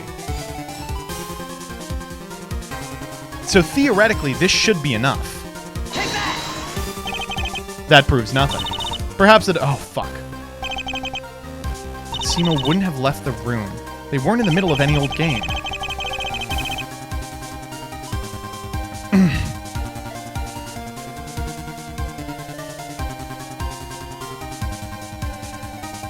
I guess we can try the video camera.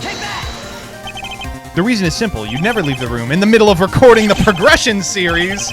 There's only one thing capable of creating the conditions of this crime, the Millennium Eye.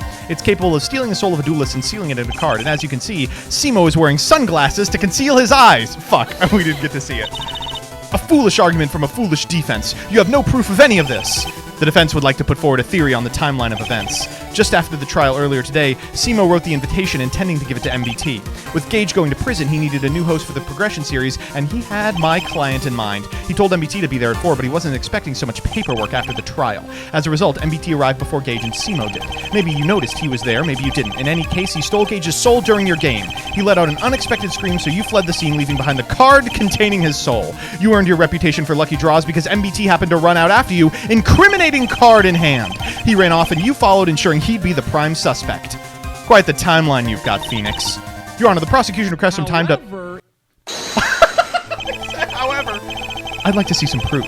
Proof that I was the one who wrote that invitation. Fuck. Seems your luck is rubbing off on me. I've got the perfect card right here. Do I? This is the proof that you wrote the invitation. I do! Take that! That card.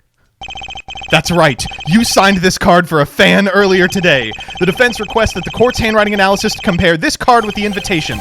Unless the witness would like to save us some time. Fine, I admit it. I wrote that note, as you said. I still had no reason to kill Gage. I demand more testimony. Suit yourself. I'll dismantle your lies like a well-placed cross-out designator. You think I took Gage's soul and sealed in a card? That's ridiculous! Hold it! The Millennium Eye is well documented, and you were dueling him. Doesn't it sound so ridiculous to me? I don't care what you think. I never would have done this, because I've got no motive at all. When Gage gets out of prison, I need him alive to continue the progression series. Is that so? The business opportunity in the invitation sure sounds like a co-host position. You could have disposed of Gage and found a new co-host in one fell swoop. Are you insane? Gage is crazy popular. I can't just replace him regardless of any cheating. I lose out on the progression series all the time. I never needed revenge for that. Just how often do you win? About 60-65%. I pride myself on being a strong duelist, but I've always taken a loss with grace. Ask anyone. It's true. Simo's no sore loser. And besides, why would I steal Gage's soul over a game I was about to win? Oh, I got it. There is no need to badger the witness. The defendant could have easily used the eye, then slipped it into his pocket. Okay. I actually have it, yeah. Why would I steal I was about to win? Oh, really? Objection! What? Uh-oh.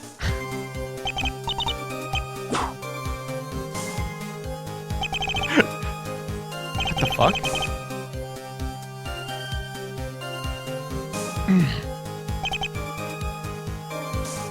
I guess we could use Gage's hand? It's the one with honest in it. Nope.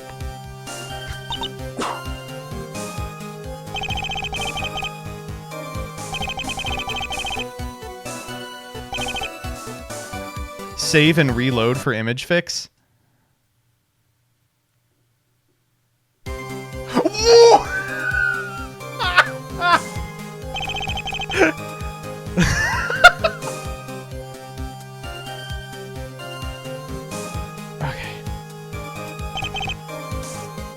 Out of prison.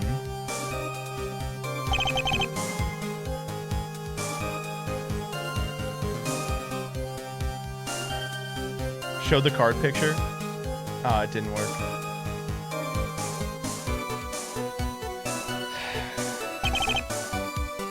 This is a good question.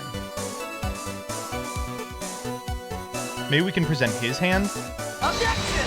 Nope.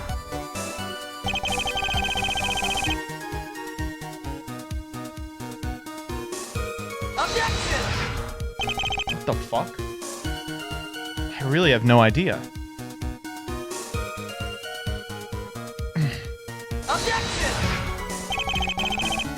Wow. I have no idea. Does the autopsy give us anything? Let's check it. There's nothing in it. No wounds or signs of struggle.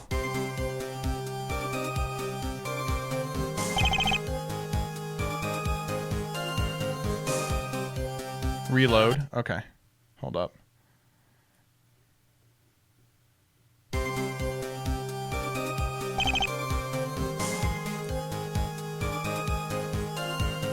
Objection! There we go. You're right. It was on the wrong one. It's time to establish something important. As you say, there is no reason to steal Gage's soul for beating you in a card game, but the Millennium Eye has another use, reading the mind of the opponent. Do you mean to accuse me of cheating on the same day as defending me from cheating allegations? No, I think it went deeper than that. You used the Millennium Eye to make sure Gage wasn't cheating. You told me something when we first met. I take the competitive integrity of the progression series very, very seriously. It makes perfect sense that you'd be monitoring Gage during the episode to be certain he played fair, but you saw something unexpected earlier today. Gage could have beaten you with the honest in hand, but didn't. What are you playing at? With the Millennium Eye, you saw into his heart. You saw the remorse he felt, remorse that led him to throw your last game. The idea that Nimnim would destroy the credibility of your series not once but twice was unthinkable. In a rage, you stole his soul from his body and let MBT take the fall. No! No, I won't accept it. He couldn't have after so many episodes. Remove your sunglasses, Simo. Let the court see the truth. If you want 5% off singles or sealed product. It's over. You win. You've turned this case into a real nightmare fiend. Judge, I'm ready to accept your solemn judgment. What a shocking turn of events! With a confession, I can now pronounce the defendant, Joseph Rothschild, not guilty.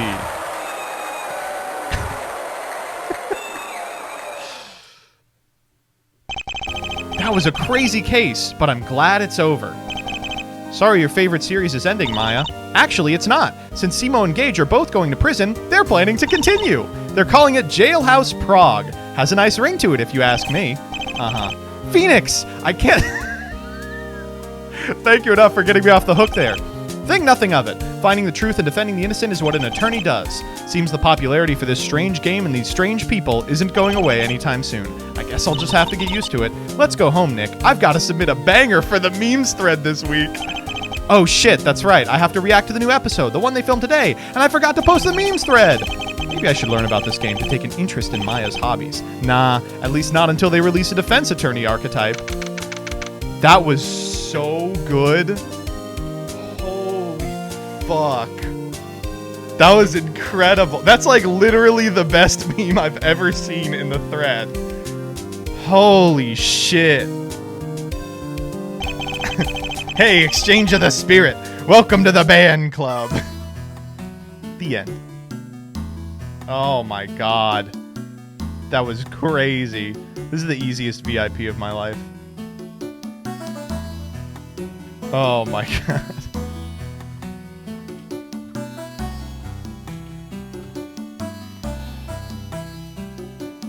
Wow, that was so good. I guess we'll read the rest of them. My face when Gage did not play Wind Up. Oh, man, it just feels so bad going back to these.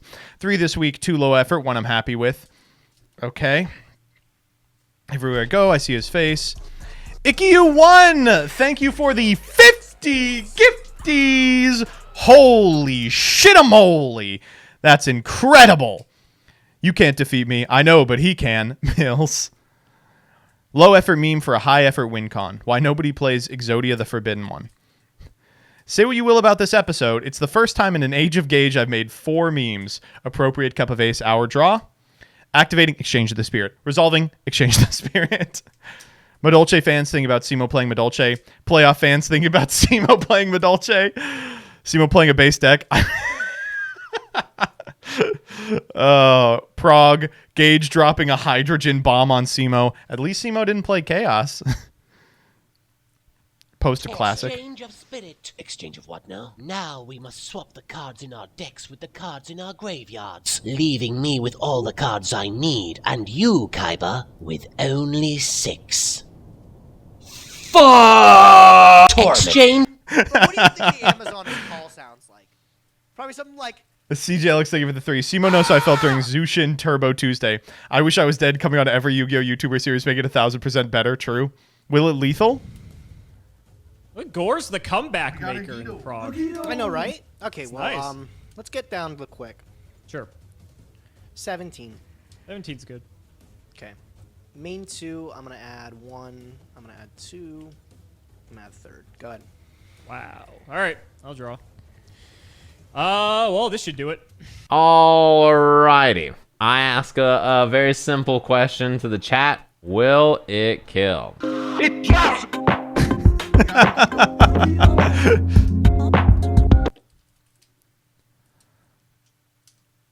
Alex actually playing something semi-interesting without Chaos. The most heinous FTK probably forcing him back into Chaos Zombie to pull out all the stops to win next episode. This is what Gen Alpha streaming will be like. Watch a movie and now playing Skibbity Toilet VR with a bunch of... Skibbity Toilet VR. God, so good. She exchanged on my spirit till I activate only when there are 15 or more cards in your graveyard. Pay 1,000 life points. Both players swap the good. Yep. Everyone's seeing the latest I Wish I Was Dead list. Exchange the deck builder. If you have played Chaos Monarch for the last 15 weeks, exchange yourself with I Wish I Was Dead. Summary of the episode. Oh my god, this is a banger. What's going on with Mikiura the Destructor? Don't worry, kitten. Okay. Yay! Penis and also dick and balls. All right. Thanks for the deck. No jank tank for me.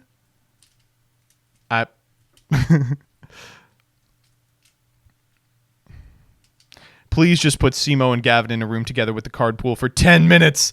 The Gundam lesbians in your Twitch chat are going to love this meme and nobody else. What? No, bro. I'm not playing Empty Jar. It's a completely different strat. If there's any Gundam lesbians in my stream chat, by the way, sorry. It's been a rough week. I know.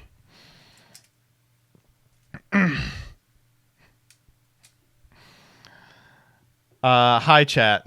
Stop. Gage bring up the worst deck imaginable just to lose to Simo's incredible pulls.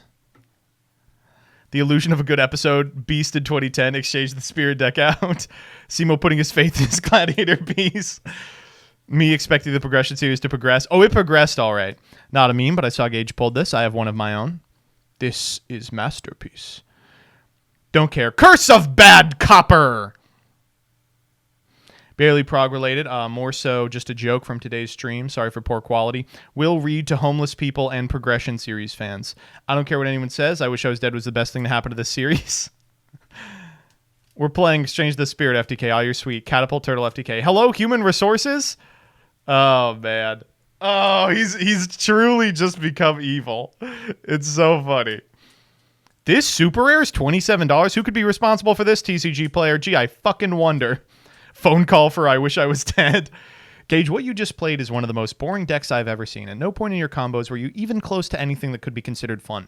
Everyone is now dumber for having watched it. I award you no bonus packs, and may God have mercy on your soul.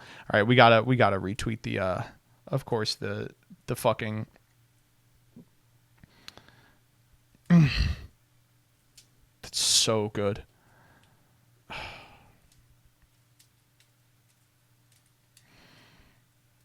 Good stuff this week. This was the most fun I've had watching prog in months, if not the entire year. Oh my god. How could we possibly go back to Yu-Gi-Oh? That's a great question. I think we'll do the tier list and then we'll start Ace Attorney. Now I got the bug again, baby. Oh my god.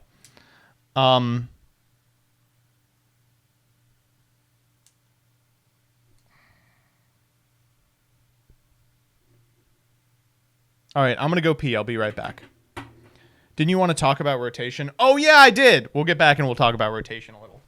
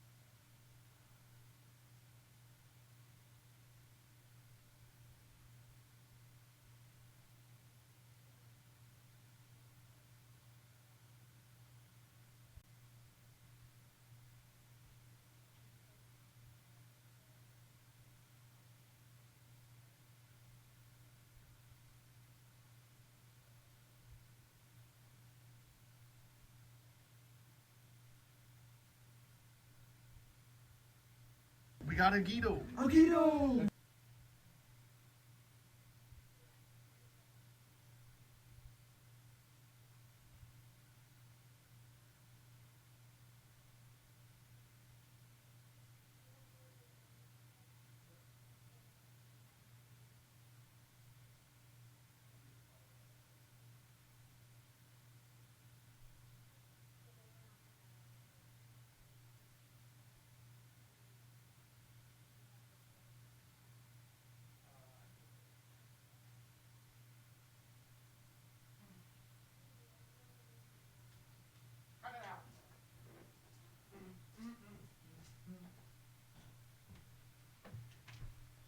I'm back.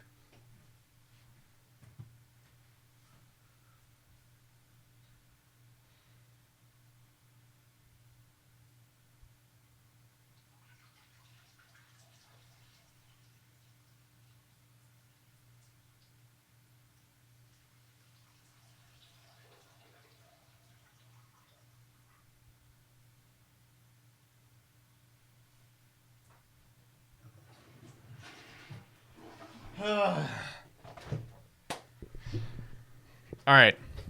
So, oh wow, everyone left. They were like, now that fun fucking thing's over, it's time to leave. First, I want to talk a little bit about prog. Not prog. First, I want to talk a little bit about rotation. You people are fucking stupid. I'm sorry. I am trying to be kind, but I can't. Oh my god, the response to rotation has been mixed. And a lot of the reason that it's been mixed is for issues that frustrate me personally, I guess I would say. First and foremost, I'll freely admit that Salad is like way too good. And I think that the Rage hit brings it a lot more in line with the other decks in the core set. But important to remember that, you know, the core set isn't meant to include only the archetypes that will be playable forever. You know, ideally, people will play archetypes from the subsequent sets, right? We did take Rage out, but I just want to scroll down to some of the comments. A lot of the comments are just absolutely not remotely true at all. The Gizmek one is correct. Gizmek is really good, although this is a funny one. I feel like most of the games came down to who drew more generic traps and who drew Gizmek Orochi. Yeah, that was really evident when Quantal drew a hand of purely generic traps and Orochi and then lost because of it. Very funny. Having Salad in the core set was a terrible decision. I don't know why people feel this way. I feel like Salamangreat is a really good deck to teach people the link mechanic. And importantly, I'd like the deck that represents the link mechanic to be really good. And Salad also has a really interesting crossover with the TCG insofar as the way it plays in the TCG isn't so divorced from rotation that theoretically a new player could pick it up, get good at it, then move to TCG and have a pretty solid understanding of what they should be doing, right? But here, let me scroll down and see some of them. This is the one I keep getting, and I just don't understand this comment. G, in a format full of mostly 2012 and 2016 decks, who would have known the deck released in 2019 would be the overwhelming favorite? What does this mean? There's a couple people in here saying something like this, but it's not remotely true. Like, if you look in the core set, there's no decks from 2012. I just scroll down a little bit. The True Light and its associated support is from 2021. We've got cards in the DM deck that keep it together from 2022. Sunrise is from 2020. Speeder is the core gameplay loop of the Synchron deck. It's from 2018. The Utopia stuff came out in Leov. That set came out like under 2 years ago. I don't understand. Like, it's not beating up on old decks. The second thing is, who cares? The age of a deck has nothing to do with its power level if you can curate the format. You all understand that Salamangreat was called Salaman Average for months because it was bad, right? Like, if we can take the good cards out of an archetype, it won't be good. Case in point, Guru was playable at the exact same time as Salamangreat, And yet there's no one saying, oh, well, Guru's in there. It's going to be the best deck because we took out Guru.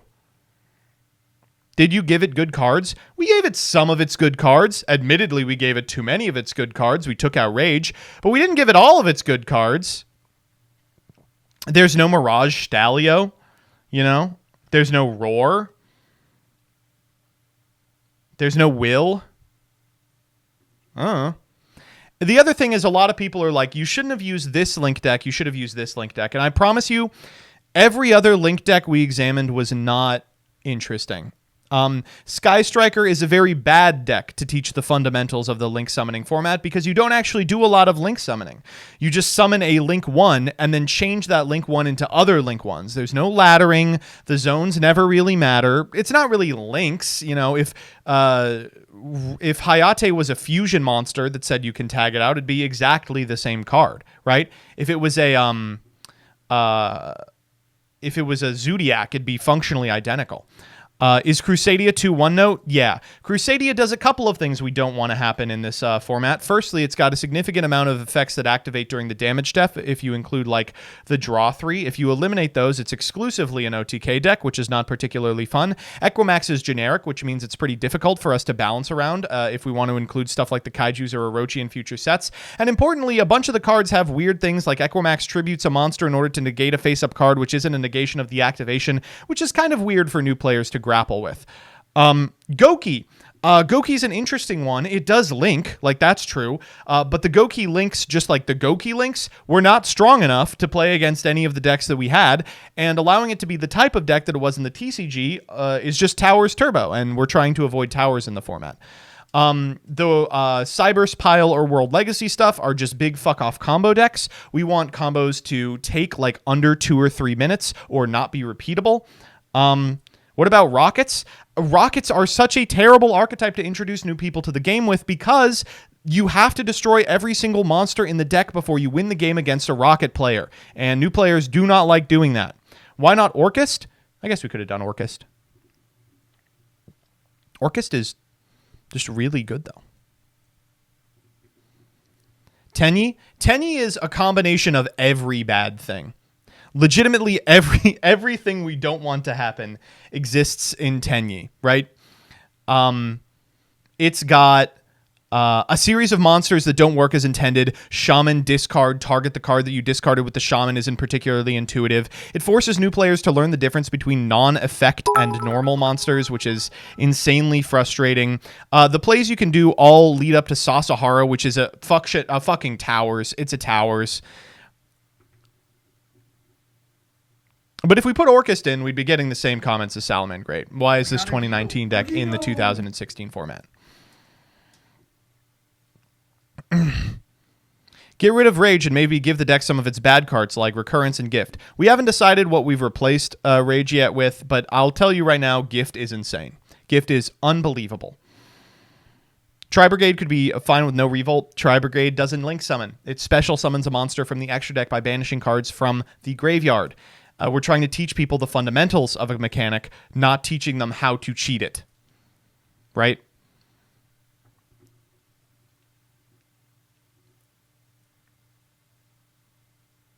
Live Twin? Live Twin's a pretty good idea. I think you can probably expect Live Twin to show up in a supplemental set. The thing is, like, Live Twin's good. Like, we have to include Kiss-a-Kill and Leela. We have to include both the links. And, like, that's an engine that every deck will be clamoring to play. So, I mean, it'll be powerful, but you can expect it in a future one for sure. Ninja, Vlad, I love you. Ninja is every single thing that we are trying to avoid. Its rulings about how face-down monsters work relative to targeting, how tributing opponents' monsters works, how activated effects function if they are being activated while a monster is in a hidden information zone. It is one of the most complicated decks of all time. And this is the other one. Gotta say, it wasn't a very good start in the format to have one of the standard set decks be a deck that topped a YCS this year. Why? I think it's really cool to show players that decks can exist in 2 different formats at once. In a version where, like, it's manageable, and then guess what? You can also take that to actual TCG. Anyway, we will be removing Hero as a result, as I said. I don't know. It's been really frustrating watching this because I will say there are a lot of people who have given good feedback. And I'm not saying that all bad feedback is frustrating for me to read. A significant amount of the bad feedback from the first video is why the second video looks and sounds the way it does. And I think it's a lot better for it. I felt the same way about Broke Boy. But I think a significant amount of Yu-Gi-Oh! Players are just unwilling to even conceptualize anything other than exactly the TCG. And that's really frustrating to hear the decks are either good or bad and like the context in which they are being played doesn't matter at all. Not only is that like really frustrating in terms of trying to for an IP to exist in multiple formats, it's also uncompetitive. Like imagine if you rolled into Duel Links and you were like, oh, there's there's Salamangrates in here. I'll play it. It must be the best.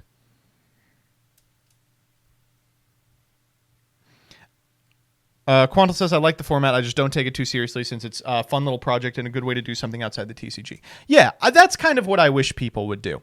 But if you go to the Discord, people are torn between you are oppressing us by not releasing this more frequently and you are a monster for allowing Salamangrate to exist.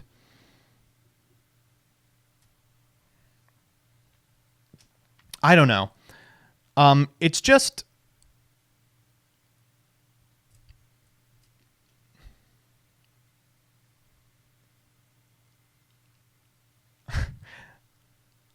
I got so in my own head about this series that I forgot that my head isn't the same as everyone else's.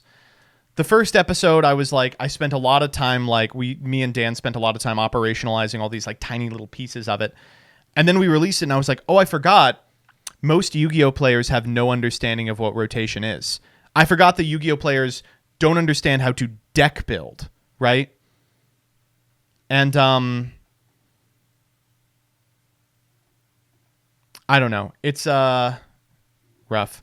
Do you think you could have had better communication? There was feedback a month and a half ago, and people didn't really know what if you wanted this to be a real format or a side project. I mean, I read everything in the feedback section. I replied to it very infrequently, though, I will say. But that has a lot to do with... I will just straight up admit we should have just not released it prior to the subathon.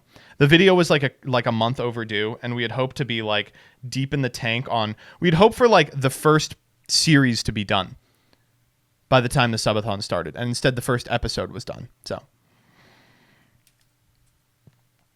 I feel like Solemn is a little bit too generic as a big fuck negate. I will just spoil this here. We are considering removing Solemn with the release of the first set. But yeah, a lot of the frustrating stuff about it has to do with the fact that one, people want more now, and it just takes time. I don't know what to say. And two, people don't understand what the purpose of a format like this is, insofar as like Yu-Gi-Oh players really don't have any mechanism by which to conceptualize an alternate format. It is easier for a Yu-Gi-Oh player to imagine the end of Yu-Gi-Oh than the existence of a second format. It's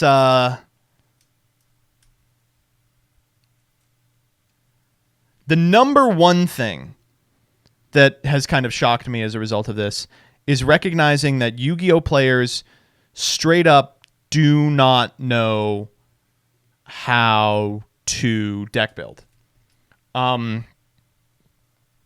This has been really weird, but like without a sealed environment or any opportunity for sealed play, there's really not a reason to ever get good at deck building, right?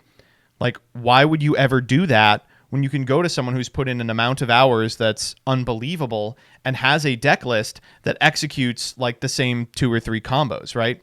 How are you going to know if playing 1 Scareclaw Kashtira or 2 Scareclaw Kashtira is optimal, right? You'll probably go watch a fucking pack video.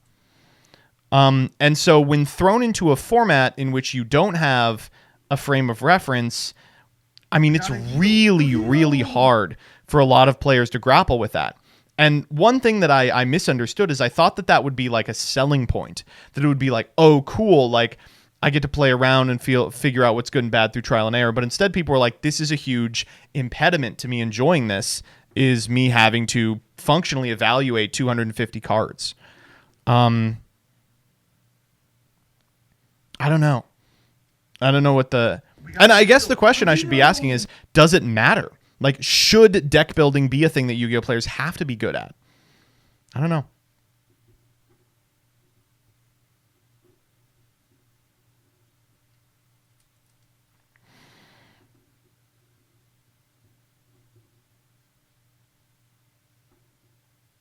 Well, with regard to rotation, I've spoiled a little on Patreon, but I do want to show off the 3 decks that we are expecting to comprise the core of the next set. So next set is going to be a 100 card set.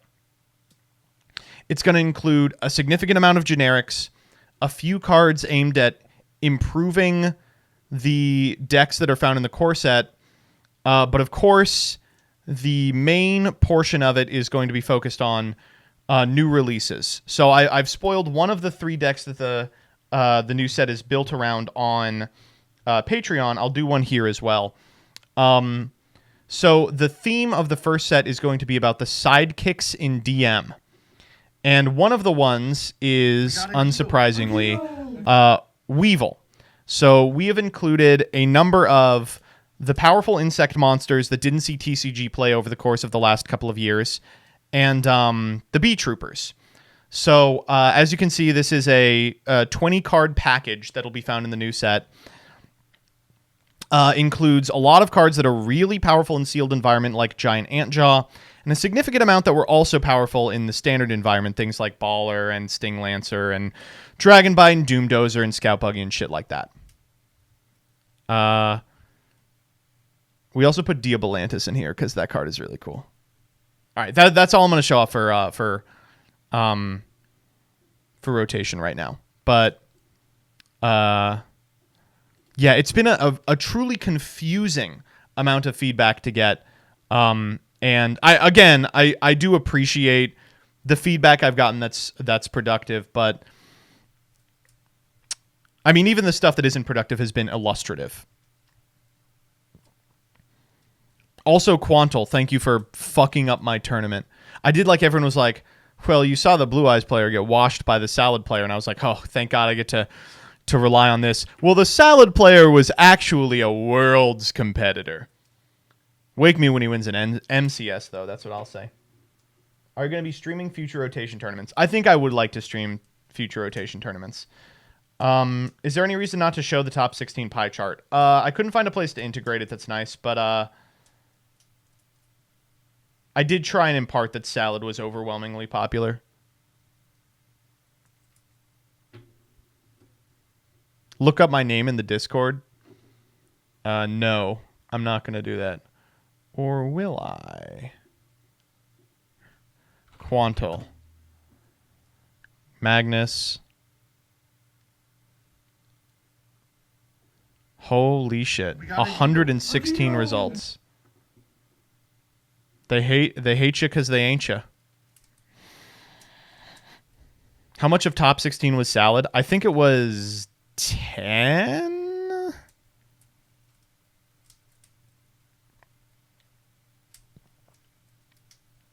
It was a lot. No, like, the deck is really, really good. 69%, yeah. Evil Eye without Selene and Unleashed for rotation. What does that do? We got a Guido. A Guido. Evil Eye without Selene? They just, like, look at each other. It would be really funny if Salad still wins even after the new set. We are trying our damnedest to ensure that doesn't happen. Any cool ritual stuff in the new set? Yes. All right, let's do the tier list. Epic tier list content. All right, let me just, like, plan this out in my head. I'll put up, like, Subway Surfers while I do this real quick. What do you all want to see?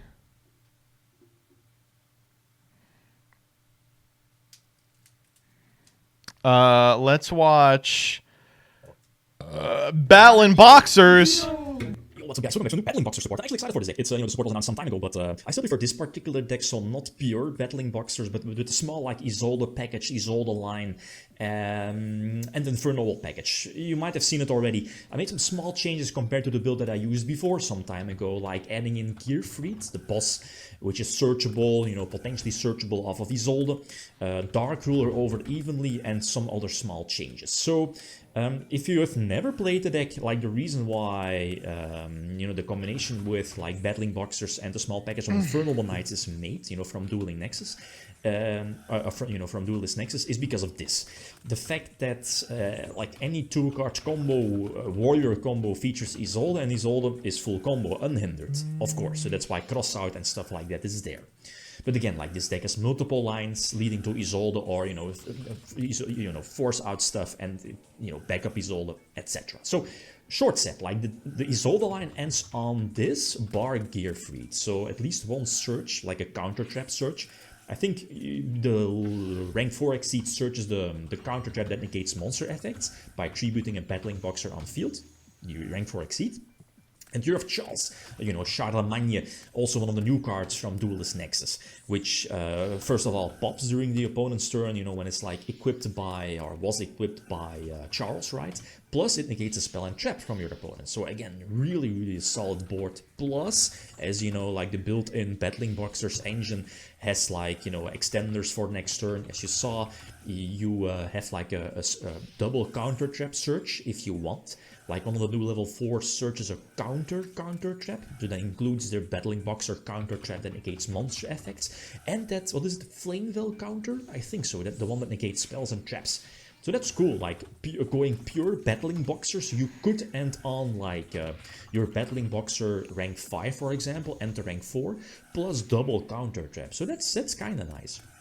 The big issue, I guess, with the deck and the new Battling Boxer support is that some of the Battling Boxer cards, they lock you into Battling Boxers for the turn. So one of the new ones, this one, Promoter, I believe the name is, it's like a combination of Cyber Dragon and Rescue Rabbit. It blocks you into Battling Boxers for that turn. So it's not after you use the effect, no, it's for that turn. So as soon as you use one of its effects, is it the grave? No, I don't think it's the graveyard effect that counts, but it's definitely the special summon effect from its hand, or from your hand, or from the deck. It locks you into, Battling Boxers for that turn. So the thing is that depending on your hand and the extenders you have, I feel most of the time the Isolde line is preferred, simply because you can end on much more, and as in much more, that includes Charlemagne, the one you just saw that negates spells and traps, gives you a pop during the opponent's turn, plus a rank 4 exceed play, for Battling Boxers, which, turns itself into a monster negation because of the counter trap. So I prefer that most of the time. The thing is... Okay, I have mastered this. Are you all ready? All right, let's get this over here. We're gonna have to hand this off to Vlad ASAP. We got a Guido. Because it's only by the grace of Vlad that these come out anything resembling watchable.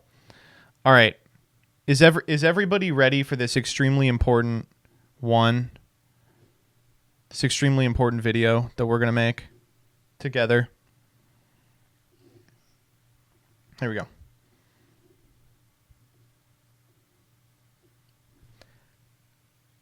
Hello. Oh, you know what? I actually have to turn on emote only.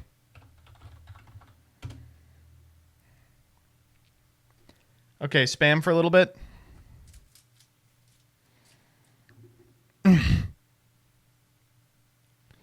Hello, YouTube. I don't know why you all keep watching these videos. I'm not like the world's foremost authority on tier lists. There's a lot of better players than me. Thankfully, they're not the ones making videos. They don't fucking make videos. Okay, we have to start over that. I can't say fuck that early. Hello, YouTube! I don't know why you keep watching these videos. I'm not like the foremost authority on the metagame.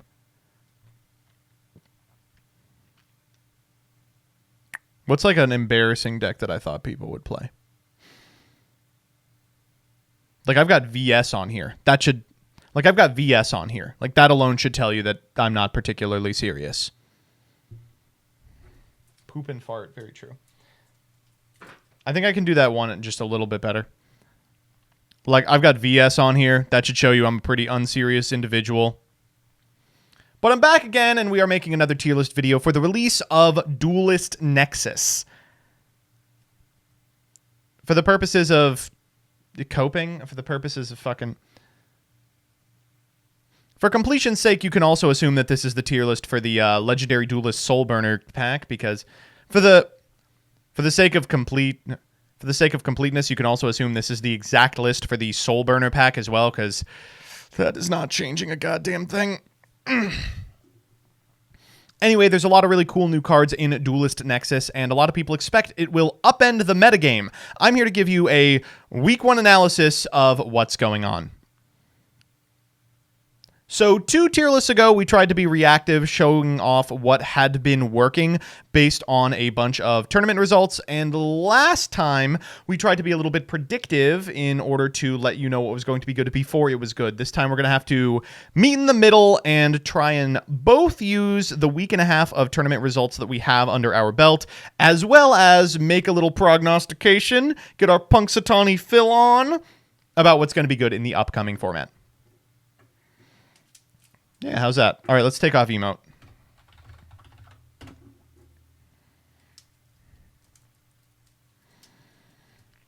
So like always, rather than just start throwing these pictures up, we're going to start at tier 1 and go all the way down. Now, first and foremost, I want to let you know I'm going to be really strict about what I consider in each individual tier. If your terrible deck, that's like hypothetically the 5th or 6th the best deck, ends up in tier 3, I don't want to see comments about how frustrating it is. Oh, wait, I didn't turn off emote.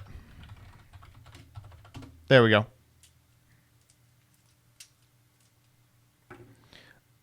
Okay, before we get started, I just want to let you know I am being really, really, really conservative about what I consider tiered decks. If your terrible deck that does see metagame percentage and does win tournaments ends up in tier 3... I mean, that's the purpose, right? Like, tier 3 decks should be able to do well in tournament, right? I don't know why we all decided the tier 3 was a holding facility for bad decks. Like, anyway. Let's begin at the top of tier 1. I think the best deck in the upcoming format is not Kashtira. That's shocking, right? I think it's Pearly. This is a weird position for Pearly to be in. Pearly was decent in previous formats. That's because it still had the capacity to take over the game, although you had to both draw a little well and basically play perfectly the entire time. While drawing a little well is less the name of the game, now that they have the Pearly form of the Sleepy Memory, you do still have to pilot this deck really efficiently if you want to walk away with the W, and that's going to make a lot of players think this deck sucks. At the highest levels of competition, this is going to be, in my opinion, the best deck, but that also puts it in a really precarious position. Pearly is a deck that's insanely telegraphed. It's known what the deck does and what it attempts to do, and for that reason, it's also kind of easy to sideboard against. If you just missed the most recent Remote Duel Extravaganza, Pearly ended up in the finals against Labyrinth and just got Dimension Barriered twice. Cool. I imagine that'll continue happening, and that said, I think this is one of those decks that, despite the amount of hate against it, will be able to play through it. It's got a lot of the ability to use its cards defensively, just put up blockers by activating the quick play spells, and then make it to your turn and make a big-ass Zeus and win the game.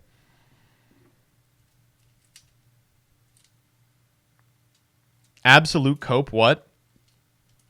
I'm sorry, this deck is incredible. What are you talking about? Oh, unless you mean, like, the Cope is, it's easy to hate out. Stop coping. Oh, I see. You all are saying I'm coping because I didn't put Kashtira as number 1. Okay, Kashtira is number 2. All right, how about that? Little bro has not played a second of the Cash Pearly matchup. Absolutely incorrect, Vlad. I've played a lot of the Cash Pearly matchup, and I've been on Cash and lost, so I know it's possible.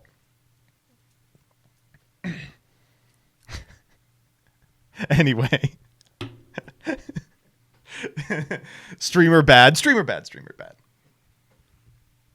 Skill issue. Legitimately skill issue. I'm putting Kashtira as the second best deck. Obviously, Kashtira is incredibly good. Most recent results of the Extravaganza show that it still has the capacity to top major events, and God, I think anything short of a ban list is going to be insufficient to stop this deck from being one of the best in the room. The weird part about this deck is that a lot of the cards that beat Pearly also have a lot of crossover against this thing. Things like Dimensional Barrier are really good, Calling Exes. That said, they're a little less good. Kashtira is more than happy to just end on, like, Fenrir Pass and finagle their way into a turn 3, at which point they can just wipe you. Also, probably should be said that a lot of decks don't have the capacity to play through the Macrocosmos that is a Rise Heart, including Pearly, which has a really difficult time doing so. Not an impossible time. Renewed access to cards like Zeus at a... Whoa. Renewed access to cards like Zeus mean that this deck does stand a fighting chance in a way that it didn't in the past, but, you know, I'm not going to pretend it's a good matchup.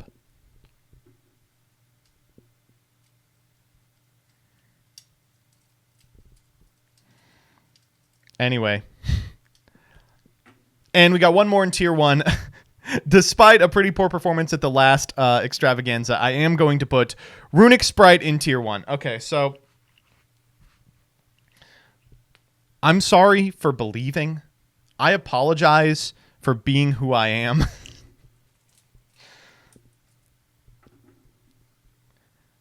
I just know in my heart of hearts... Josh paid you off for this one. The check maybe has cleared.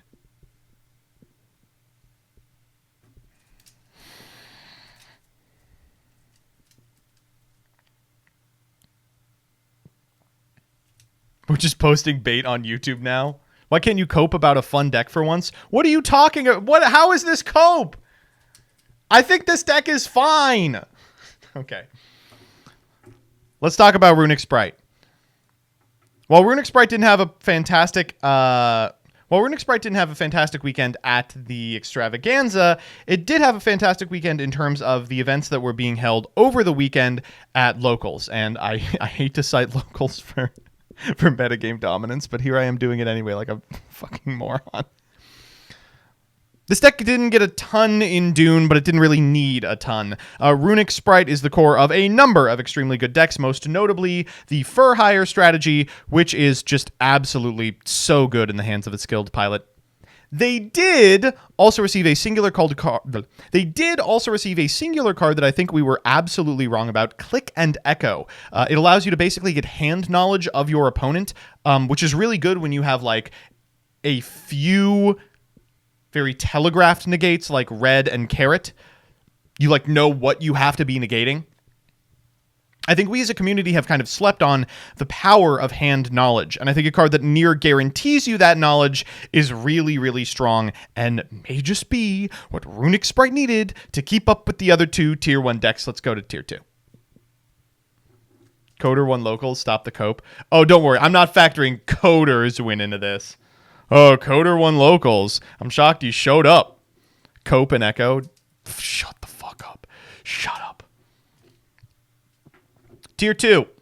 First deck isn't too surprising. It is Labyrinth. Labyrinth is a strange deck. Last format, I was pretty sure it was the top 3 strategy, and then it absolutely face planted at 2 consecutive WCQs, so I wasn't really sure anymore.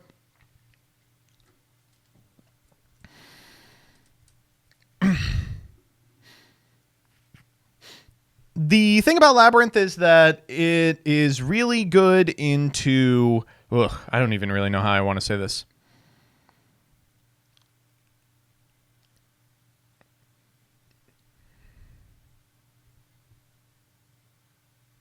The thing about Labyrinth is that EEV is legal.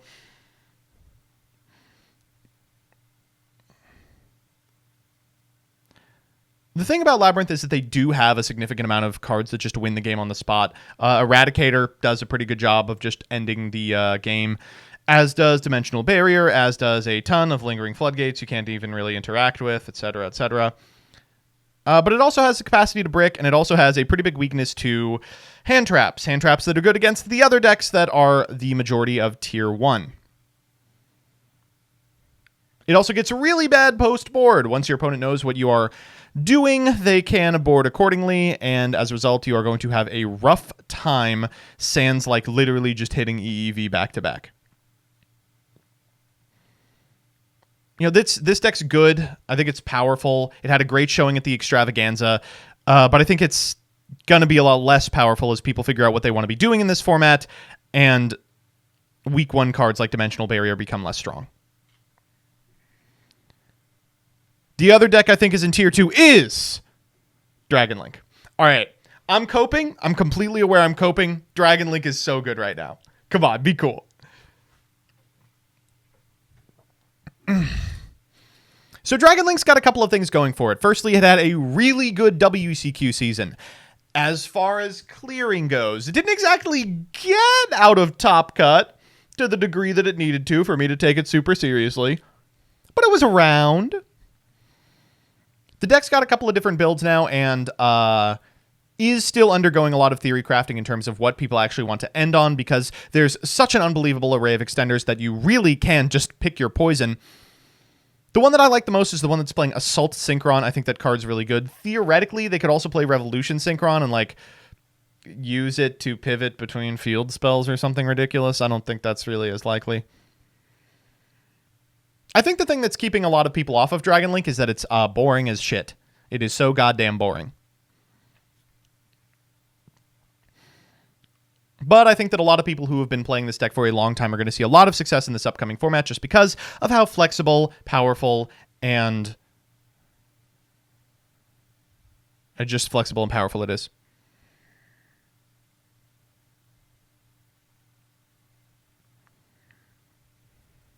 Also, some decks just can't be Borland. That's nice.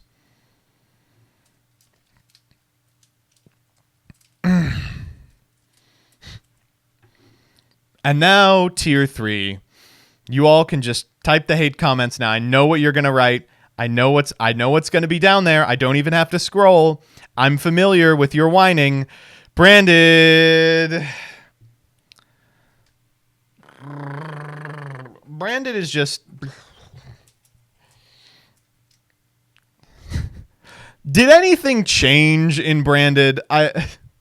I was talking to someone about the new Branded lines, and they were walking me through them, and all of them were like, so after you Branded Fusion, I was like, yeah, like, stop right there, you know? The deck still has a lot of raw power in it, despite the fact that now brews look more like a Trinity deck than the Dragon Link brews do. And it does have the capacity to do a bunch of unfair stuff like Labyrinth, where it just ends the game on the spot. You can use Sanctifier in order to set up the gimmick puppet thing, although it's a higher investment. And it also has the ability to dodge a couple of specific pieces of interaction. Non-Ash hand traps got a lot less good after people started figuring out how you could use Cartesia to dodge specific things. But at the end of the day, you kind of do need to be resolving Branded Fusion, or you are in a pickle. And that's not a fantastic place to be when... It's just not a fantastic place to be. And that's not a fantastic place to be.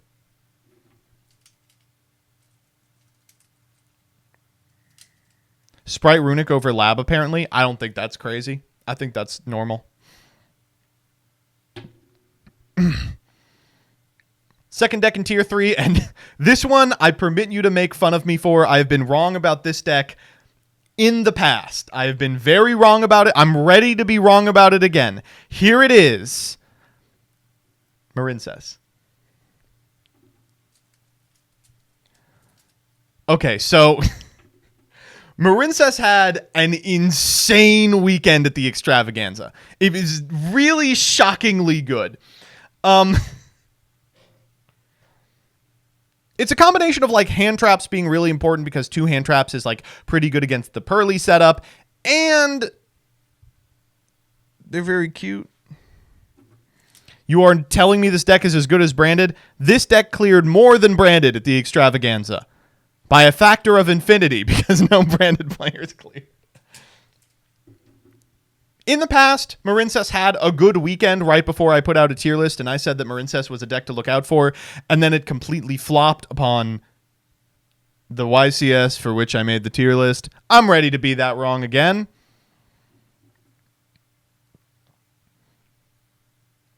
I'm just going to keep saying this deck is decent until I fucking collapse. Who's going to prove me wrong?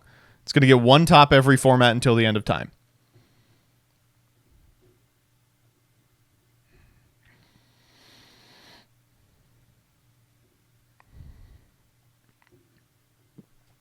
All right, now let's move on to Rogue.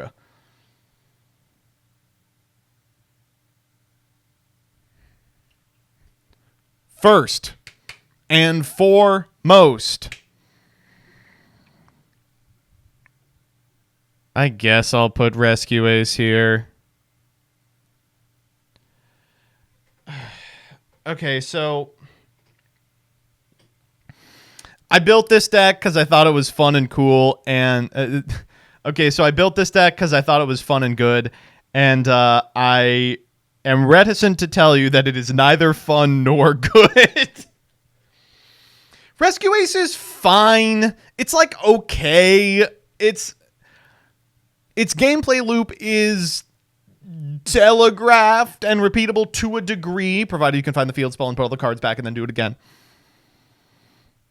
But it's not really exactly where you want to be. The turn 1 setup is incredibly interruptible.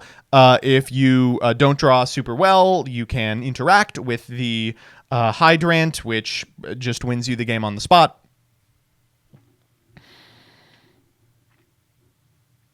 Despite the fact that you're putting up 4 cards in the back row, there are a lot of decks, primarily Kashtira and the Zeus Factory that is Pearly, and Runic Sprite, which can just extend to infinity anyway, that can play through setups like that.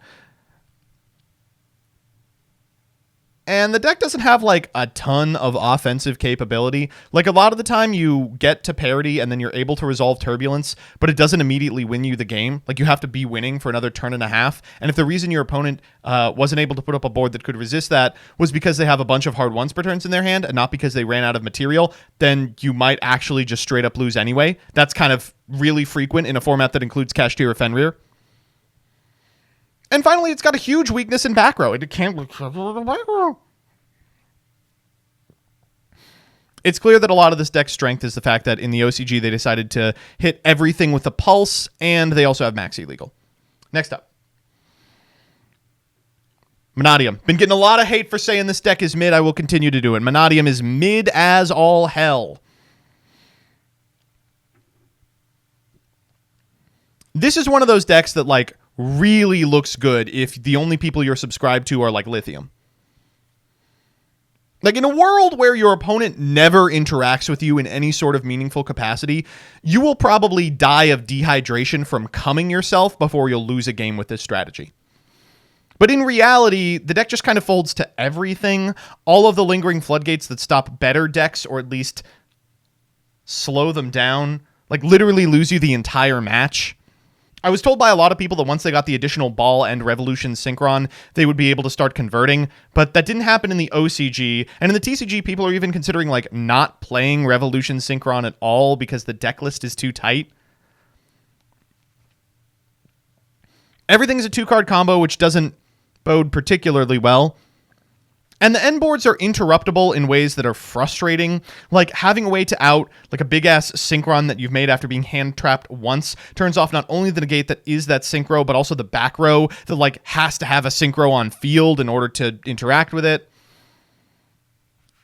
It's just like, it's okay. It's fine. It's just like a bricky fuck-off combo deck. And there's like 4 bricky fuck-off combo decks that are less bricky and more of a fuck-off combo deck above it. Next up.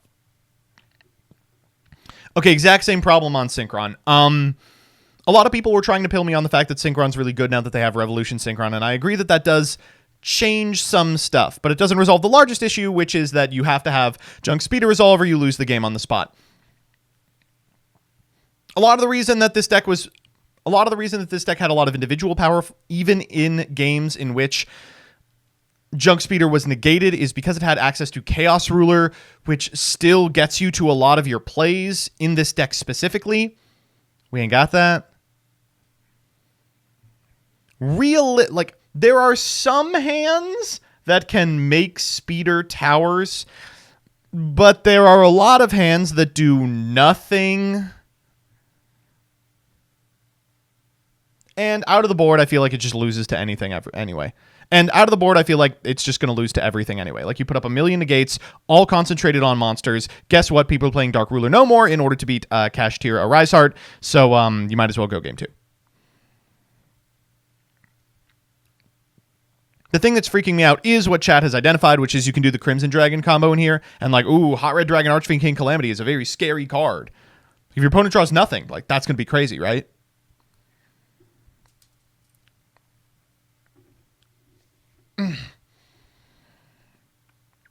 God, I hate to do this. Next up is fucking MathMech. What a bad couple of months it's been for MathMech. We didn't even get the 1 week where it was randomly the best deck this time. It's just already ass.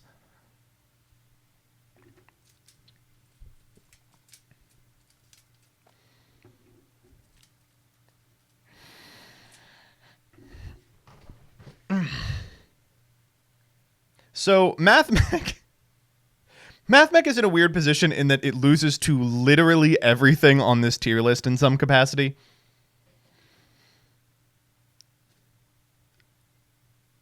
Decks like Kashtira have cards with so much individual utility concentrated in single monsters that they can push through something like a Superfactorial by threatening it without having to commit to the board.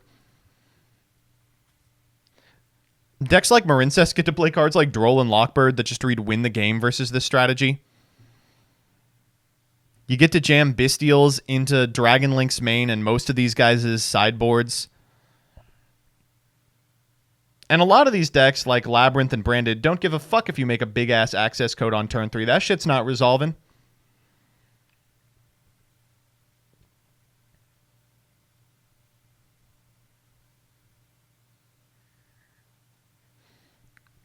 We'll always have POD format. I mean, like 2 weeks of POD format.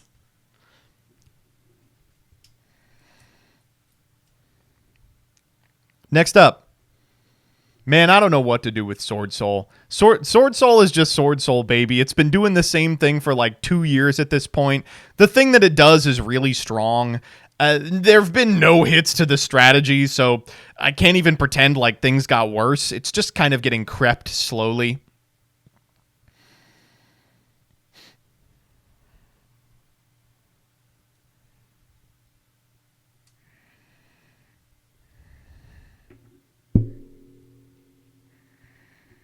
It's a good deck. You know, I'm not going to pretend like it's not a good deck. I wouldn't bring it to a tournament, but, you know, I'm fucking bad, so who cares?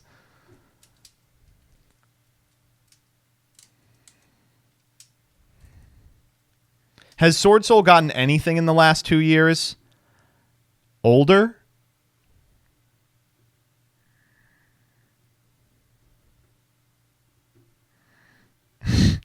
Locals are popping off. Yeah. All right, last one I'm putting in Rogue. This one may actually be Cope, but Infernoble. So Infernoble had an insane pre-release weekend. The first weekend of Dune where the cards were technically legal, but you couldn't theoretically get them all because they weren't sellable by sellers yet. This deck swept a lot of local tournaments. This guy's cool. Charlemagne is nice. By the way, I'm calling this guy Charlemagne. He's cool. Charlemagne is nice. The deck plays in a way that's like way more consistent, way more interesting than it did in the past. But unfortunately, the way that it plays is not as unfair as it did in the past, where it got to rip a bunch of cards out of your hand. Which means that it's a lot easier to beat. But the fact that it's playable at all is really shocking. iSold is still legal for some reason, so, you know, make use of it. And now to Has Potential. So this time I'm using Has Potential as a place where you actually put decks that has potential instead of a dog shit holding facility, and we're beginning with Rika. Listen, I don't get Rika.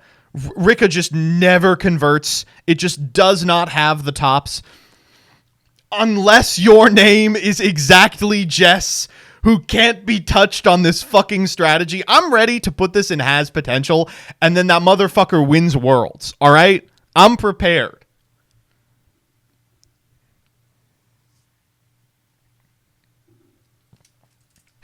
Jessica Robinson is to Rika what Matt Nass was to KCI. Exactly. Ugh. Next up, Chimera. So the illusion stuff is really interesting. It's good. I don't feel like it's good enough to be its own deck yet. But the cards all read crazy. Like, they read Search and Illusion. You can't print that on a card. As is, people are experimenting it in a number of decks that already fusion summon, which is neat and interesting. But I think the deck is going to have more legs, obviously, as more illusions get released and more people tinker with the strategy as a splash. Their fusion spell is ridiculously broken. Their searchers are ridiculously cool. Chat's right, give it a year.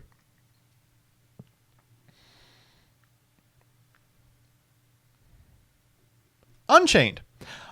Unchained seems nuts. Am I crazy? Every time I read the new Unchained cards, I go, they really printed that on a card. Wow.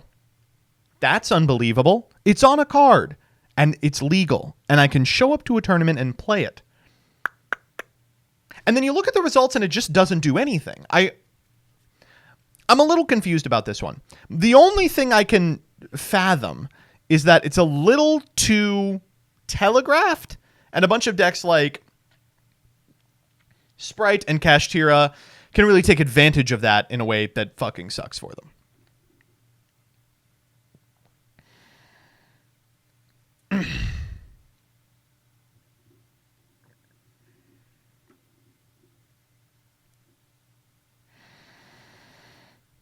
Lab Unchained is the best variant in the OCG right now. Well, if you're playing Lab, just play Lab, you know.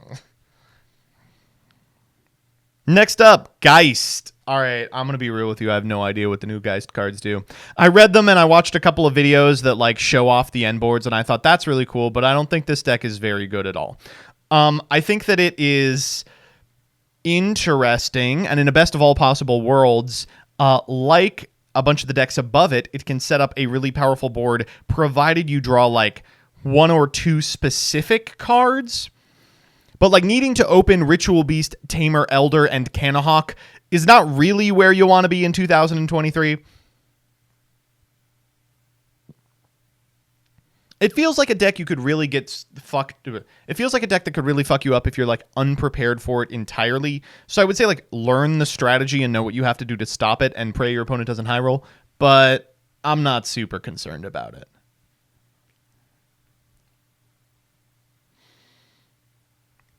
Next up.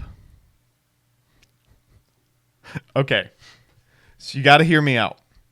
So, Tierlament was terrible in the OCG, but then they released Revolution Synchron, and all of a sudden it's the best deck again. Okay, so this shit is not good. I'm not going to pretend that it's good. A lot of people were telling me, you know, are you excited to play Tierlament again? It's going to be as powerful as it was in the OCG, and like, the reason that Revolution Synchron was so crazy in Tierlament in the OCG is because after you're done making Ancient Fairy Dragon, you can make Chaos Ruler, which they left legal, which at this point is the only thing keeping Tierlament together. You gotta imagine it as like a wife and a husband in an unhappy marriage and two kids that are failing all their classes, and like the dinner table that is held together with like glue and spit and dreams is Chaos Ruler. And somehow they are able to have a meal every night together. In the TCG, they're divorced. It's over.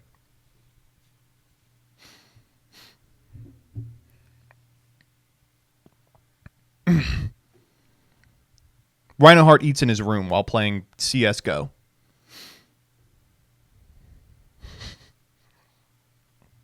Next up. Man.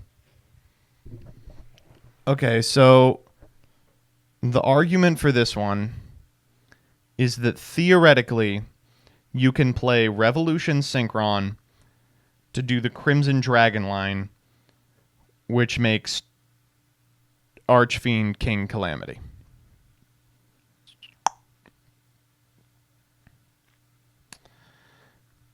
But that is ass, and it's something that Manadium can do as well. And this deck can't even do anything with the Ancient Fairy Dragon because it can't play any fucking spell cards. It's bleak. The tools are there. Maybe someone can figure out something interesting to do with it, but until they do, It looks like it has potential to me.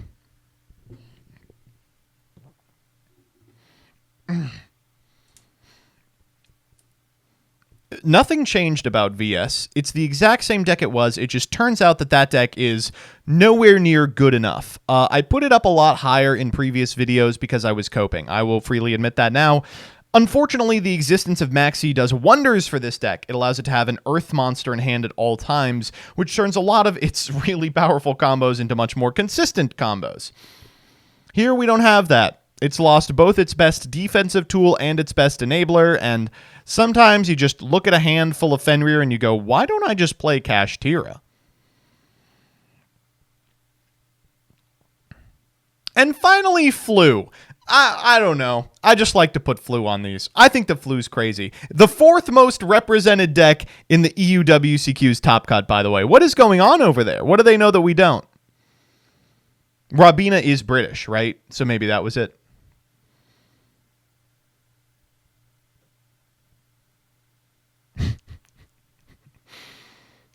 All right.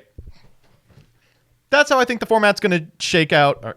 That's how I think the format's going to shake out. I know you all are calling me a coping monster, but I think this is pretty defensible with maybe 1 or 2 or 7 differences. Feel free to call me an idiot in the comments, and now I will entertain your comments above as to why X deck should be on there. Fire off some names. I'll tell you why they're not.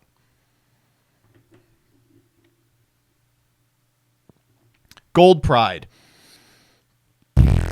You know, Gold Pride probably should be on there. That's a bit of an oversight. I would probably put Gold Pride in Rogue. I am consistently impressed by Gold Pride. I played against it a number of times, and the games just felt like unwinnable, and I was like, wow, what an interesting strategy. Yeah, I could see Gold Pride being all right. The problem is its matchup spread is not particularly good. Sometimes you draw hands with the wrong half of the deck, and its power plays are not as powerful as the power plays of the decks above it. But whatever. Dark World. Okay, the difference between Dark World being terrible and Dark World being tier 0 is not one copy of Dark Corridor. Dinomorphia. Yeah, I was wrong about that one, huh? Pure Sprite. Okay, so the new... sorry. I'm not answering that. Salamandrate. Okay, so the new Salamandrate cards that are coming out in the Soulburner thing, they're good cards. They're good cards for a deck that doesn't exist. Salamandrate is a deck that makes like Baguska turn 1 and like Access Code turn 3, and all the good new cards conflict with that strategy. Exo Sister.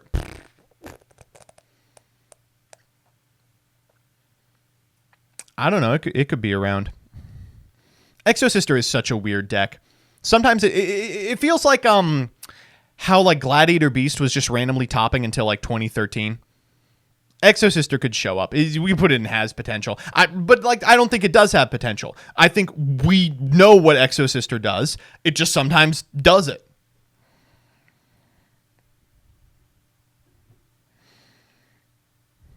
Any Pendulum deck. Mikanko PK. Mikanko is really good. I lost to it at the WCQ. I don't think it's going to end up on this list. Invoke Generator Synchron. Dire. You're in my brain is in exactly the same place. Shouts out to the individual who was able to get top 16 at the extravaganza with Invoked Generator Synchron. Unbelievable brew. I hope that deck is good. I don't think it is. Hero? Hero could be on this list.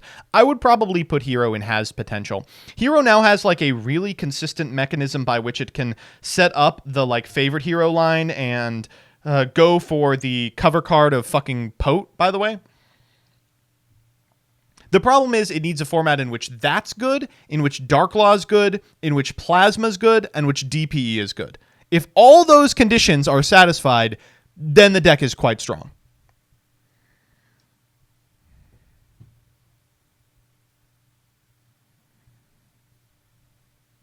Live Twin? You can just assume that Runic Sprite is also Live Twin.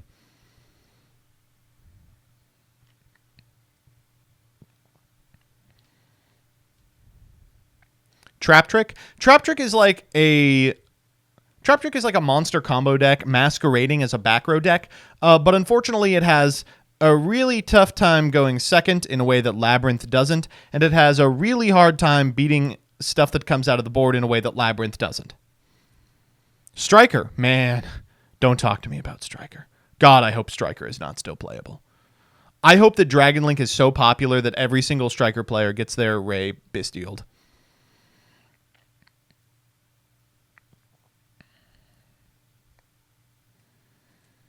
Plunder Patrol. Are you serious? Marin says is only water monsters. That's the only reason. Otherwise, it'd be tier 0.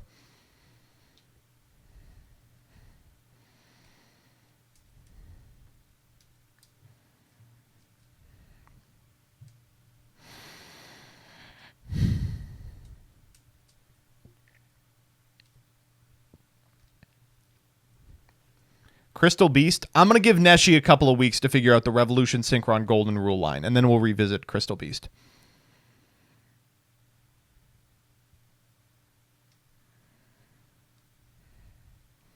Tistina.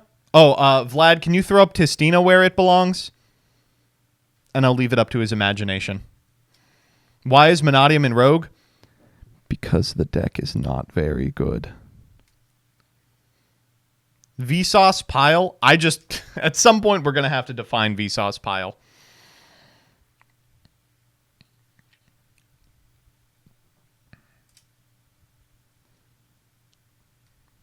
Dino, who are you? Peeps? Get the fuck out of here.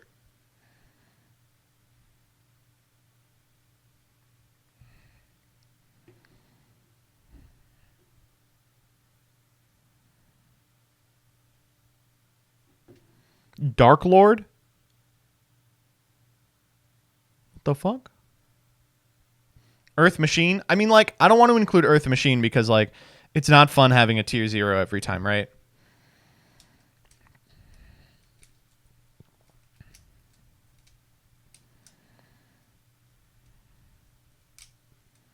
Fur Hire? That's another one of those Sprite Runic decks.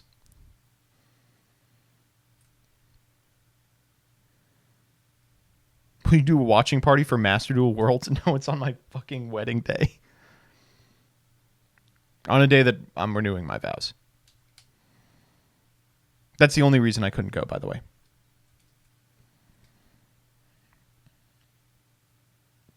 Yeah, this turn I'm marrying Danny.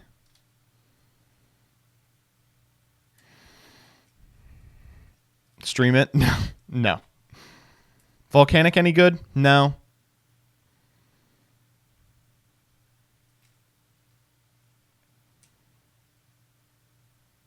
All right, I think we've done what we had to here. I'll turn alerts back on and we'll ship this off to Vlad.